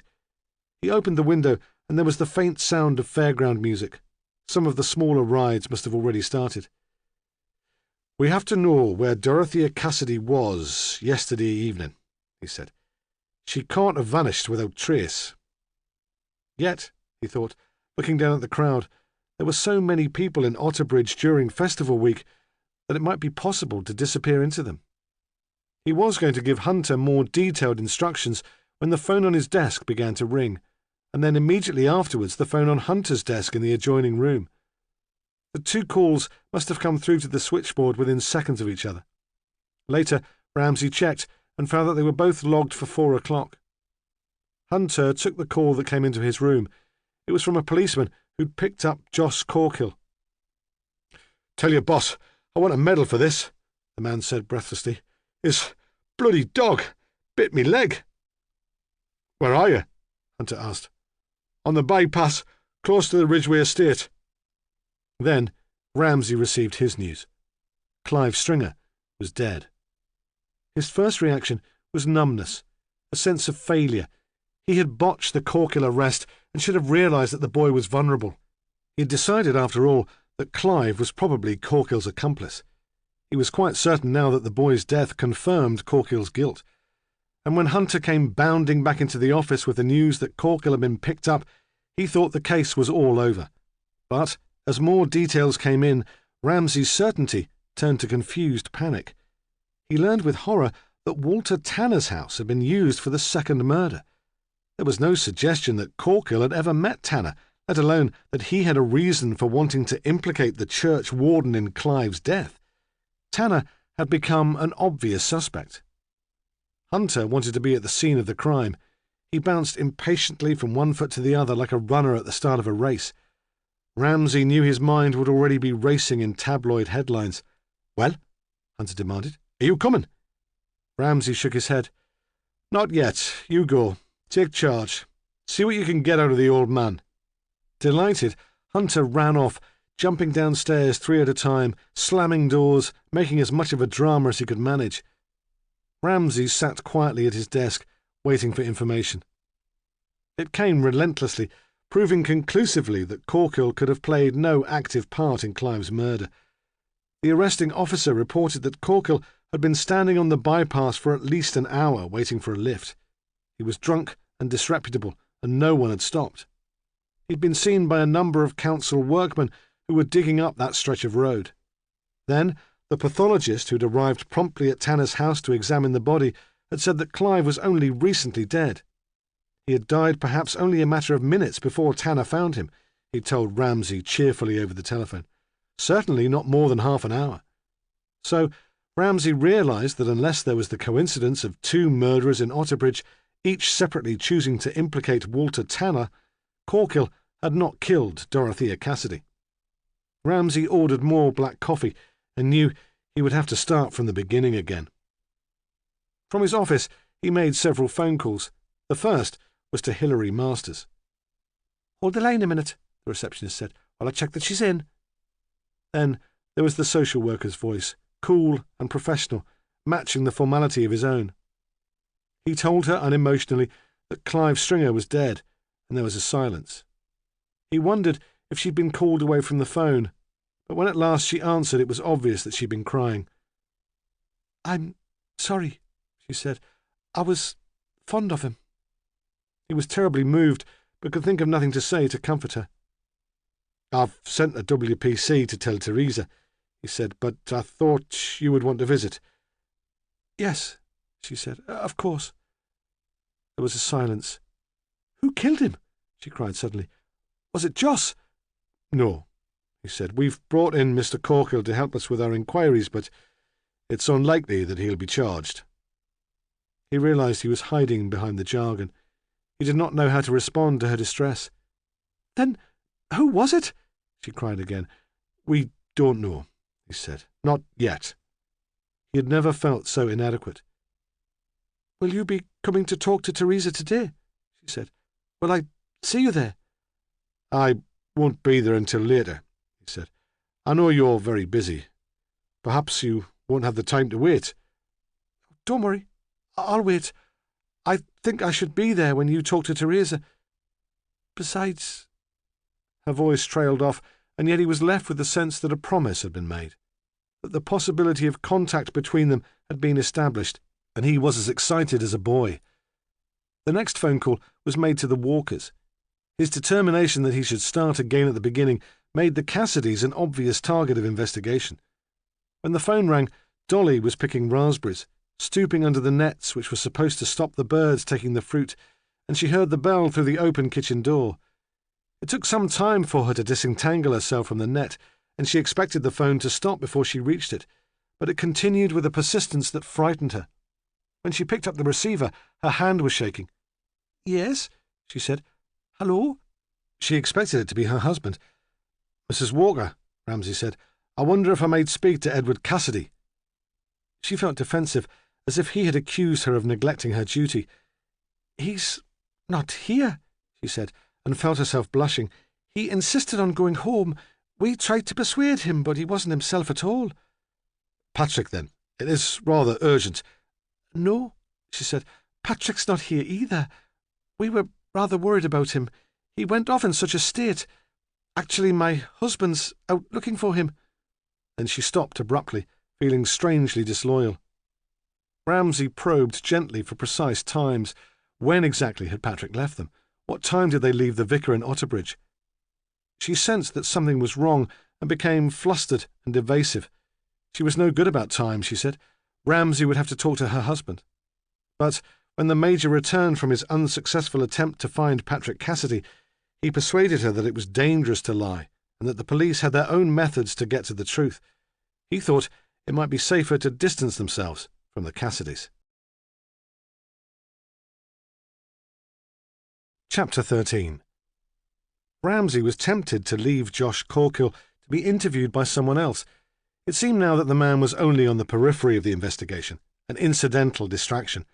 Let Hilary Masters sort out the Stringer family's problems. Yet Joss had had a reason to seek out Dorothea Cassidy on the afternoon of her death, and Ramsay was curious to meet the man who'd brought such apparent joy to Teresa Stringer's life and who'd betrayed her trust so completely. Later, Ramsay was glad that he'd taken the time to talk to Corkill, for the conversation gave him the first glimmer of a real motive. After the hours of waiting, Corkill was sober and looked ill and drained, like all alcoholics needing a drink. He was perfectly at home in the interview room. He sat with his elbows on the table and his head in his hands, his eyes shut, and though he must have heard Ramsay come into the room, he did not move. He was a slight man with dark curly hair, and the inspector could see why Teresa might have found him attractive. He had cultivated the image of the travelling man. He was dressed in a striped collarless shirt, the sort students had worn when Ramsay was young, and a grey waistcoat. Round his neck was tied a red cotton scarf. In the interview he was almost entirely self-centred, yet occasionally there were bursts of wit and self-mockery. When he'd had a drink or two, Ramsay could see that he would be good company, lively, funny, but wanting always to be the centre of attention. He opened his eyes, though still he did not look at Ramsay. He spoke with a thick Merseyside accent. "What have you done with me dog?" he said. "That's a valuable animal. I'll not have her ill-treated. She might be sick already. Poisoned. She took a good bite out of that pig's leg." Ramsay said nothing. It was as if Corkill had not spoken. He sat at the table and arranged papers in front of him, a fussy civil servant, then switched on the tape recorder to begin the interview. "We have a problem, Mr. Corkill," he said in his polite civil servant's voice, "and we think you may be able to help us. Perhaps you'd be kind enough to answer a few questions." Corkill looked up. "What is this all about?" he said. "Come now, Mr. Corkill," Ramsay said. "I'm sure you know. I would have thought that the news of Mrs. Cassidy's murder must have reached the Ridgeway by now. A major talking point, I should have thought. The murder of a vicar's wife in a town like Otterbridge." Corkill shrugged. "Nothing to do with me, pal." "But you did know Mrs. Cassidy," Ramsay persisted. "So did most of Otterbridge," Corkill said. "She had her nose into everything." "But recently, I understand, you came under her special attention." Corkill refused to answer directly. "Look," he said, "this is intimidation. Why pick on me? I know you haven't locked away the old boy who had a car in his drive. I saw him today." "Do you know Mr. Tanner?" Corkill smiled, aware that his ploy to distract Ramsay had succeeded. "I've met him a few times," he said airily. He paused for dramatic effect. "Usually in the bookies on the Ridgeway. He's a regular there. Always loses. Didn't you know? Not much of a detective, are you? I saw him there today." Ramsay wrote a brief note, but did not give Corkill the satisfaction of a direct response. "To return to Mrs. Cassidy," he said. "You didn't like her very much, did you, Mr. Corkill? She interfered in your private life, and I suspect that you rather resented it." "Not at first," Corkill said. "At first I thought she was all right, on our side." "But later you came to resent her," Ramsay persisted. Corkill was finding it increasingly difficult to maintain the pose of flippancy. He needed a drink, and the soft, insinuating questions had begun to irritate him. His uncertainty made him want to lash out. "She was an interfering cow," he said. "Teresa and me had everything arranged. We were going to work together, a team, like the real gypsies. Then Mrs. Bloody Cassidy stuck her nose in and spoiled her. You don't know what she was like." "No," Ramsay said. "Well, perhaps you'd better tell me. Did you meet her at Miss Stringer's house?" "There was no way of bloody avoiding it once she took on the lad," Corkill said. "I thought she understood me. She travelled herself. We talked. Then She found a few bruises on the kid, and everything changed. She came to the house, all high and mighty, laying down the law. I think this is a family problem, don't you? And you're part of the family, Mr. Corkill. He spoke in a falsetto parody of a woman's voice. She was so bloody sure of herself, he went on, and so bloody sure that she knew what was best for us all. It's a responsibility, taking on a woman with 2 kids, Ramsay said. How did you get on with Clive? Corkill shrugged. He's all right, he said. Not very bright, but then brains don't run in the family. What about Beverly? Ramsay asked. Is she a backward child? No, Corkill said grudgingly. She's got more about her than her brother. That must have been very difficult, Ramsay said. I understand that bright children are often demanding. Look, Corkill said, confiding, world-weary, I know what this is all about. I had it all out with that Mrs. Cassidy. Why'd you blame everything on me? I told her. How'd you know it wasn't Teresa who knocked the kid around? She lost a baby before, after all. But it wasn't Teresa who knocked Beverly around, was it? Ramsay said. Teresa told us what happened. And she told Mrs. Cassidy yesterday. Mrs. Cassidy wanted to talk to you about it. And she persuaded Teresa that she couldn't go away with you. You wouldn't like that. Corkill longed for a drink. His attention was wandering, and he could think of nothing else. He moved restlessly in his seat. Ramsay noted his discomfort. Now, I want to talk to you about yesterday, the inspector said. Perhaps you could give me an account of your movements. You worked on the fair in the morning? Corkill nodded. What time did you get back to Miss Stringer's house? 2 o'clock, past. He wanted the interview to be over so he could get out. What did you and Teresa talk about? Nothing, Corkill said defensively. I wanted some peace before I started work again. What would there be to talk about? Her daughter had been taken into care, Ramsay said. She might have thought that worth a mention. The sarcasm was lost on Corkill. Oh, that, he said.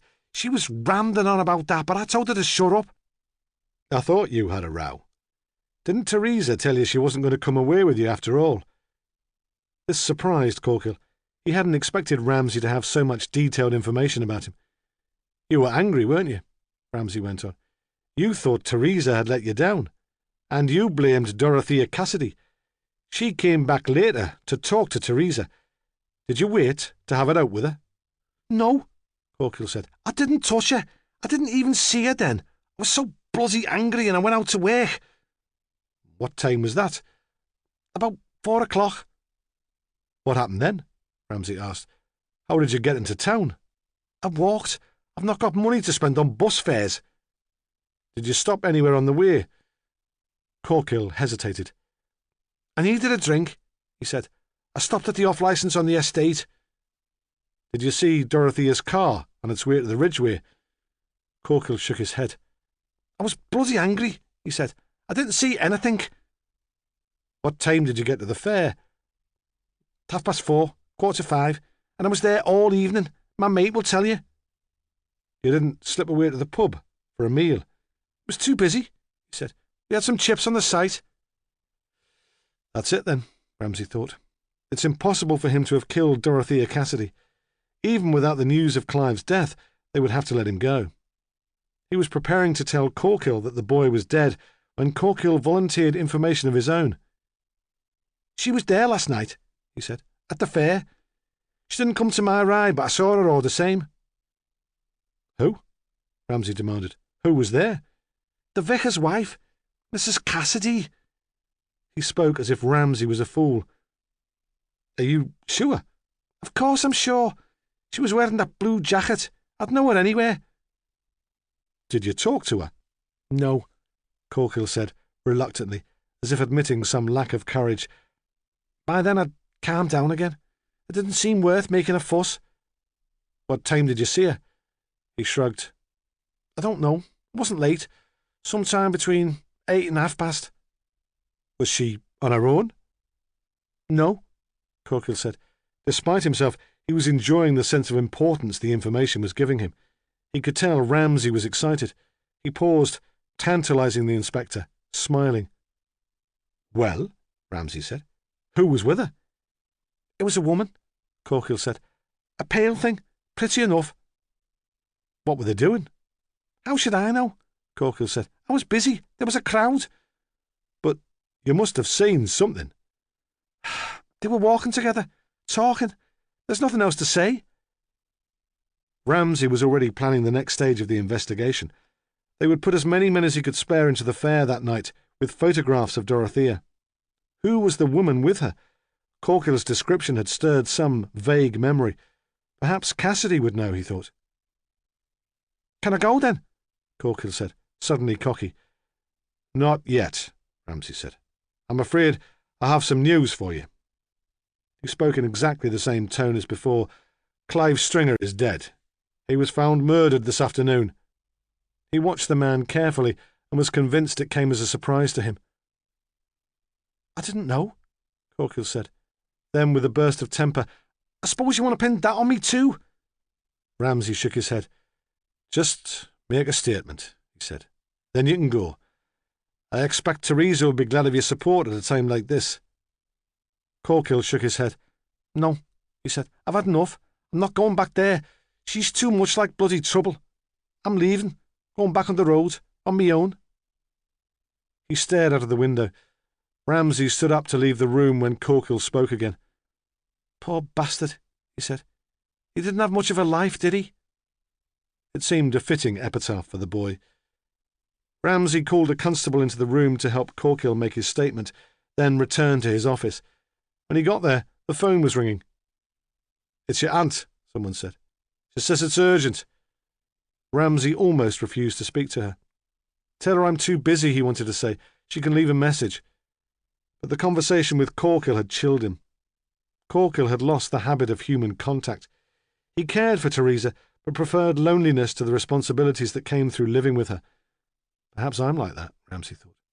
I resent the demands of friendship. So when Annie came through to him, he spoke to her kindly, with unusual warmth. But he knew it was all pretense, and like Corkill, he was better on his own. In Armstrong House, Annie Ramsay had been playing detectives.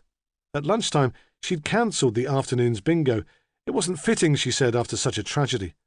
All the same, it brought everyone together for a laugh and a cup of tea, and she missed it.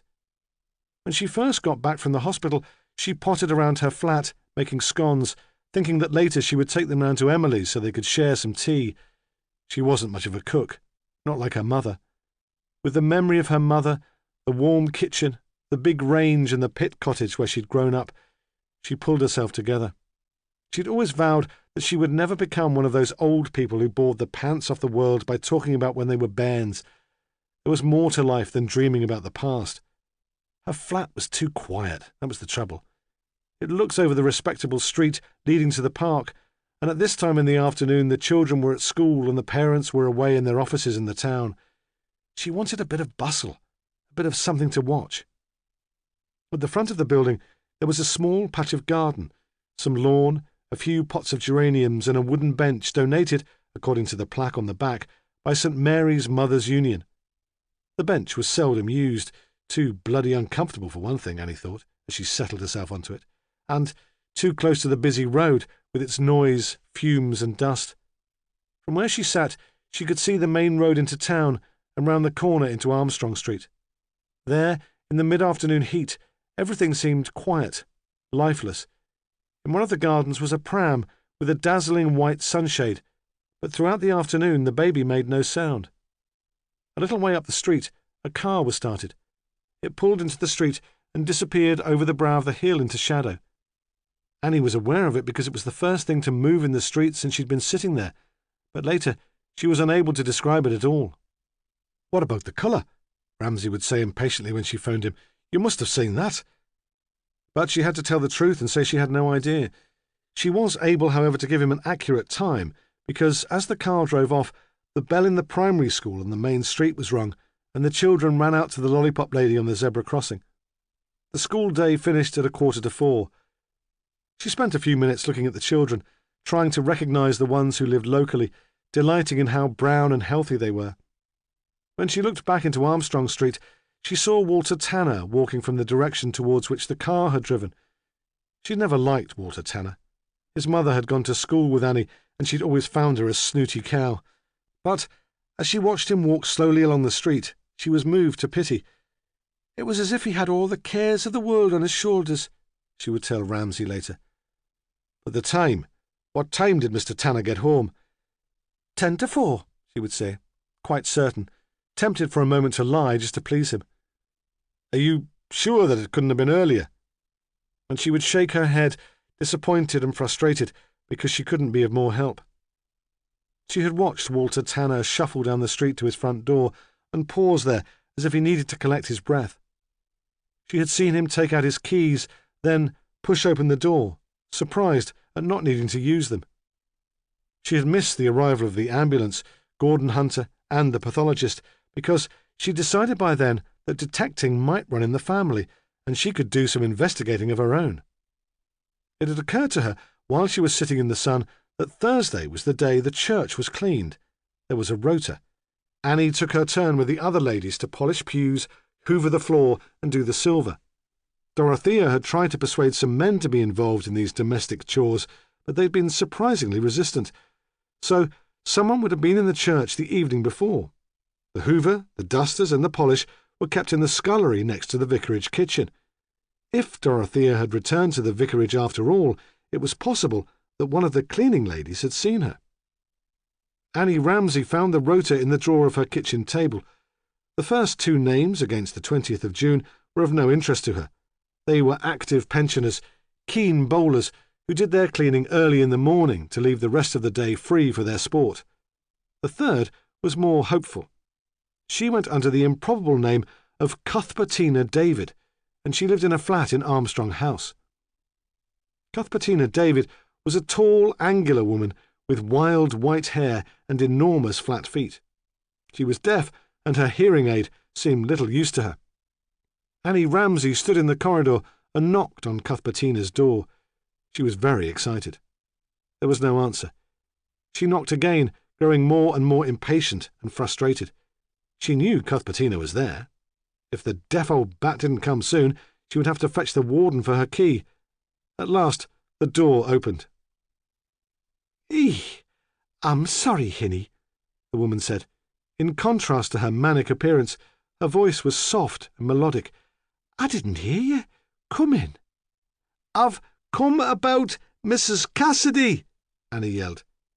"You must have heard about the tragedy." "No, Hinny. What tragedy's that?" "Didn't the police come to talk to you this morning?" "I've been in all morning and I've seen no one, but maybe they knocked and I didn't hear the door." Annie shouted an explanation of what had happened, then came to the point. "It was your day for church cleaning yesterday," she said. "Aye," Cuthbertina said. "I can't do any heavy work now, not with the arthritis so bad, but they let me do the silver. I can sit to do that." "Did you have to go to the vicarage?" "Of course, like I always do. Even if they're all out, there's a key to the back door in the vestry." "Were they all out yesterday?" "No. I thought someone would be there because Mrs. Cassidy's car was parked in the drive." "Did you see Mrs. Cassidy?" "Yes. She was in the kitchen with the lad, Patrick. I thought she might give me a cup of tea. She'd just made a brew, but they seemed to be busy. Serious, you know.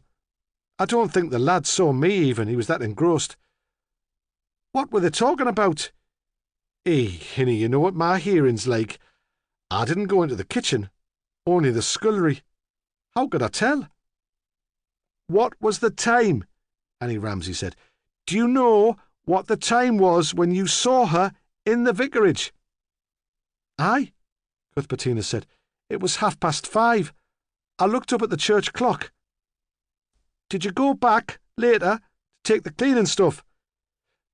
"No," Cuthbertina said. "I thought I'd leave it in the vestry just this once. I got the idea Mrs. Cassidy wouldn't want to be disturbed." Triumphantly, Annie Ramsay scuttled back to her flat to phone her nephew to tell him the news and receive his admiration. Chapter 14. When Imogen arrived in Otterbridge, she drove straight to the vicarage. Edward Cassidy had the kitchen door open before she could get out of the car, and he walked out onto the square patch of gravel at the side of the house, shielding his eyes from the bright sunlight with one hand, to see who it was. She could tell at once that he was disappointed, and they stared at each other, not sure what to say. He was so grey and confused that Imogen wondered if he might be physically ill. "I was looking for Patrick," she said at last. "I wanted to help. I don't know—" He shook his head. "He's not here," he said. "I don't know where he went." Then, plaintively, "He's taken my car." "How is he?" "Upset. Dreadfully upset. He was very fond of his stepmother." Oh, yes, Imogen thought bitterly. We all know how fond he was of Dorothea. He tried to persuade her to come into the house with him, to take some tea, share the burden of waiting for Patrick, but she refused. She knew Edward wanted to talk about Dorothea, and she couldn't stand that. She almost ran back to her car and drove away too quickly, so that the wheels spun on the gravel, and the cats that had been sleeping on the back doorstep in the sun ran into the house. She drove through the town to her parents' house. She thought Patrick might try to get in touch with her there. The progress through the crowded streets was slow, and she swore to herself and hit the horn with her fist when pedestrians would not move out of her way. In the square by the almshouses, some sort of pageant was in progress. It was full of children in medieval dress. Bloody festival, she thought. The whole town goes mad at this time of the year. Her parents lived in a large semi-detached villa in one of the quiet streets close to the park. She had long since stopped thinking of it as her home, although she'd never lived anywhere else, except in a nurse's home for the first few months of her training, and she'd hated that. All along the street, in the gardens and by the side of the road, trees were in blossom. Much of it was past its best, so the pavement and parked cars and the tidy front lawns were covered with the shriveled pink flowers. Her mother laughed at the neighbours' attempts to sweep the dead blossom away. "What does it matter?" she would say. "There'll only be more tomorrow. What tedious lives those people must live if they can think of nothing better to do." I expect she considers I lead a tedious life too, Imogen thought. She pulled her car onto the pavement, leaving the drive free for her parents' Volvo, and walked down the long, narrow garden to the house. Just inside the door was a pile of post, and she stooped to pick it up, absently looking through the envelopes to see if there was anything for her. There was one letter. It was in a cheap white envelope, and the address was written in a handwriting she didn't recognise. It had been posted locally the evening before. She took it with her to the kitchen and put it on the table while she filled a kettle to make coffee. All the time she was willing the phone to ring, or the doorbell. Patrick would have an explanation for everything, she thought. If only Patrick turned up, everything would be all right. She made instant coffee in a mug with a cartoon of Margaret Thatcher on the side and opened the letter. "Dear Imogen," it said, "I'm sorry you were so upset today. I think we should meet when I've more time. We need to talk. Perhaps we could have a meal together. I'm sure you've no reason to worry. I'll be in touch soon." It was written in a bold and confident hand, and it was signed Dorothea. Imogen could imagine her writing it, dashing it off in a moment, perhaps while she was sitting in her car outside some client's house. There was nothing new in the letter. It was a gesture, a form of showing off. "Look at me," it said. "I'm incredibly busy, but I can still find time to show my stepson's neurotic girlfriend that I care about her." It was as if she'd seen a ghost. She tore the letter into pieces, then set fire to the paper in an ashtray. She rinsed the mug and the ashtray under the tap and went up the stairs to her room. She had first suspected that Patrick was in love with Dorothea Cassidy on Easter Sunday. She remembered it vividly. She'd been invited to the vicarage for lunch. Then she and Patrick had spent the afternoon together, walking along the River Otter. There was a quiet, overgrown place where they knew they would not be disturbed. They lay under the trees and threw stones into the water. She had her head on his stomach, and he stroked the hair away from her face. "We should elope," he had said, "and live here forever." She had moved away from him, so she was face down, watching the dragonflies on the river. She did not look at him, because she was nervous about what he might say. "Why don't you leave the vicarage?" she asked. "Perhaps we could get a flat together." "Perhaps we could," he said, apparently enthusiastic, so she rolled back onto her side and took his hand, relieved. But when she went on to make real plans, to discuss where they might live, when he might move, he said it was not something to hurry. "There's plenty of time," he said, expansively. "We're all right as we are." So she realised that something was holding him at the vicarage. She thought at first it might be his affection for his father. They had been alone for such a long time that there was a special bond. It was only later, on that Easter Sunday, as they were walking back in the dusk through the trees, with the sound of church bells in the distance, that Patrick made some casual reference to his stepmother. The trivial remark was made with such reverence that she saw quite suddenly that the real attraction was Dorothea. Since then, she had considered Dorothea a rival. Even when she was most depressed, she had never dreamt that there was anything physical between them. But, in comparison to Dorothea, she felt excluded and inadequate. The jealousy crept up on her without her realising what was happening. At the start, it was a minor irritant, almost amusing. Didn't Patrick see what a fool he was making of himself, she thought? He was surely too old for a teenage crush. It was all the fault of that crazy boys' school his father had sent him to. But it had steadily become more debilitating. And soon the secret and desperate jealousy was as much a part of her relationship with Patrick as her infatuation for him. It was a private obsession. She started to count the number of times he mentioned Dorothea in each conversation. She noticed that when Dorothea was alone in the vicarage, he made excuses to go home early to see her. Imogen knew that the obsession was destructive. She knew her hostility to Dorothea only increased the likelihood of Patrick leaving her, yet she was unable to stop herself. "Why does Dorothea have to run around doing all that social work?" she would ask, sneering. "Hasn't she got enough to do in the church? Shouldn't she dress more like a vicar's wife?" Patrick seemed so wrapped up in admiration for his stepmother that he didn't notice the criticism, and was only too glad of the opportunity to talk about her. Soon, Imogen knew even the most intimate details about her. Dorothea could never have children, he said melodramatically. It was one of the tragedies of her life. That was why she was so committed to social work. She loved all the children she worked with as if they were her own. Not once, since Easter Sunday, had Imogen actively blamed Dorothea for what was happening to her. She had too little confidence for that. She blamed herself, bottled things up, and grew thinner and more frail and beautiful. She just wanted Dorothea out of the way. Now she had got what she wanted, and there was nothing left but this dreadful panic. She lay on her bed and stared up at the ceiling, at the cracks in the plaster she remembered from childhood illnesses, when fever had made the patterns dance in front of her eyes. I didn't really want her out of the way, she thought. Not literally, not like that. She would have been able to handle the situation, she thought. Patrick would have seen sense in the end. She would have come to terms with it, if only Dorothea hadn't decided to meddle, if she had not turned up at the hospital with her unendurable compassion and her pretensions to sainthood. Dorothea had arrived on the ward without warning the afternoon before. She had run up the stairs from the radiotherapy outpatient's waiting room and looked glowing, radiant. It was a quiet time, and the other nurses were in the canteen having lunch. Imogen was on her own in the office. She had looked up from the desk, and there was Dorothea, smiling, slightly out of breath. "I'm worried about you," Dorothea had said, coming straight to the point. There was never any small talk with Dorothea. She despised it. "You haven't been looking well lately. I never get a chance to see you on your own at the vicarage. Patrick keeps you all to himself." "I'm fine," Imogen had said, looking blankly out of the window. "Don't be ridiculous," Dorothea had said, and sat down on the visitor's chair, frowning slightly to show her concern. "You've been miserable for months. Look at all the weight you've lost. What's Patrick been doing to upset you? Or is it work?" And then, despite herself, Imogen had blurted it all out.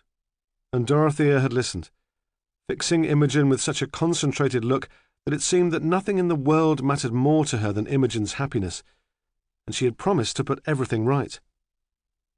Imogen had gone home from work that night, not sure what to expect. She had wanted to believe that Dorothea had a magical power to arrange things, but was afraid that the meeting between them might provoke some crisis. She had shut herself in her bedroom. Her parents were preparing to go out, and she could hear them calling to each other between the bathroom and their bedroom about what earrings went best with her mother's dress. Then the doorbell had rung with an unusual ferocity, and she had fled down the stairs to answer it. Patrick stood on the doorstep, as he had on the night they met, but he refused to come in. "I want to talk to you," he said. "Come in. My parents are going out soon." "No, not here. Get your things. We'll go to the pub." She did not know what to make of him. It was impossible to tell what he was thinking. He seemed angry, restless, embarrassed. They had walked down the road, scattering the dead blossom with their feet, not speaking. There was a pub on the corner of the next street, and they stopped there. The inside had been ripped out to make one huge bar, and there was jukebox music and flashing one-armed bandits. At the door, Imogen hesitated. Usually he hated places like this. She expected him to walk out and find somewhere else, but he went straight to the bar and bought drinks for them both without even asking what she wanted. He led her to a corner. "What have you been saying to Dorothea?" he said. "Nothing," she said. "The truth, that you care about her more than you care about me." She realized at once how childish that sounded, but it was too late. "You're mad," he said, but he was starting to blush. The colour spread from his cheeks to his neck and even to his hands. He drank the beer very quickly, tipping back his head to pour it down his throat. "She's almost old enough to be my mother." "What has that got to do with anything?" she said impatiently. "You shouldn't have spoken to her," he cried. "It's upset her. She doesn't trust me anymore. She thinks I should leave the vicarage." There was a pause, and the fruit machine beside them clattered and spewed out brass tokens into a dirty metal tray. The skeletal young man who was playing the machine left them where they were and impassively pulled the handle again.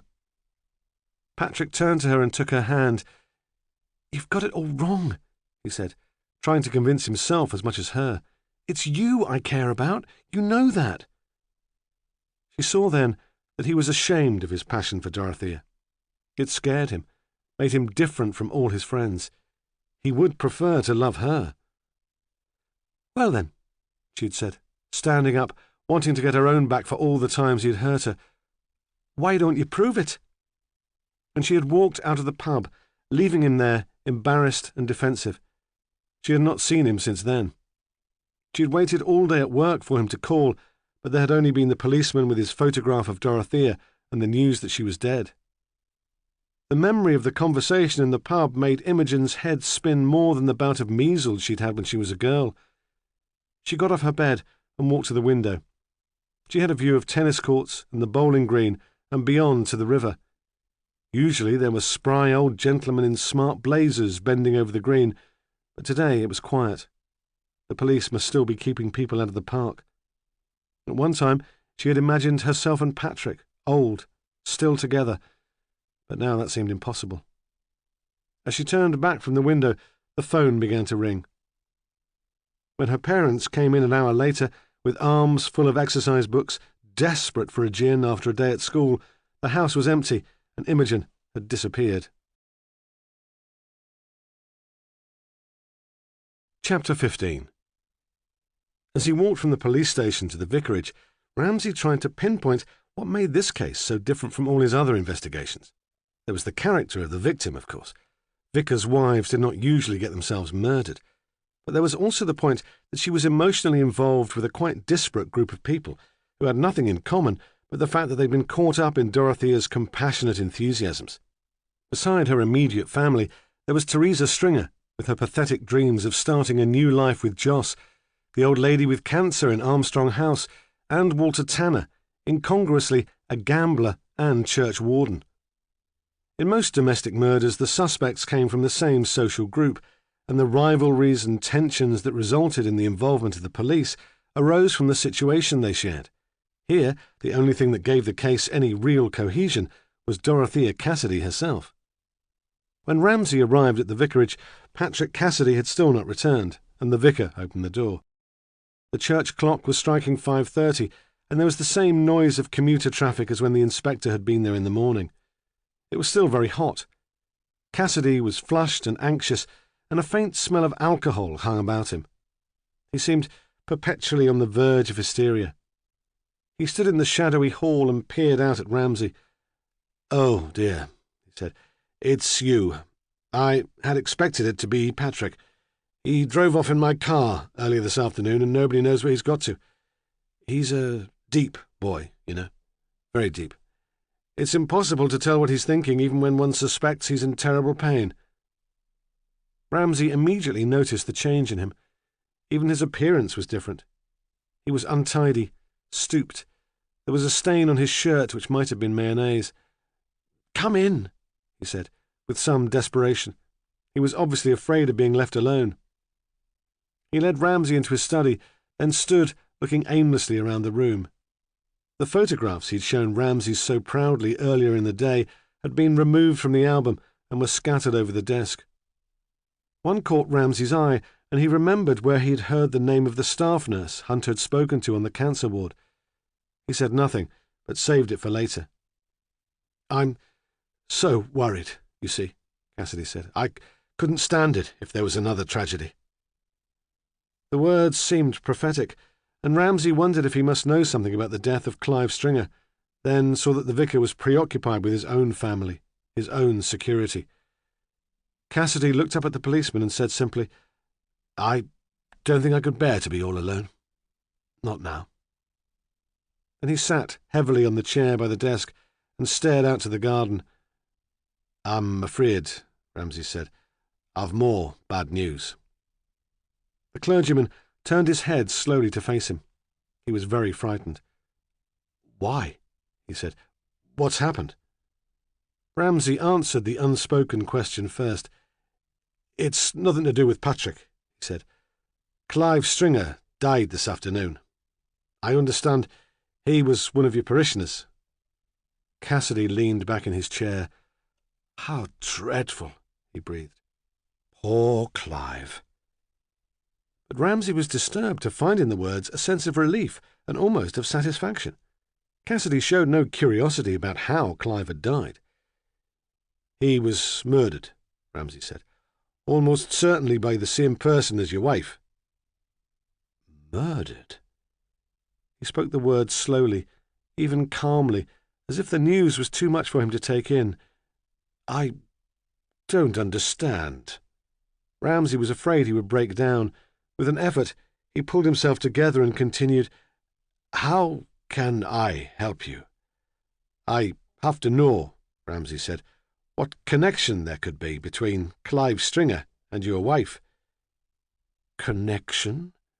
The man repeated the word automatically. "I don't think there was any connection, not in that sense. Dorothea brought him to church. She befriended him and his family. She was good with children." "Was Clive made welcome in church?" Ramsay asked. He tried to remember his last visit to an Anglican church. It was to a family baptism, and the regular members of the congregation had seemed affronted by the invasion of strangers who stole their place in the pews and sang the hymns with unseemly gusto.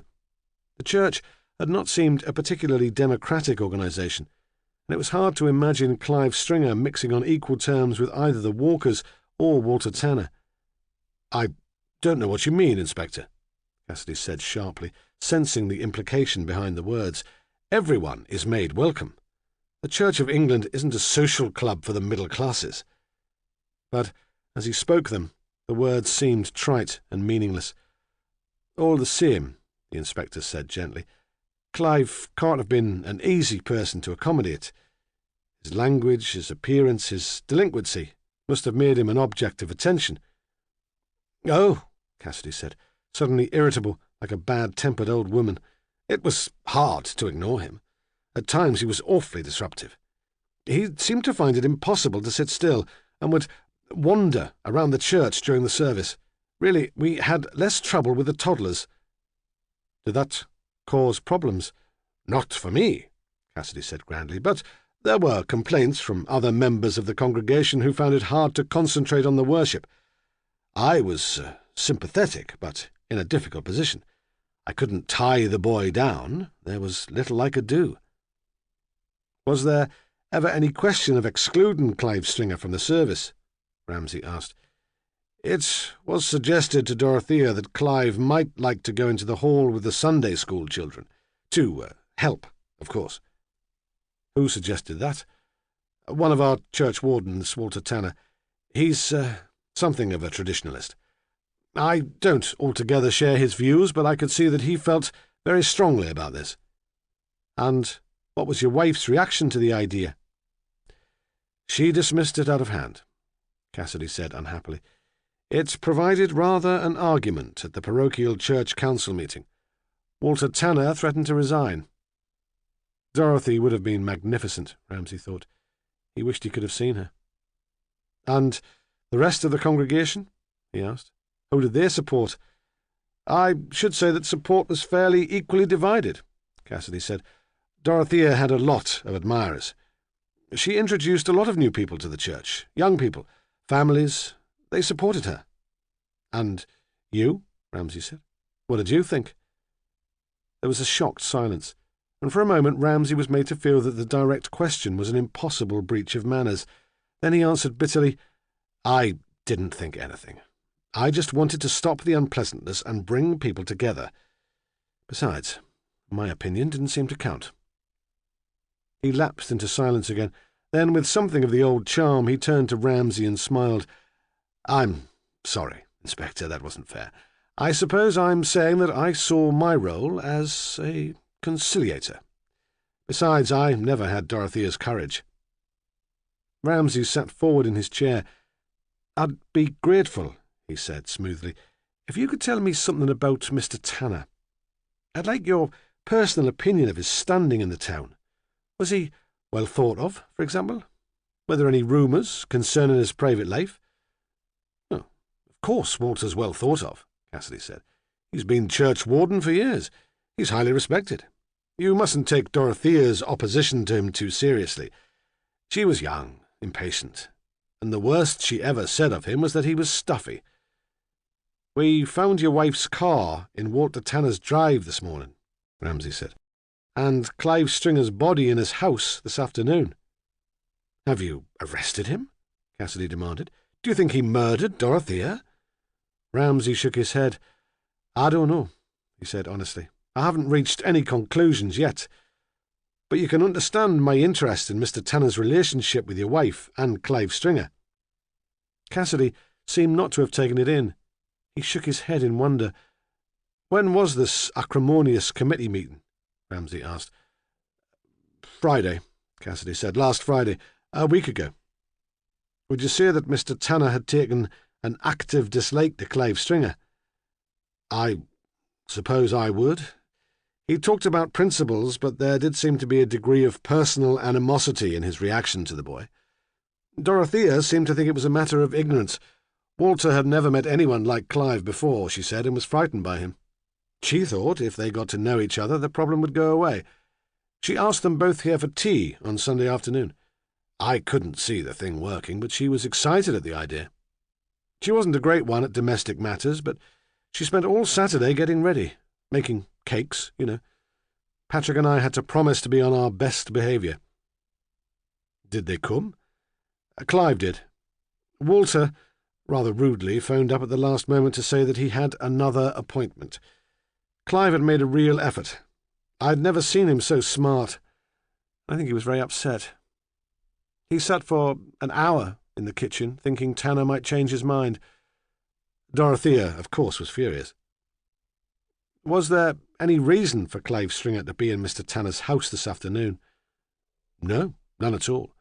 Apart from his antipathy to the boy, Walter was a private man. He didn't invite many people to his home. I had understood Dorothea was a regular visitor. Oh, yes, Cassidy said with a sad smile. Dorothea often went to see Walter. She had great faith in her powers of persuasion. She was convinced that eventually she would get him to agree with her ideas, but she was never invited. Ramsay paused. He wanted to ask Cassidy about Tanner's gambling, but was afraid that he might refuse to answer direct personal questions about one of his congregation. One of his men had been to the bookmakers on the Ridgeway. They knew that Tanner had gambled heavily and lost a substantial sum of money over several years. Ramsay did not know how well the man had managed to keep the habit hidden. Is it possible your wife wanted to see Mr. Tanner about something quite different? Ramsay asked. If she thought he had a problem, she would offer to help, wouldn't she? I suppose so, yes, Cassidy said. Then, genuinely curious, but what problem could Walter have? Ramsay hesitated again, but this was a murder investigation, and he needed information quickly. "He bets," he said, "very heavily. He's lost at least £5,000 since it all began 4 years ago." "Yes," Cassidy said. "I see. That would explain a lot. You never suspected that he had a problem?" "I knew that he was lonely and isolated. I hadn't realised he'd turned to gambling. The poor man must have been under a terrible strain. It reflects very badly on the whole congregation. We should have done more to help." "Did Mrs. Cassidy know, do you think?" "I'm not sure," Cassidy said. "Perhaps. But she never discussed the matter with you?" "Oh, she wouldn't do that. Not without asking Walter first.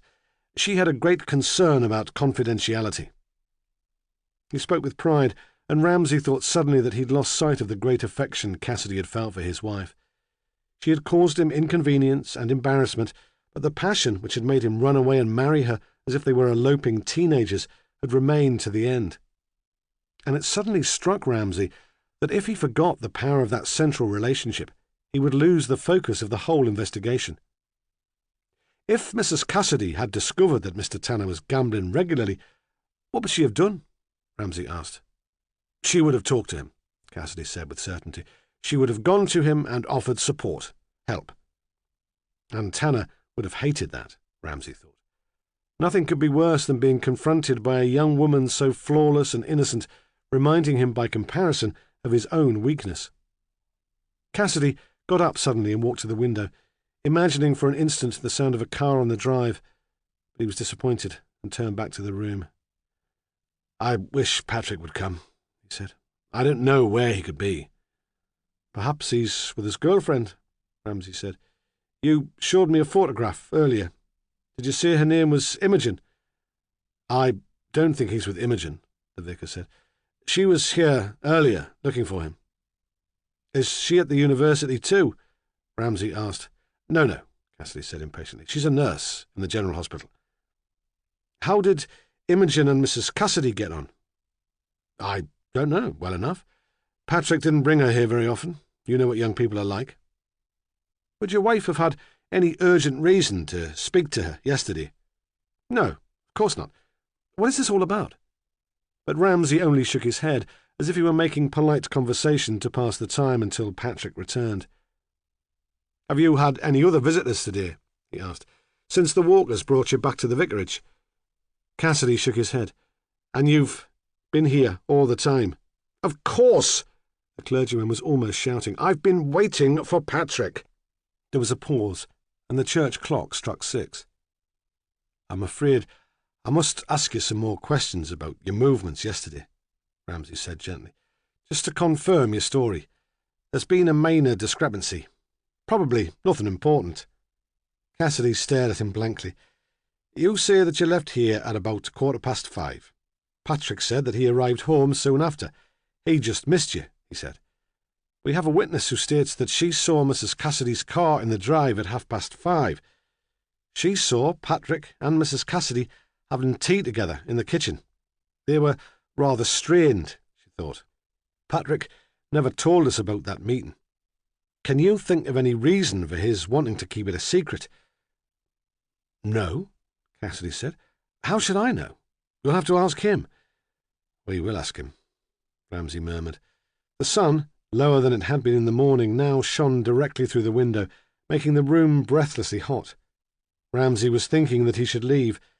He imagined Hunter at Tanner's house, fuming, waiting for more instructions, for some idea of what was going on.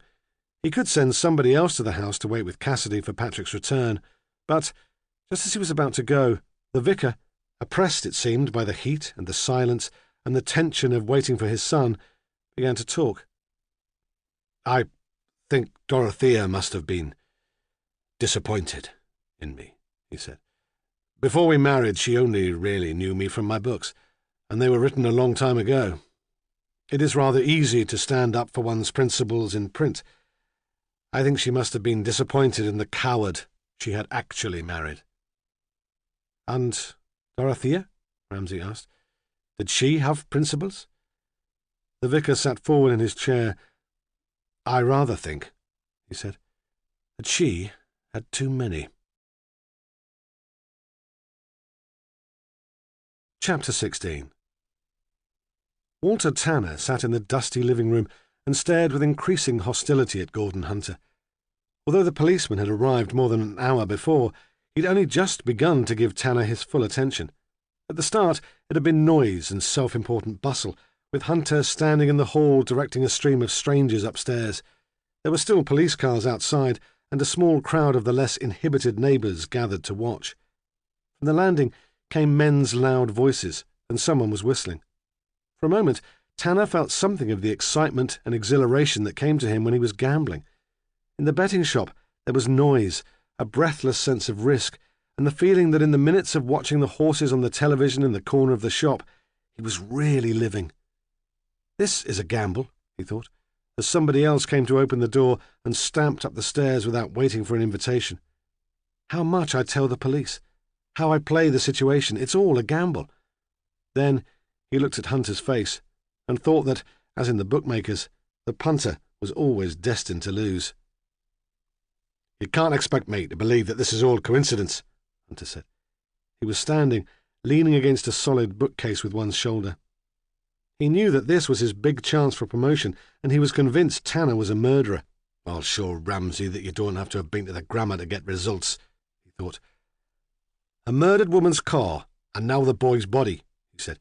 "It's about time you started telling us what it's all about. Where were you this afternoon?" Tanner took a deep breath. This was it. He was under starter's orders. "I was on the Ridgeway estate," he said. "Were you visiting someone?" Hunter demanded. "Was it Stringer? Something to do with the church?" Tanner smiled and showed uneven, nicotine-stained teeth. Keep it light, he thought. Keep it confident. Make it seem that there's nothing to hide. Some of it they'll find out anyway. "No, Sergeant," Tanner said. "Hardly that. I was there to visit my bookmaker." "Do you expect me to believe that?" Hunter said. "Are you trying to be funny?" "Not at all, Sergeant. I have a little flutter occasionally.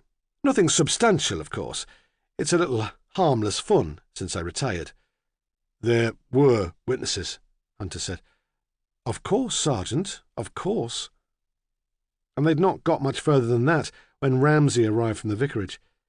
He'd been back to the station to pick up a car, and Hunter watched it draw up with anger and disappointment. That was typical, he thought. Ramsay had arrived to steal the glory, just as Tanner was about to confess. But Ramsay, it seemed, was unconvinced about Tanner's guilt. Hunter met him in the hall and tried to persuade him to take the retired grocer to the police station for questioning. "Put him in the cells for an hour," he said. "That'll persuade him to talk." "How does he seem?" Ramsay asked. "Cocky. Too bloody cocky. Seems to find it funny." "Perhaps he's hysterical," Ramsay said. There was, after all, something ridiculous about a body in a bath. It was like a second-rate horror movie. "But the evidence," Hunter said. "The car and the boy's body. And now you tell me there was motive too. The vicar's wife had found out about his gambling, and Tanner couldn't stand the lad. It's too much of a coincidence." "Perhaps the murderer has a perverse sense of humour," Ramsay said, "or a grudge against the old man. And we don't know that Dorothea had found out about the gambling. It's only a possibility." He was distant, as if his attention was elsewhere, and he was going through the motions of considering Hunter's opinion. Of all the inspector's moods, Hunter found this the most irritating. "Is there anything else I should know?" the sergeant demanded. "Something relevant which might be worth a mention?" Ramsay blinked, as if shocked by the crude sarcasm, but he answered calmly. "Dorothea Cassidy went back to the vicarage late yesterday afternoon. She met Patrick. The witness says the atmosphere was strained, but she's deaf, so she's probably rather unreliable. And I know who Dorothea went to see in the hospital yesterday." Hunter remained defiantly silent. He would not give Ramsay the satisfaction of asking for the information. "It was the staff nurse you spoke to," Ramsay said. "Her name's Buchan. Imogen Buchan. She's Patrick Cassidy's girlfriend." Hunter swore under his breath. "There is something else," Ramsay said. There bloody would be, Hunter thought. "Joss Corkill saw Dorothea Cassidy at the fair last night. Oh, he says he did. He might be a malicious witness playing games, but I think I believe him. She was with a young woman whose description fits that of Imogen Buchan. He should be at the fair all night. We'll send someone round with a photo to make sure." Still, Hunter insisted that they should take Walter Tanner to the police station, but Ramsay pulled rank and refused. The double murder had attracted the attention of the national press. They were jumpy and took delight in coming too quickly to conclusions. The phrase, "helping the police with their inquiries," would be seen by them as a euphemism, and Annie Ramsay's evidence made it impossible that Walter had killed Clive. Even if the boy were waiting for Tanner inside the house, he would hardly have had time to commit the murder between arriving home and phoning the police. There was Dorothea, of course. Still a chance that Tanner had killed her, but in that case, who'd murdered Clive? And what could be the motive? Ramsay felt that Tanner was useful because he'd been close to Dorothea and understood the politics of the church. But he certainly wasn't a suspect in his own right. When Ramsay returned to the room, Tanner was standing up, smoking a cigarette. He looked at Ramsay hopefully, seeing him as an ally, someone to rescue him from the bullying Hunter. Ramsay took a seat, waited until Tanner had stubbed out the cigarette, then spoke quietly. "When did Mrs. Cassidy find out about your gambling?" he asked. Walter stared at him, his mouth slightly open. He clearly thought the man must be some sort of magician. He was too shocked to deny it. "Well," Ramsay persisted gently, "it was a recent discovery, wasn't it?" This was a guess, but he imagined that Dorothea would never allow a situation she considered unsatisfactory to go on indefinitely. She would use all her energy to do something about it. Walter Tanner nodded. "How did you find out?" "She'd been visiting a family on the Ridgeway," Walter said, unhappily. "She saw me going into the bookies." The exhilaration which had sustained him through the interview with Hunter had left him. "What did she do?" Ramsay asked. Tanner paused, trying to find the words, stammering over them, and when he spoke, Ramsay was surprised by the power of them. "She tormented me," he said. "She was so certain, so morally superior, so horribly kind, and so beautiful," he thought. A vicar's wife had no right to be so beautiful. "What did she expect you to do?" "To stop, of course. She seemed to think that it would be easy. 'I really don't see the problem,' she said. 'You don't need that sort of thing, not you, Walter, not with your faith.'" "But it wasn't that easy." "It was impossible," he said. "I knew she was right, and I tried to give it up, but it was like a terrible addiction." He paused again and ran his tongue over his lips. "Then she thought I should make the whole thing public. She said I needed the support and encouragement of the whole congregation. If it remained a secret, I'd never stop." "Did she threaten to tell the others?" Ramsay asked. "No," Walter said. "To be fair, she never did that. But she was always here, putting pressure on me. 'Why don't you tell them at the PCC meeting?' she would say. And then throughout the meeting she would be there, staring at me, waiting for me to speak. She didn't see that her interference just made things worse. It made me realize what a mess I'd made of my life. I couldn't stand it." "When was Mrs. Cassidy last here?" Ramsay asked. "On Saturday morning. She came to ask me to Sunday afternoon tea." "But you didn't go, did you?" "No," he said. "I couldn't face it." "Did you kill her?" "No," he said, with a strange comic dignity. "I wouldn't have killed her." There was a pause, the sound of footsteps on the stairs, the slam of the front door. The house was suddenly quiet. "Has anyone else got a key to your house?" Ramsay asked. The lock wasn't forced. Then, after some thought, Walter answered, "No. When my mother was ill, a woman came in to look after her. She had a spare key. I don't think we ever got it back."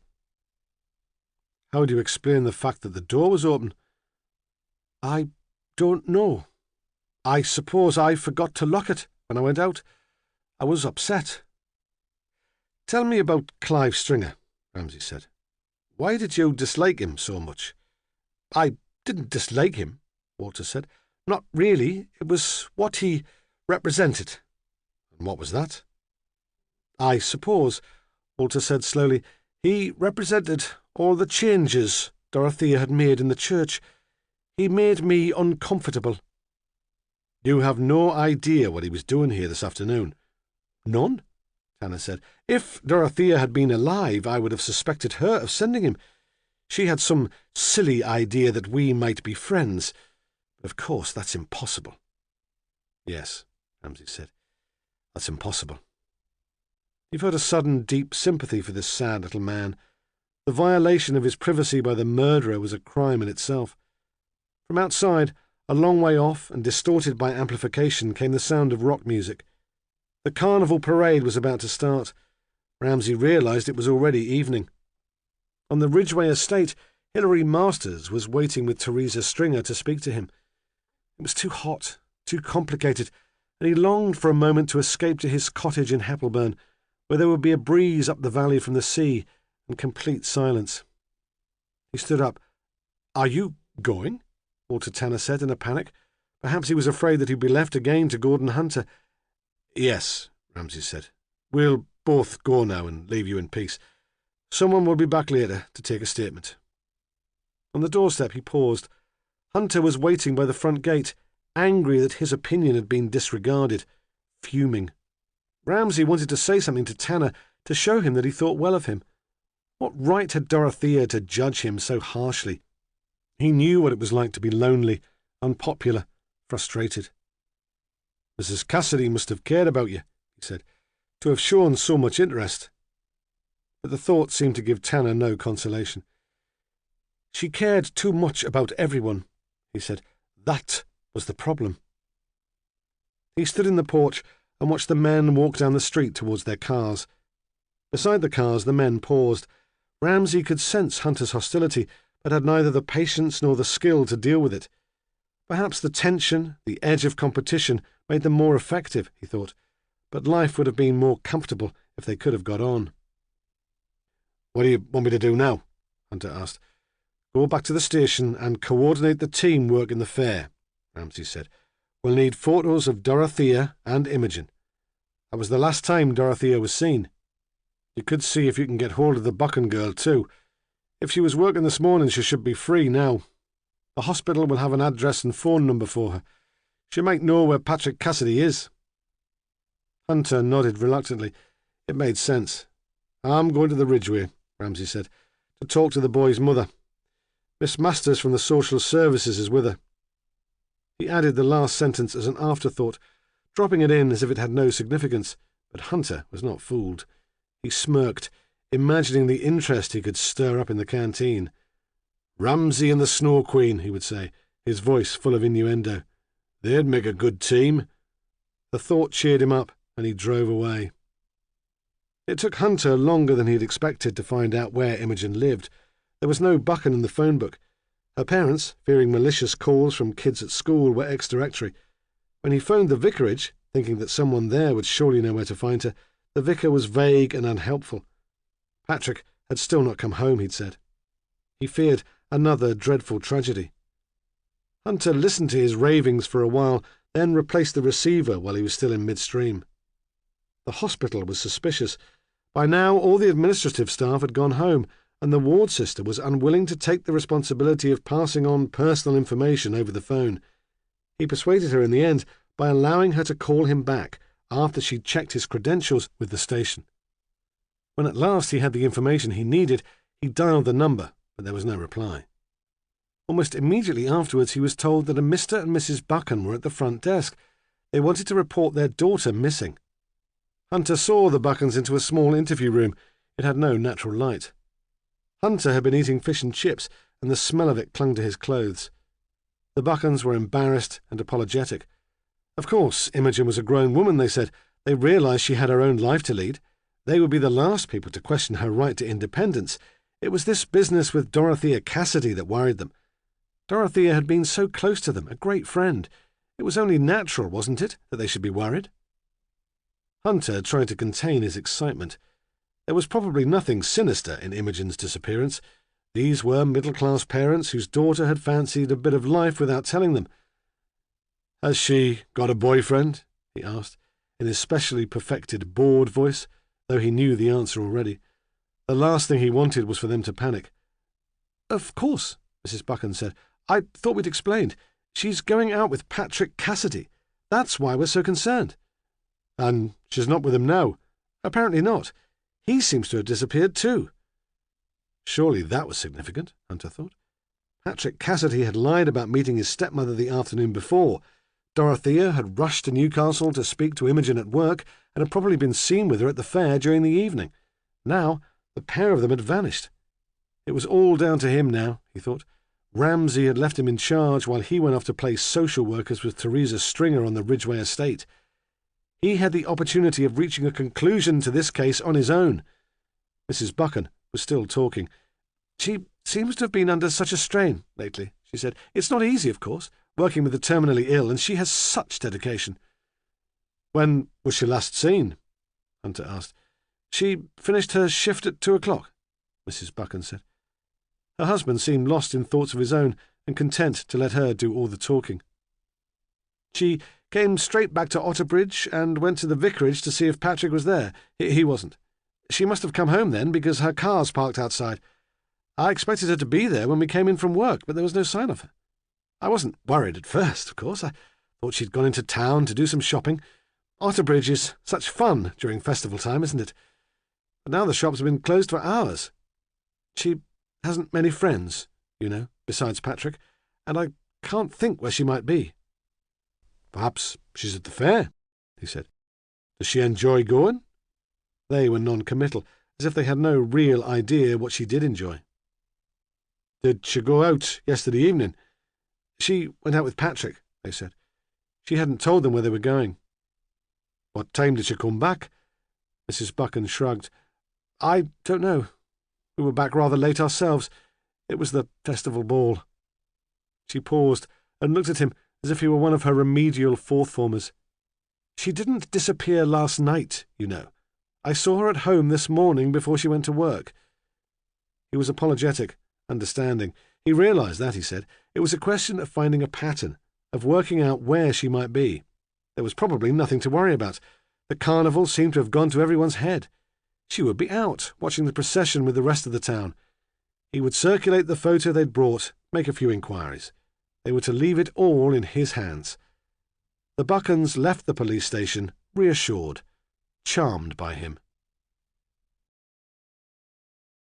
Chapter 17. It took Ramsay longer than he'd expected to get to the Ridgeway. His drive across town coincided with the start of the parade, and none of the roads he tried was clear. Front Street was closed to traffic, cordoned off with plastic bunting, which reminded him of the tape they'd used to mark the area where Dorothea's body had been found. As he sat in a queue of cars, he heard the rhythmic crash of the brass band, which always led the procession. It conflicted with the fairground music and the amplified noise from some of the floats. He could see nothing from the car, but he could picture the event. As a child, he'd always been brought to Otterbridge for the carnival, and nothing had changed very much. Behind the band would be a group of miners, carrying the banner of a pit which had closed years before, but which was still given pride of place. His father had worked down the pits, but had refused to take part in the parade. "Look at them," he would say, "dressed up like a cartload of monkeys. So much for the dignity of the working man." There would be children in fancy dress, and the sword dance team, and the lorries carrying floats, elaborate tableaux celebrating local charities and businesses. As a child, the floats had fascinated him. What it must be like, he had thought, to ride up there above the crowd, waving. But when one year Annie had arranged for him to dress up and be on the church float with her, he had refused, horrified at the suggestion. The line of traffic started to move slowly, and he drove on. He'd never seen the town so busy. Perhaps the heat of the evening made it impossible for people to stay indoors. They jostled in a stream along the pavement, spilling occasionally into the street, so Ramsay was forced to stop again. There were family parties, the children made nervous and fretful by the crowd, groups of teenage boys, high-spirited and loud, clutching cans of lager, and groups of young women giggling in fancy dress. The pubs were all full, and customers were forced onto the pavements with their drinks. It was an explosive mix, Ramsay thought. The hot evening, the alcohol, the gangs of young men all set on showing off. He was glad he did not have the responsibility of policing it. As he was forced to stop again to allow a pack of Cub Scouts to cross the road in an orderly crocodile, he thought he saw Joss Corkill coming out of an off-licence with a bottle in his hand. But when the traffic moved again, he'd disappeared. At last, he was clear of the town, and he drove quickly along the bypass towards the Ridgeway, knowing that he was a fool to hurry because Hilary Masters would have given up waiting by now. But when he got to Hardy Street, her car was still there, parked outside the house, and through the window he could see the two women sitting together on the sofa. Hilary Masters was turned towards him, and when she saw him, she smiled. It was a smile of welcome and relief, and suddenly he was a young man again, plucking up the courage to ask a girl to go out with him, thinking, perhaps with this one I've a chance of pulling it off. Perhaps this one fancies me. Hilary Masters stood up and came into the hall to open the door to him. "I'm sorry I'm so late," he said. "I hope I haven't caused you any inconvenience." He could hear the words as they were spoken, as distant and formal as Hilary had been on their first meeting. He wished he could start again. "That's all right," she said. She smiled again and looked very tired. "Really, I would have waited anyway. I don't think Teresa's in any state to be left alone. The doctor gave her something to calm her, but it seems just to have made her confused. I'm not sure you'll get any sense out of her tonight." She stood close to him and spoke softly, looking through the door towards Teresa. "Did she tell you anything?" he asked. She shook her head. "Not very much. Clive left the house before we did this afternoon. She didn't see him again. She thought he was going to work." She paused. "Where's Joss? Teresa will want to know. She's been asking for him." "We let him go," he said. "He couldn't have killed Clive, and I don't think he met Dorothea yesterday afternoon." She seemed worried by the news, and he wondered if she had some inside knowledge. Perhaps Teresa had confided in her, and she felt unable to pass on the information. "He hasn't been here," she said. "I don't think he'll come back," he said. "He was talking about leaving." Poor Teresa. It was bound to happen sometime, but he might have waited. She turned back to the room where Teresa sat quite still and waited for him to follow her. The room was stiflingly hot and airless. He looked at the poster of mountains and sea and thought that if he were Joss Corkill, he would run away too. Unable to breathe, he opened a window. The estate was silent, empty. Usually at this time on a sunny evening, it would have been at its most lively, with children on bikes, adults on their way out, but even the ice-cream vans had deserted the place for the centre of town. The Ridgeway Community Association was entering its first float, and though no one thought it had a chance of winning, they all wanted to be there to cheer it on. He turned back to the room. Teresa Stringer stared at him, bewildered. He was not even sure if she remembered who he was. "I'm sorry about Clive," he said. She shook her head, as if she were unable to take it in. "You took Joss away," she said. "What have you done with him?" Would it be kinder, Ramsay thought, to lie, to tell her that Joss was still in custody? He could not do it. "We let him go," Ramsay said. "We haven't charged him." "Oh," she said, and he thought she was relieved. That was hard to tell. "I expect he's at the fair, then, or the pub. He'll be back later, when they throw him out." And she gave a little smile, as if that had been an attempt at a joke. "Yes," Ramsay said. "Perhaps." He looked at Hilary Masters, hoping that she might explain that Corkill was unlikely to return. But she seemed preoccupied, and he thought again she might be keeping something from him. He was afraid of being, in her eyes, the heavy-handed policeman, and he did not pry. "Where's my baby?" Teresa cried suddenly, like a child waking up in the middle of a nightmare. I want my baby." Hilary Masters sat beside her again on the sofa and took her hand. "Shh," she said. "Shh, Beverly's quite safe. You know that. She's with her foster mother. I'll take you to see her tomorrow." Her voice was low, caressing. Ramsay was very moved. "No!" Teresa cried. "No!" But the outburst passed, and quite suddenly she returned to her state of blank incomprehension. "Tell me about Clive," Ramsay said gently. "Do you know who killed him?" She stared at him. obviously terrified. "I don't know anything," she whispered. "You ask Joss. He'll tell you how I don't know anything." "Do you think Joss killed Clive?" he asked. Her reaction surprised him. He had expected grief, confusion, but not this fear. "I don't know anything," she repeated, clinging to Hilary's arm for support.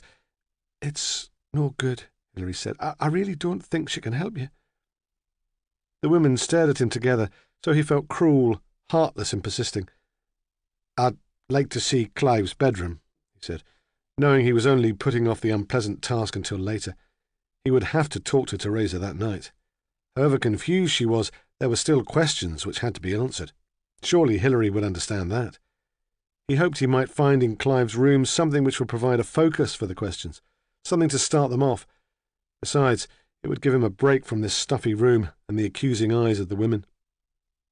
Hilary turned to Teresa. "Is that all right?" she said. "You don't mind?" Teresa shook her head, and he left the room and climbed the stairs. Clive's bedroom was small, square, and surprisingly tidy. It was at the back of the house. The bed was made, and the faded greyish sheet was folded back over a threadbare blanket made of different-coloured knitted squares. Built into an alcove, there was a wardrobe, which obviously came as a standard fitting to the council house, and a kitchen chair beside the bed, but no other furniture. Ramsay opened the wardrobe door. Most of the clothes were piled on shelves at the bottom. He took the garments out one at a time. Occasionally he came across something new which had obviously been a present from Dorothea. There was a brown T-shirt with an Oxfam logo and a bright hand-knitted sweater, but the rest had the limp, shapeless look of old jumble. Inside the wardrobe door was stuck a photograph of Dorothea and Clive together, standing formally outside the vicarage. Clive was upright and proud and grinning broadly. Was it tact, Ramsay wondered, which had caused him to hide the photo away? Did he think his mother would be hurt by his affection for the vicar's wife? Ramsay looked under the bed and found a pile of comics and a lot of dust. On the chair by the bed was a plastic mug of water and Clive's watch. That too, Ramsay remembered, had been a present from Dorothea. Clive had been wearing it the day before when he waited for her to come out of Mrs. Bowman's flat in Armstrong House. I never asked the old lady about that, he thought. I never followed up the discrepancies in their stories. He could not see why it would be important, but the thought of the watch troubled him, niggled throughout the rest of his conversation with Teresa. Before going downstairs, he paused and looked out of the boy's window and wished again that he could be in Heppelburn. In the living room, it seemed that the women had hardly moved. He found that he had no patience with either of them. "Coffee," he said briskly. "I think we could all do with some coffee. Perhaps you could make some for us, Miss Masters." The social worker looked surprised, but she went into the kitchen. Teresa watched her go with terror. "Teresa," he said. He tried to sound kind, but realised that the effect was patronising. Fatherly concern did not suit him. "I'm sorry to intrude like this, but I need to ask you some more questions." She nodded. "You didn't tell me what Dorothea talked about when she came here late yesterday afternoon," he said. "It would be helpful if we knew what her plans for the rest of the evening were. Has anything come back to you?" She was more alert now, and very tense. "It was nothing important. She just came to see how I was feeling." "Tell me about Clive, then," he said, keeping his voice calm. "When he left here today, where did you think he was going?" "Back to work," she said. "You were here, weren't you? You heard what he said." "Was it usual for him to come home for his lunch? It's a long way." "It depended what he felt like," she said. "They weren't paying him." "But he was there to do community service," Ramsay said. "He wouldn't have been allowed just to wander about."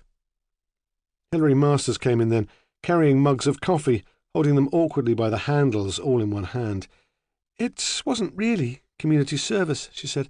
"Not in the legal sense. He was a juvenile. He was placed on a supervision order, and the arrangement to work at the old people's home was made informally between Dorothea and the warden." "So he never worked set hours?" Ramsay asked. "He was supposed to," she said, "but it was hard to keep him to a timetable.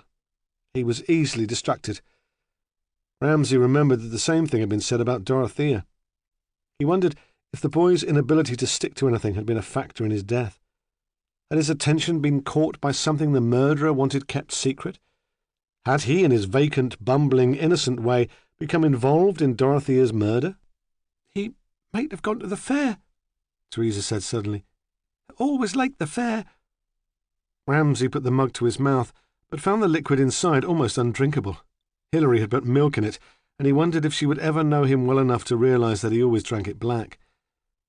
This is ludicrous, he thought. I'm so tired, I can't think straight. Outside in the street there was the sound of a car horn being hit over and over again, laughter, a radio played far too loud. Someone had started their celebrations before reaching the town. "Did Clive tell you anything?" he said. "Anything which might help us find out who killed him?" Teresa shook her head and looked at him over the rim of her coffee cup, like a stupid, frightened animal. "He never talked to me," she said sadly. "Not once Mrs. Cassidy started visiting." She paused. "I expect it was my fault too. Things were different after Joss came to stay." "Did he have any enemies? Anyone who disliked him enough to kill him?" Teresa set the coffee cup on the floor at her feet. "Only that man at the church," she said deliberately. "You mean Walter Tanner?" Ramsay said. "The church warden who didn't want Clive to take part in the service?" "No, not him. I mean the vicar, Dorothea's husband. He hated Clive." "What do you mean?" he demanded. "How do you know?" But by now the exchange seemed to have exhausted her. She lay back on the sofa with her eyes closed. Perhaps the sedation given by the doctor was just starting to take effect. Perhaps it was a way of avoiding more questions. Ramsay felt the urge to shake her. What right had she to escape into a drugged sleep, he thought. But he said nothing, aware that any attempt to disturb Teresa now would be interpreted by Hilary as callous brutality. He stood up. "I'm sorry," Hilary said. "I told you she wouldn't be much help. It's all been too much for her to cope with." "What will you do with her now?" "Wait till she wakes, then take her home with me. I don't think she should be left alone, and I don't like the idea of staying here." She paused. This is it, he thought. She's giving me the chance to find out where she lives. But he was as nervous as a boy and could not ask for the address. He could always find out later. "Perhaps if Teresa feels like it, we'll stop to watch the carnival," Hilary continued. "She's like a child. She'd enjoy it. It may stop her brooding for a while." "You're very patient with her," he said. She shrugged. "It's my job. Besides, I explained, Teresa's always been special. My first client. She trusts me. It's a responsibility." "And how can I compete with that?" he thought. He saw clearly for the first time how frustrating it must have been for Diana, his ex-wife, competing for his attention against the responsibilities of his job. They stood awkwardly on the doorstep. A mongrel ran along the pavement and cocked her leg by the wheel of his car. "Look," she said, "when this is all over, perhaps I could cook you a meal. Show you that not all social workers live on lentils." "Yes," he said. "I'd like that." He realised that he was beaming. "When?" he wanted to ask. "When can I come?" Instead, he wrote his home telephone number on a scrap of paper and shyly handed it to her. In the car, he talked to Hunter on the radio and learned that Imogen Buchan had been reported missing, but he was thinking of Hilary Masters. "The boy hasn't gone back to the vicarage either," Hunter said. "Do you think they've done a runner?" Ramsay was indecisive. "I don't know. I'll leave it to you. They might be at the carnival like everyone else." Yet he thought there was a desperation about the murders which might indicate the intensity of youth. "Put out a general alert," he said. "We've got to find them. Then again, I'll leave all the arrangements to you." He had become preoccupied by the difference in the accounts of Dorothea's return to Armstrong House. Clive had been the only witness to suggest that Dorothea and Emily Bowman had spent a long time together, and now he was dead. It might be coincidence, but with Clive's murder it was now crucial to speak to the old lady and sort the matter out. He pulled away from the curb, aware that Hilary Masters, standing by the window in Teresa's front room, was watching him. Chapter 18. It was 9 o'clock, and the sun was low in the sky, orange, diffused on the edges by thin cloud. At last, Emily Bowman's room was in shadow. She felt comfortable for the first time that day. She sat in the same chair by the window and tried, as she had every evening for the past 2 weeks, to compose a letter to leave behind after her suicide. All around her the building was quiet. Most of the other residents had gathered in the rooms overlooking the main street to watch the parade. At tea time, Annie Ramsay had turned up with scones you could break a tooth on and had tried to persuade her to go too. "Come on, pet," she'd said. "We've all had a shock, but there's no point brooding. How we're now. We'd like your company." Would they still want my company, Emily Bowman thought, if they knew what I'd done? She had eaten a scone to please her visitor and then claimed fatigue. Annie had scampered away to get ready. Reggie Younger had invited her into his flat, she said. She'd always had a soft spot for Reggie, and he had a good view from there, especially from the bedroom. Emily Bowman had been aware of the parade passing along the busy streets, but had taken little notice. Still, the right words for her letter would not come. She wanted to justify the decision, persuade the reader, for she had been unable to persuade Dorothea that she was doing the right thing. And, she thought, though the letter would probably be found by the warden or by Annie Ramsay, it was to Dorothea that she would be writing it. She wanted to make it clear that she was not a coward. It was not the pain which frightened her. It was the inconclusive tedium. To spend the rest of one's days waiting, aimless, seemed wickedly inefficient. Her only sense in all the waiting, for the ambulance, in the hospital corridor, was that she was in the way. She watched Ramsay park his car in Armstrong Street. She recognised him from the weekly consultations. The parade had moved on, and the streets were deserted. She wondered for a moment if Annie would welcome the visit. She had planned, Emily knew, to spend all evening with Reggie Younger. When Ramsay knocked at her door, she did not ask him in, but directed him down the corridor to where he might find his aunt. No, he said. "I'd like to talk to you." He stood in the doorway, grave, still, and she was reminded for a moment of a young priest she'd known when she was a girl, and whom she had dreamed for a while of marrying. The memory of the old excitement surprised her. She'd never felt that way about her husband. "Well," she said, hiding her confusion with brusqueness, "you'd better come in." He sat opposite her, and in the shadow she could hardly make out the expression on his face. "Mrs. Bowman," he said, "I've come to find out why you've lied to the police." For a moment she thought of making a fight of it, of denying everything. There was no way he could find out now what had happened between her and Dorothea. Then he looked up, so the light caught his face, and she saw that he was really interested in her, in a way that the doctors and the nurses with their professional understanding had never been. It occurred to her that if she talked to him, she would not have to write the letter after all. "You did lie, Mrs. Bowman, didn't you, about the time Mrs. Cassidy left you yesterday afternoon? She came into your room and spent at least half an hour with you. I have a witness who can confirm that." We had a witness, he thought, and held his breath to see if she swallowed it. "Yes, Inspector, I'm afraid that I lied." The last of the light left the room, and she got up awkwardly to switch on a tall standard lamp with a heavy fringed shade which stood in one corner. "Why did you do that?" "Because I wanted the conversation between Dorothea and me to remain confidential." She looked at him with something of her old defiance. "You do see," he said gently, "that now that's impossible." "It doesn't seem important any more," she said. "Dorothea came into your flat when she brought you back from the hospital." "Yes," she said. "She was in a hurry, but I asked her to come. There was something I wanted to discuss with her." "Would you tell me what that was?" She stared at him. Her hands knotted on the bony lap. She wanted to believe that he would understand. "It was a question of morality," she said.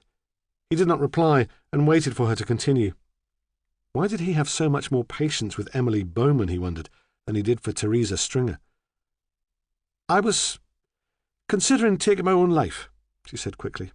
"I wanted her views." She was pleased to see that she had not shocked him, and that he felt no inclination to laugh. He considered her words carefully. "You must have known," he said gently, "what Mrs. Cassidy's position would be."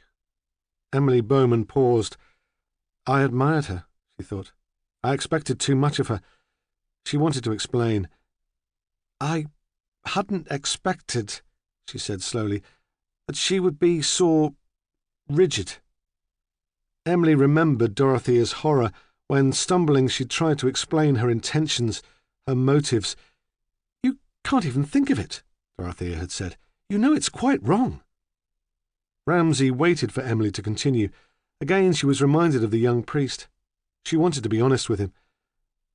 I had always thought her sympathetic, Emily Bowman said, open to new ideas.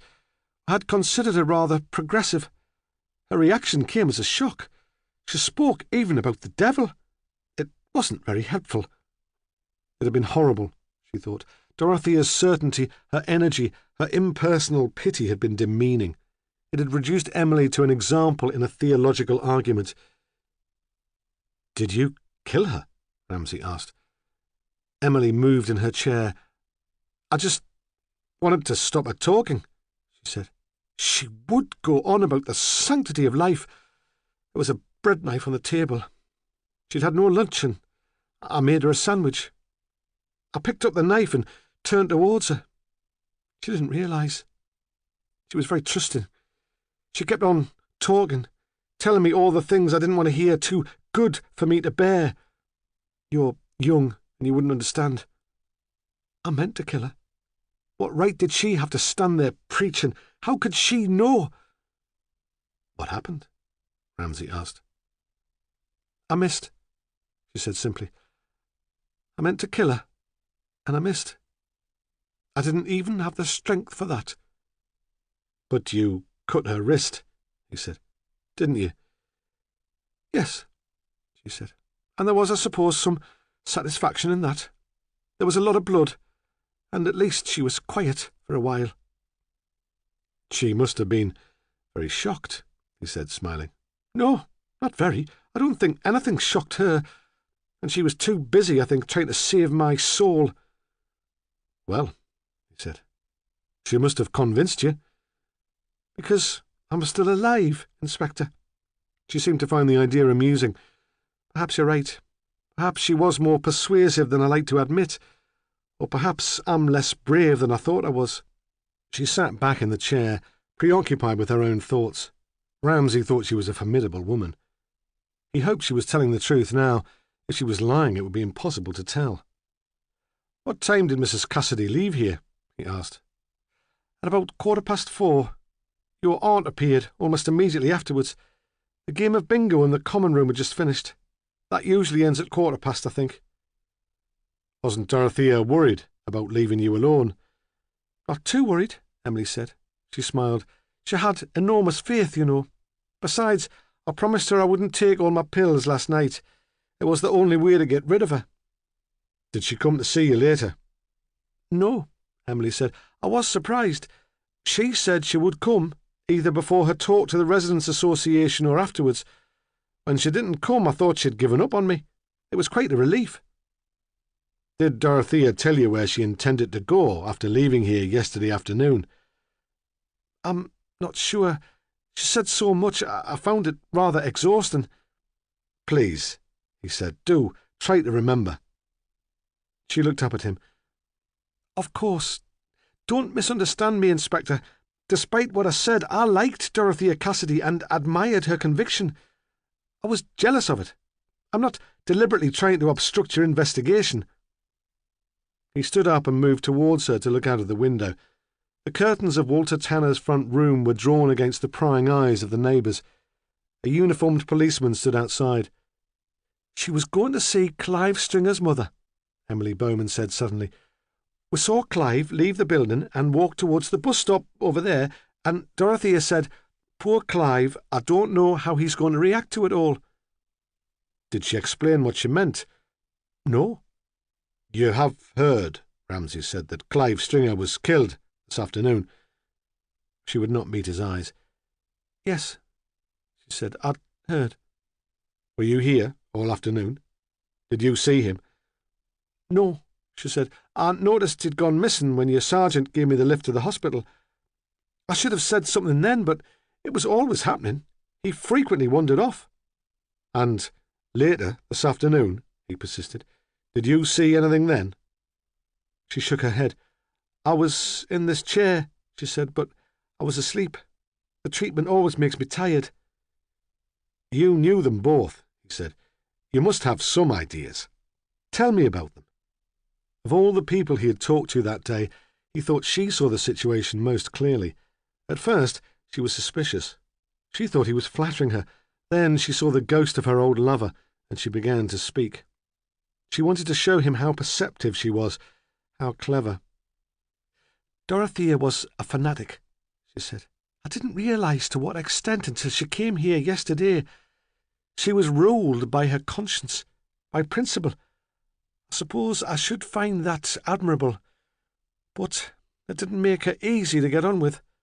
Principles are all very well, but you shouldn't let them get out of hand. She thought compromise was wicked. Ramsay said nothing. Was this leading anywhere, or was it Emily's response to being lectured the day before? She would have had more sense if she'd had a family of her own, she said. She can never have children. She tried to accept it, but it wasn't easy for her. I was late having a family, and I know what it was like, watching your friends with babies, holding them, feeling jealous every time you saw a woman in a maternity smock in the street. It affected her.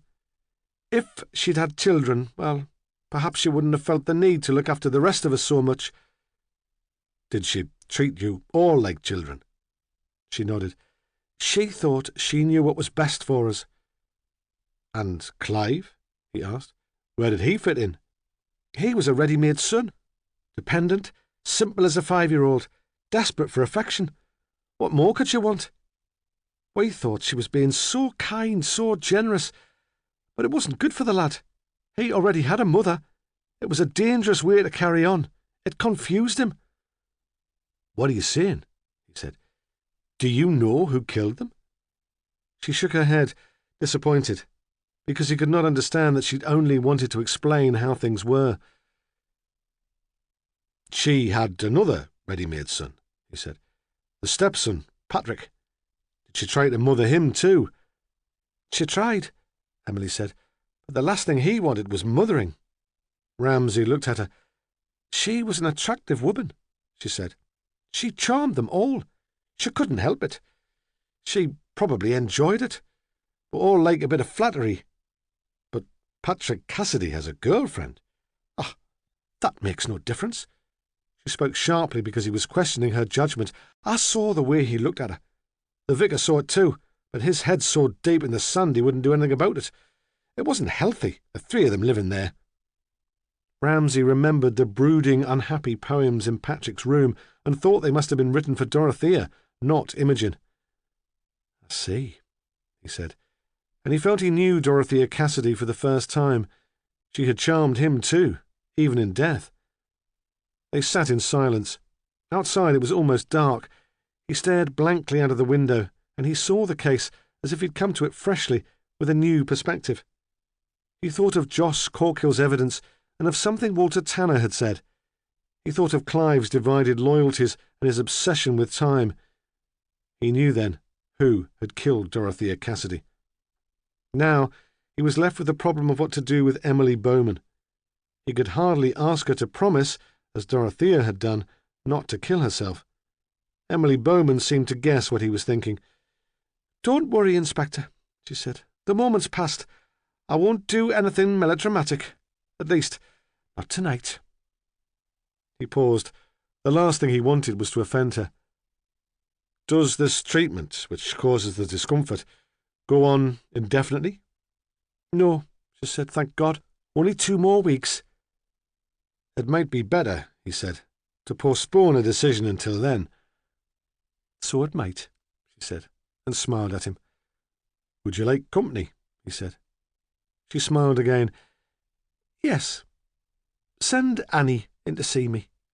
She can make me some of her dreadful tea and talk about the men in her life." Outside it seemed hotter, more humid. When he swung open the double-glazed door from Armstrong House to the street, it was quite noisy too. From across the river there was traditional fairground music and a siren which blew every time one of the rides reached a climax of speed. Occasionally a woman's scream tore through the background sound. By now the carnival parade would be over, the floats drawn up on Abbey Meadow in a circle like a Wild West wagon train. The participants would be dispersing to the fair and the pubs. Soon the whole senseless performance would be over for another year. Ramsay sat in the car and spoke urgently into the radio to Hunter. They would need a search warrant, he said. They might have some trouble getting a conviction without Dorothea's diary and handbag, and he thought he knew where they might be found. Only then did he tell Hunter who they were looking for. He gave the sergeant no time for questions. "Bring them in," he said. "I'll have to speak to them both." He left his car where it was in Armstrong Street, close to Walter Tanner's front door. Perhaps I should speak to him, he thought. Check the details first. But he knew by now how desperate the murderer had become and that there was no time. It would be impossible to park in the centre of Otterbridge. This was as close as he could hope to get, so he walked down the quiet street towards the small gate which led to the park. The policeman on duty there seemed surprised to see him, but recognised him and let him through without a word. There was no one else about. The respectable elderly residents had their curtains drawn against the noise, and everyone else would be in town. The festival gave a legitimate excuse for them to drink too much, for rowdy exhibitionism. They would tell each other that it was tradition.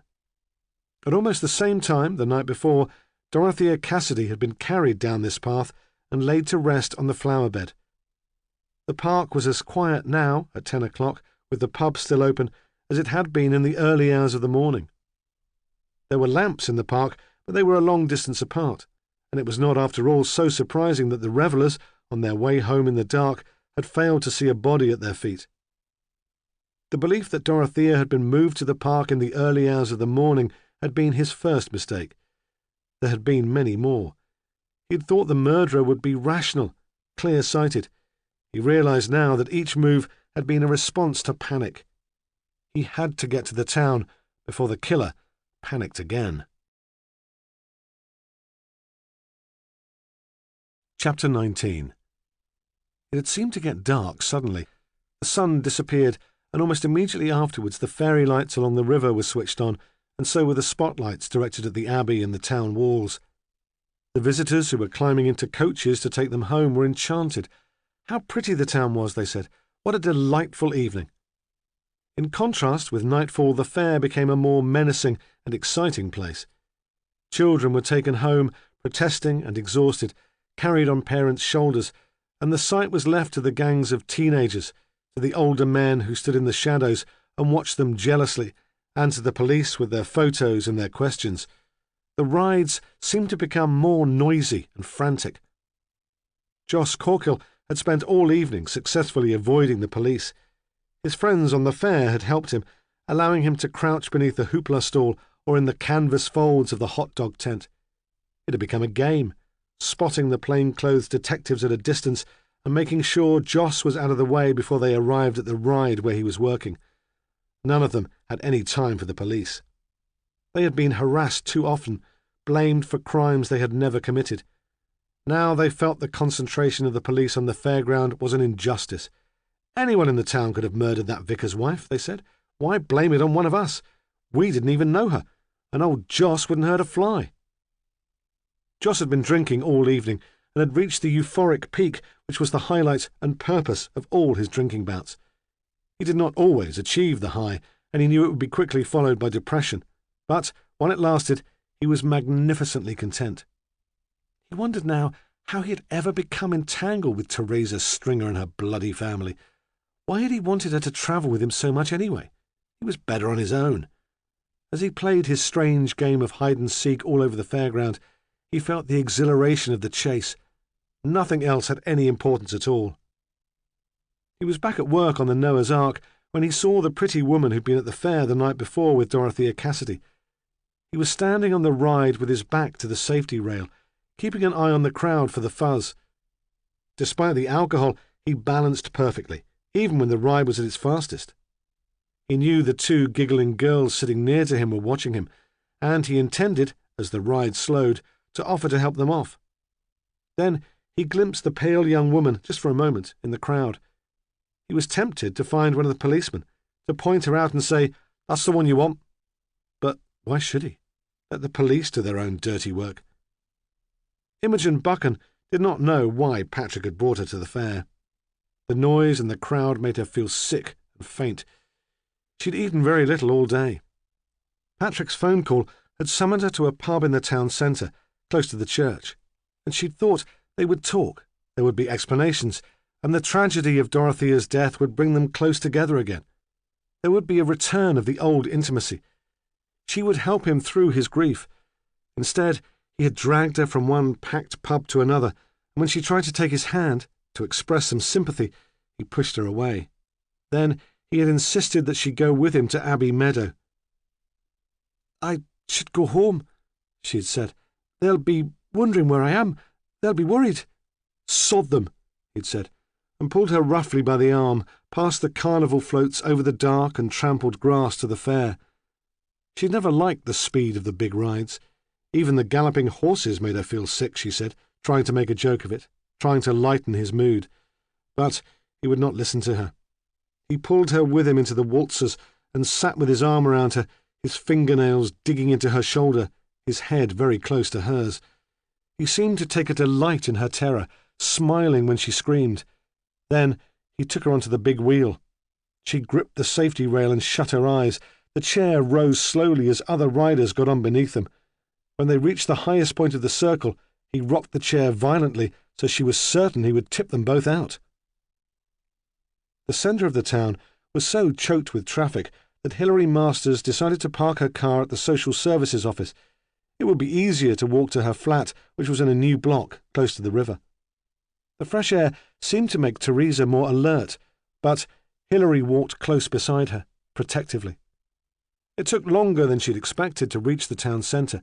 She'd forgotten that the park had been closed to the public. When they got there, the carnival parade was already over, and she was unreasonably upset that she could not show Teresa the decorated lorries. "Never mind," she'd said, as if speaking to a child. "There's always next year." "I want to find Joss," Teresa said, as they crossed the bridge. "I'm going to the fair to find Joss." "I'm not sure that's a good idea," Hilary said dispassionately. "I'm going to find Joss," Teresa repeated. "If you don't come with me, I'll go by myself." So Hilary followed Teresa onto the field. She hadn't been to the fair since she was a child, she said. It wasn't her scene. The place seemed fraught with danger, and she looked, with her social worker's disapproval, at two kids who were clowning around at the top of the big wheel. When it got dark, Edward Cassidy could stand waiting for his son no longer. He knew sleep would be impossible. He could not bear to shut the curtains because he wanted to catch the first glimpse of the headlights of Patrick's car, but the flashing lights of the fairground threw strange shapes on the walls, and everywhere he thought he saw the shadow of Dorothea laughing at him. He knew he was exhausted, but he knew too that he could not stay in the vicarage. He left the light on in the hall and the door open and went outside. Even in the vicarage garden, the noise overwhelmed him.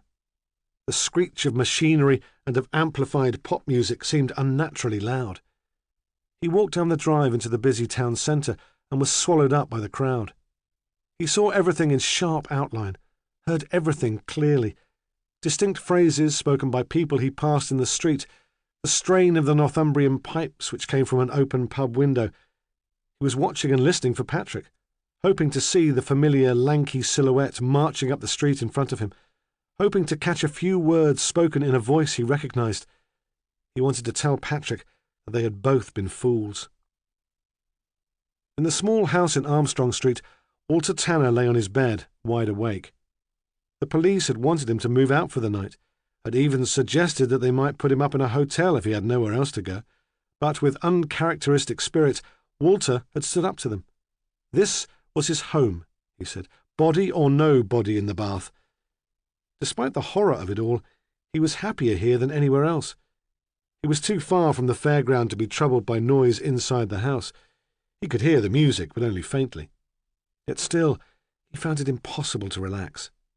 Images whirled into his mind like the figures on a carousel. There was his mother, peevish and complaining, holding taut between her hands the wire she'd used in the shop to cut the cheese. There was Dorothea, dressed as she had been on one of her visits to him, in a white sleeveless sundress, held up only by thin straps at the shoulder. There was Clive Stringer, moronic and cunning, bent double with laughter. Walter got out of bed, walked to the window and opened it, thinking some air might help him to sleep. As he pushed against the rusty catch, there must have been a lull in the music, because when the window finally swung wide open, he quite clearly heard a woman scream, and then there was silence. Ramsay walked quickly, but at the end of the bridge he stopped to call Hunter again to see if there was any news about the warrant. "They've been seen," Hunter said. He was very excited. "In the fair, but it's a madhouse in there, and our blokes lost them in the crowd." "That's all right," Ramsay said. "Pull all our people out and cover both ends of Front Street. They'll have to come out that way, and it'll be easier to get them on their way out." "What do you want me to do?" Hunter asked. Ramsay knew his sergeant would like to be there for the arrest. He would hope for some dramatic chase so he could show off in front of the crowd. "Supervise the search," Ramsay said. He sensed Hunter's disappointment but insisted. Hunter would be mercilessly thorough, and he still thought they would need Dorothea's belongings to secure a conviction. "Get in touch if you find anything." Suddenly, he felt very tired. He longed for it all to be over. The whole town, it seemed, was a madhouse. 2 women in fancy dress walked towards him in the middle of the road. Each had an arm around the other's shoulders, and they did a shuffling dance which ended when they collapsed into giggles. Somewhere someone was singing the Bladen Races, tunelessly, very loud. He walked on, ignoring his own advice, pushing through the crowd onto the fairground. On the dodgems, boys in black leather did battle in earnest silence, leaning forward over the driving wheels, bracing themselves for the shock of collision. The cars squealed as the boys braked and turned, and blue sparks cracked at the end of the power lines. Some of the smaller stalls and the roundabouts for young children were being dismantled, but the crowd seemed reluctant to leave. Still, people queued to ride the pirate ship, the waltzers and the big wheel, and while they were prepared to pay, the fair stayed open. Ramsay stood by the pirate ship, scanning the faces, and watched as it began to rock, at first slowly, like a large version of an old-fashioned swinging boat, then more deeply in sickening plunges, until it made a complete revolution. He turned away, no longer interested, certain that there was no one on the ride he recognized. Ramsay saw the 2 figures at the top of the big wheel from a distance, and thought at first that they were children messing about. He wondered angrily what sort of parents allowed their bairns to be out at a time like this, then thought he had no right to judge. If he and Diana had produced children, they would probably have been uncontrollable. He walked on, moving backwards and forwards over the litter-strewn grass to cover as much ground as possible, scanning the crowd at head height, vaguely aware that the big wheel was moving. He came back to the big wheel from a different angle, just as it was stopping again. The operator, a short, square man with huge hands, was shouting, "Last ride, please, ladies and gentlemen, last ride." And there was a jostle in the queue as they all pushed forward, anxious not to miss out. Very slowly the wheel moved round to allow people off 2 at a time and the new riders on. Ramsay walked down the length of the queue, looking at the faces, then began to move away, thinking he would join his colleagues in Front Street. He had an irrational fear that without his supervision they would make a mess of the arrest. When he heard the showman shout, "Take care, ladies and gentlemen, don't push," he glanced back briefly. There was a skirmish at the front of the queue. 2 teenage boys had been pushing for first place, and the struggle had got out of hand. One of them had a cut lip. Their friends pulled them apart, and Ramsay might have walked on, when his attention was caught by the same 2 figures on the big wheel he'd seen earlier, only as silhouettes. Now he could see them in detail, and he recognized them immediately. They would be the last people to get off the ride, and still their chair had not reached the peak of the circle. As he watched, it rocked violently, and he knew that this was no children's game of dare. He moved to see more clearly. Teresa Stringer had her hands around Hilary Master's throat and was trying to force her backwards out of the chair. Hilary's knees were caught under the safety rail, but her back was arched beyond the top of the chair, and each time Teresa rocked, it seemed inevitable that she would fall. Nobody else had seen what was going on. The drama was taking place above their heads, beyond their line of vision, but they were too eager not to miss the last chance for a ride to look about them.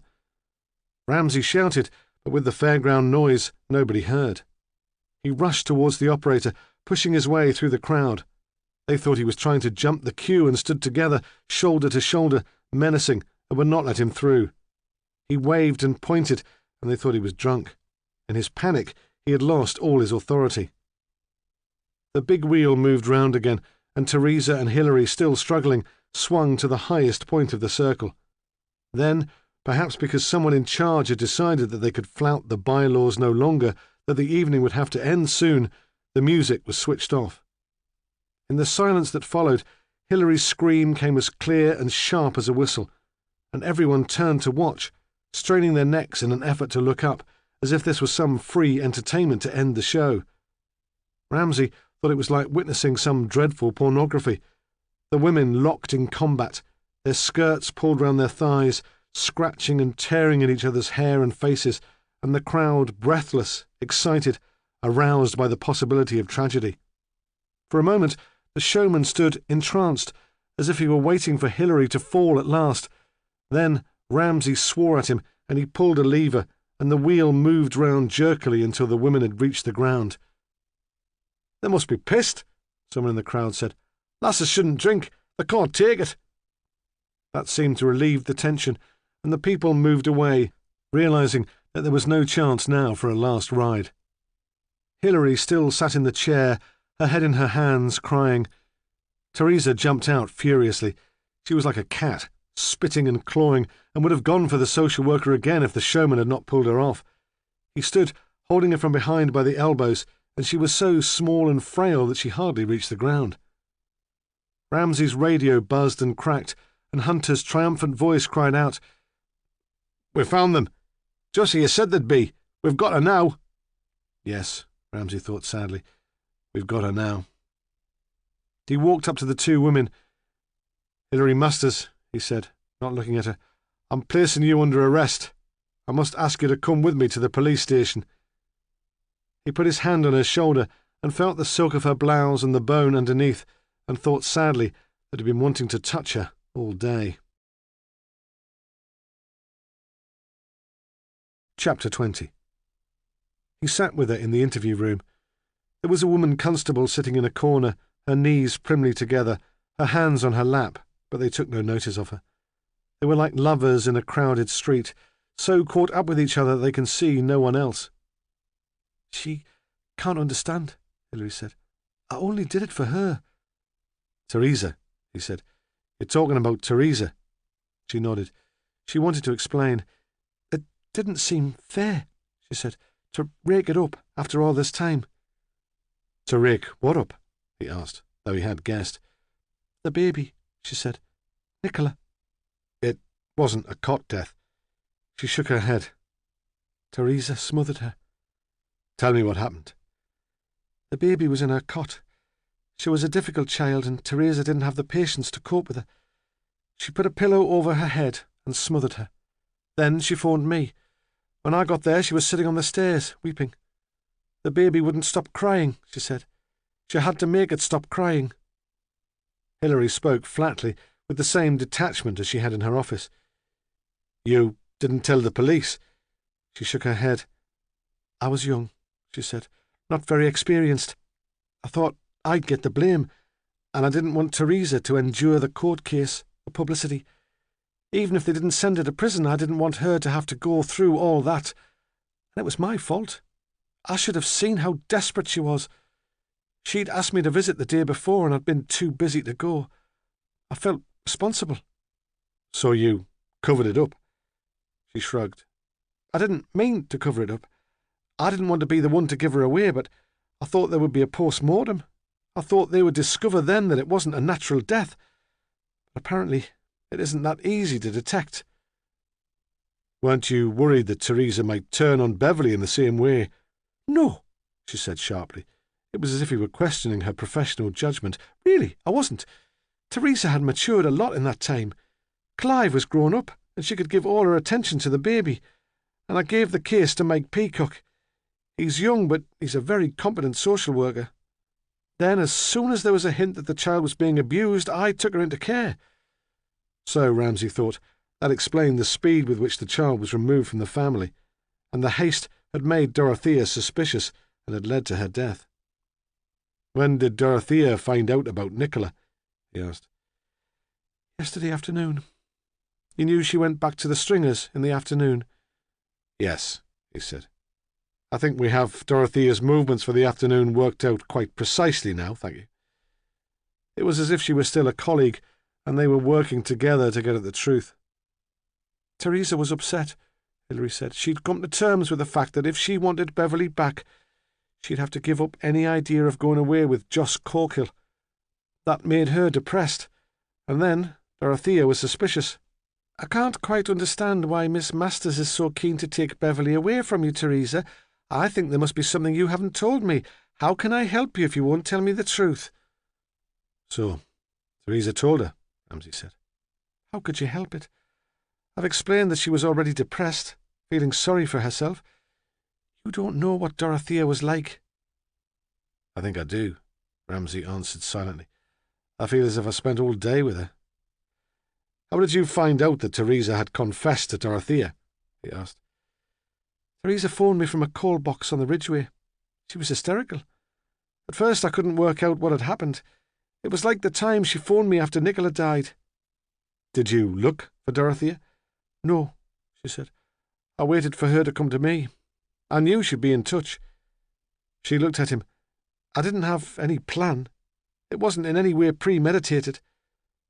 How did Dorothea get in touch with you? She turned up at my flat. The waiting was awful.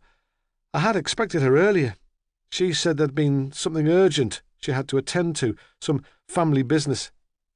She'd been in the vicarage, Ramsay thought, with Patrick Cassidy, trying to persuade him perhaps that he did not love her, trying to fend off his teenage passion.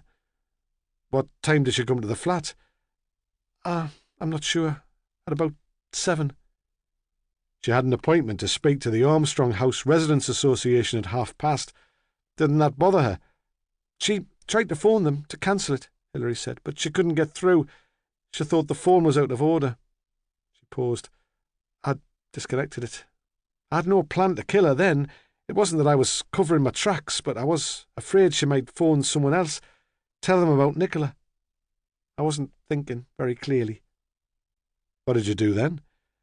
I made her tea, she said. We talked. About the baby? She nodded. She spoke as if we'd meant to kill Nicola. She went all religious on me. She even began to cry. Did you know, he said, that she'd never been able to have children of her own? She shook her head. No, I didn't realise. But I've never had the chance of children either. It didn't give her the right to preach. She paused. I had the feeling that she wanted something from me, some show of remorse, repentance, I suppose she would have called it. I couldn't give it. I knew that next time in a similar situation I would probably do exactly the same again. What did you do then? He asked. She said she was hungry. She would take me out for a meal, her treat. It seemed bizarre. We'd been arguing for more than an hour, and she wanted to share a meal with me. I asked her about the appointment at Armstrong House, but she said it didn't matter. This was more important.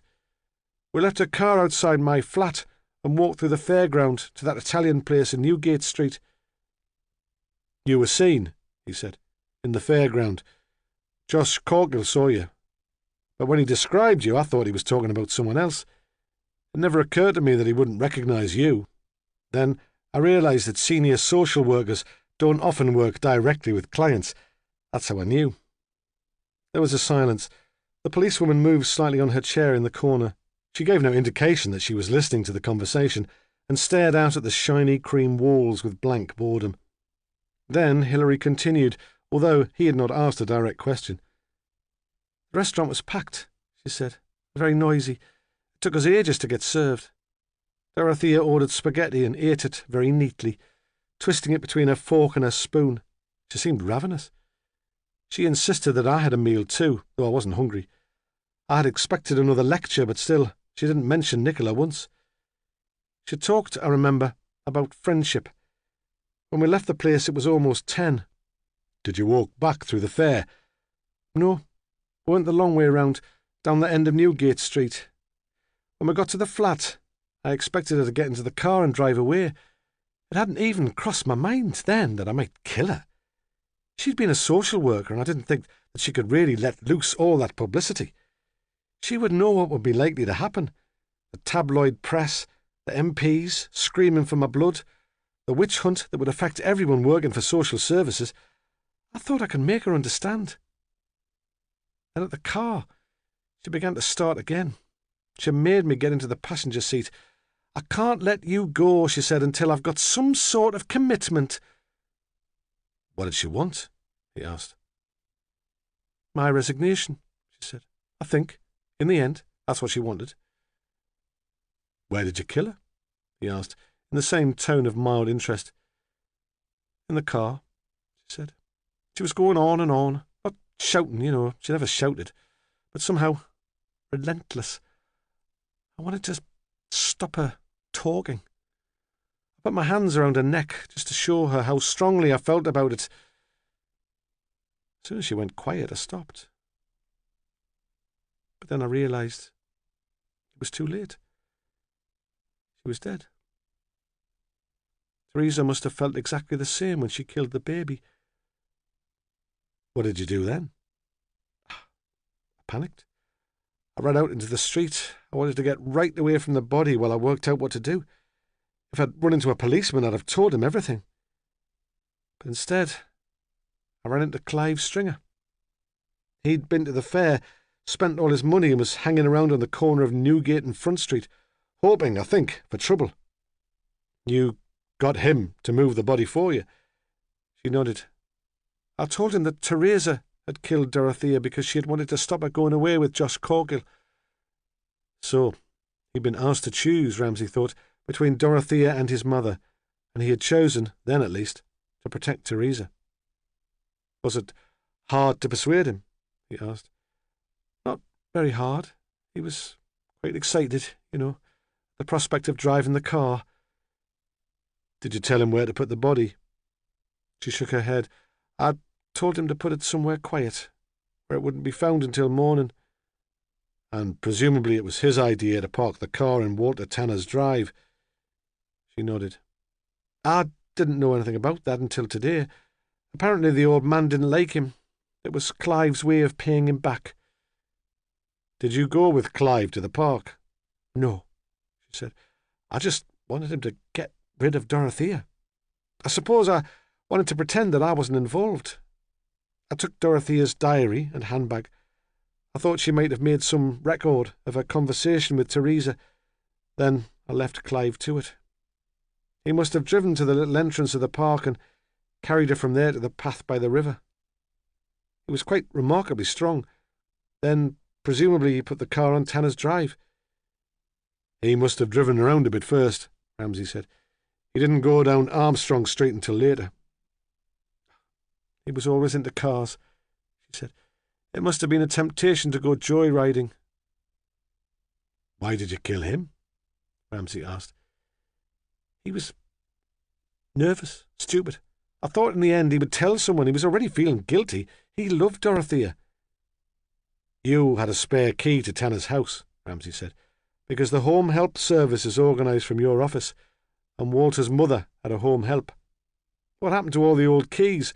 Were they labelled and left for collection? She nodded. In the general office. It seemed too good an opportunity to miss. I thought if Clive were found in Tanner's house, he'd be bound to suspect the old man. How did you know Tanner wouldn't come in and surprise you? I didn't, she said. I took the risk. By then I was past caring. When I dropped you off at the police station, I drove towards Armstrong House. Clive had said he was on his way to work. I picked him up and offered him a lift. How did you get him into Tanner's house? I told him to come with me, she said, and he came. He was used to doing as he was told, and he was used to not understanding what was going on. Clive Stringer's death was premeditated, he said.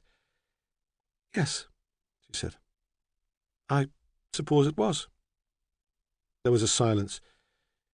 You took off his watch when you cut his wrists, and you put it back in his room, didn't you, when you went to look after Teresa? It was a mistake. I didn't remember until later that Clive never took off the watch because it was a present from Dorothea. It was obvious then that either you or Teresa had killed him. How else could the watch have been returned to his room? I didn't think it would be Teresa. She tried to kill me at the fair, Hilary said. Are you surprised? He cried. You killed her son. For the first time, the pretense that they were equals on some impersonal quest for facts was broken. She stared at him. I did it for her, she said. I did it to protect her. He wanted to contradict her, to tell her that she was deluding herself and that it had been her own reputation and safety she was concerned about, but he thought better of it. If she were to survive the court case and the prison sentence, she would need to believe that her motives at least were unselfish. He returned to the facts. When did Teresa realise? He said. When we got to the fair. She'd been too drugged before then to think clearly. She wanted to look for Joss, but when we got there she seemed distracted. There were 2 kids messing about on the big wheel. It must have given her the idea. She asked if we could have a ride. She seemed so keen that I agreed, and she tried to push me out. We would have arrested you anyway, even if she hadn't caused the scene. Yes, she said. I see that now. She seemed suddenly very tired. She lay her head on her arms like a child at its desk. He stood up quietly and walked out. When Patrick, Cassidy and Imogen returned to the vicarage, Edward was already there. They could see him in the bright, harsh light of the study through the uncurtained window, and hesitated on the gravel drive before going in to face him. For the first time, it was cool and quiet. There was a breeze from the river. They had walked down the drive in silence, but now Patrick whispered, "I'm sorry about tonight. I don't know what came over me." She did not know what to say. She was so tired, so light-headed that she felt nothing, not even relief that he seemed to be himself again. She took his hand, and they went into the house. Edward must have heard the kitchen door being open, and he rushed to meet them. "Patrick," he said, "thank God. Imogen, my dear child, you must phone your parents. They're worried sick. They've even been to the police. Sit down. You both look exhausted. Have you left the car in town? How sensible. We'll fetch it tomorrow. Let me make some tea." He bustled about, his pleasure at seeing them shining through his grief. The phone rang. "I expect that will be your parents, to see if there's any news," he said. Then as Imogen stood up to answer it, No, you stay there. You look worn out. You mustn't move. I'll tell them you can stay the night in the spare room and you can go home tomorrow." He hurried from the room. The kettle began to hum. Imogen stood up, rinsed old tea bags from the pot, found new ones in a rusty tin caddy. After the evening of frantic activity, Patrick was drained, but calmer, almost relaxed. "I'm sorry," he said again. "I was so angry. I needed to do something. I shouldn't have taken it out on you." Before she could reply, Edward Cassidy came in. He was serious, rather dignified. "That was Ramsay," he said, "the detective inspector. They've caught Dorothea's murderer. He wanted to tell me, he said, before I heard through the press. Apparently, it was a social worker. Some woman Dorothea had worked quite closely with. He didn't give me many details, but she's admitted everything. It's a relief, isn't it? It's over." Imogen looked at Patrick. He showed no reaction, seemed to feel no need for apology. "You thought it might be me," she wanted to say. "That's what all that was about tonight. You wanted to see if you could make me confess." But she said nothing. There'd been enough drama for one day. "I think I'll phone my parents," she said. "Ask them to come and fetch me. I'd rather be at home." "Can I see you tomorrow?" Patrick asked. But she didn't answer. She needed time to think. When Hunter and Ramsay left the police station, it was beginning to get light. They could see the silhouette of the Abbey ruins against the grey sky. A lorry towing a large caravan rumbled out of the fairground, and many of the rides had already been demolished. They must have worked all night at it. The men did not speak. Ramsay had shown Hunter a copy of Hilary Masters' statement, but there was none of the jubilation that usually followed an arrest. Poor bastard, Hunter thought. He really fancied her. He really fancied the Snow Queen. In the car park, they hesitated awkwardly, each standing by his car, unwilling to move away first. "Look," Hunter said suddenly, "why don't you come back with me. Have some breakfast. My mum's a great cook." He did not for one moment think Ramsay would accept. They had nothing in common and had been rivals since Hunter had joined the team. Ramsay was too stuck up, he thought. He was used to grander things. But the inspector smiled. "Thank you," he said, knowing that Hunter had only asked because he felt sorry for him, but grateful all the same. He was not ready yet to face the empty cottage in Heppelburn. "If it wouldn't put your mother out too much, I'd like that very much." That is the end of A Day in the Death of Dorothea Cassidy. It was written by Anne Cleeves and read by Simon Mattox. This has been an ISIS Audiobooks presentation. Previous titles by this author include Cold Earth, The Seagull, and High Island Blues.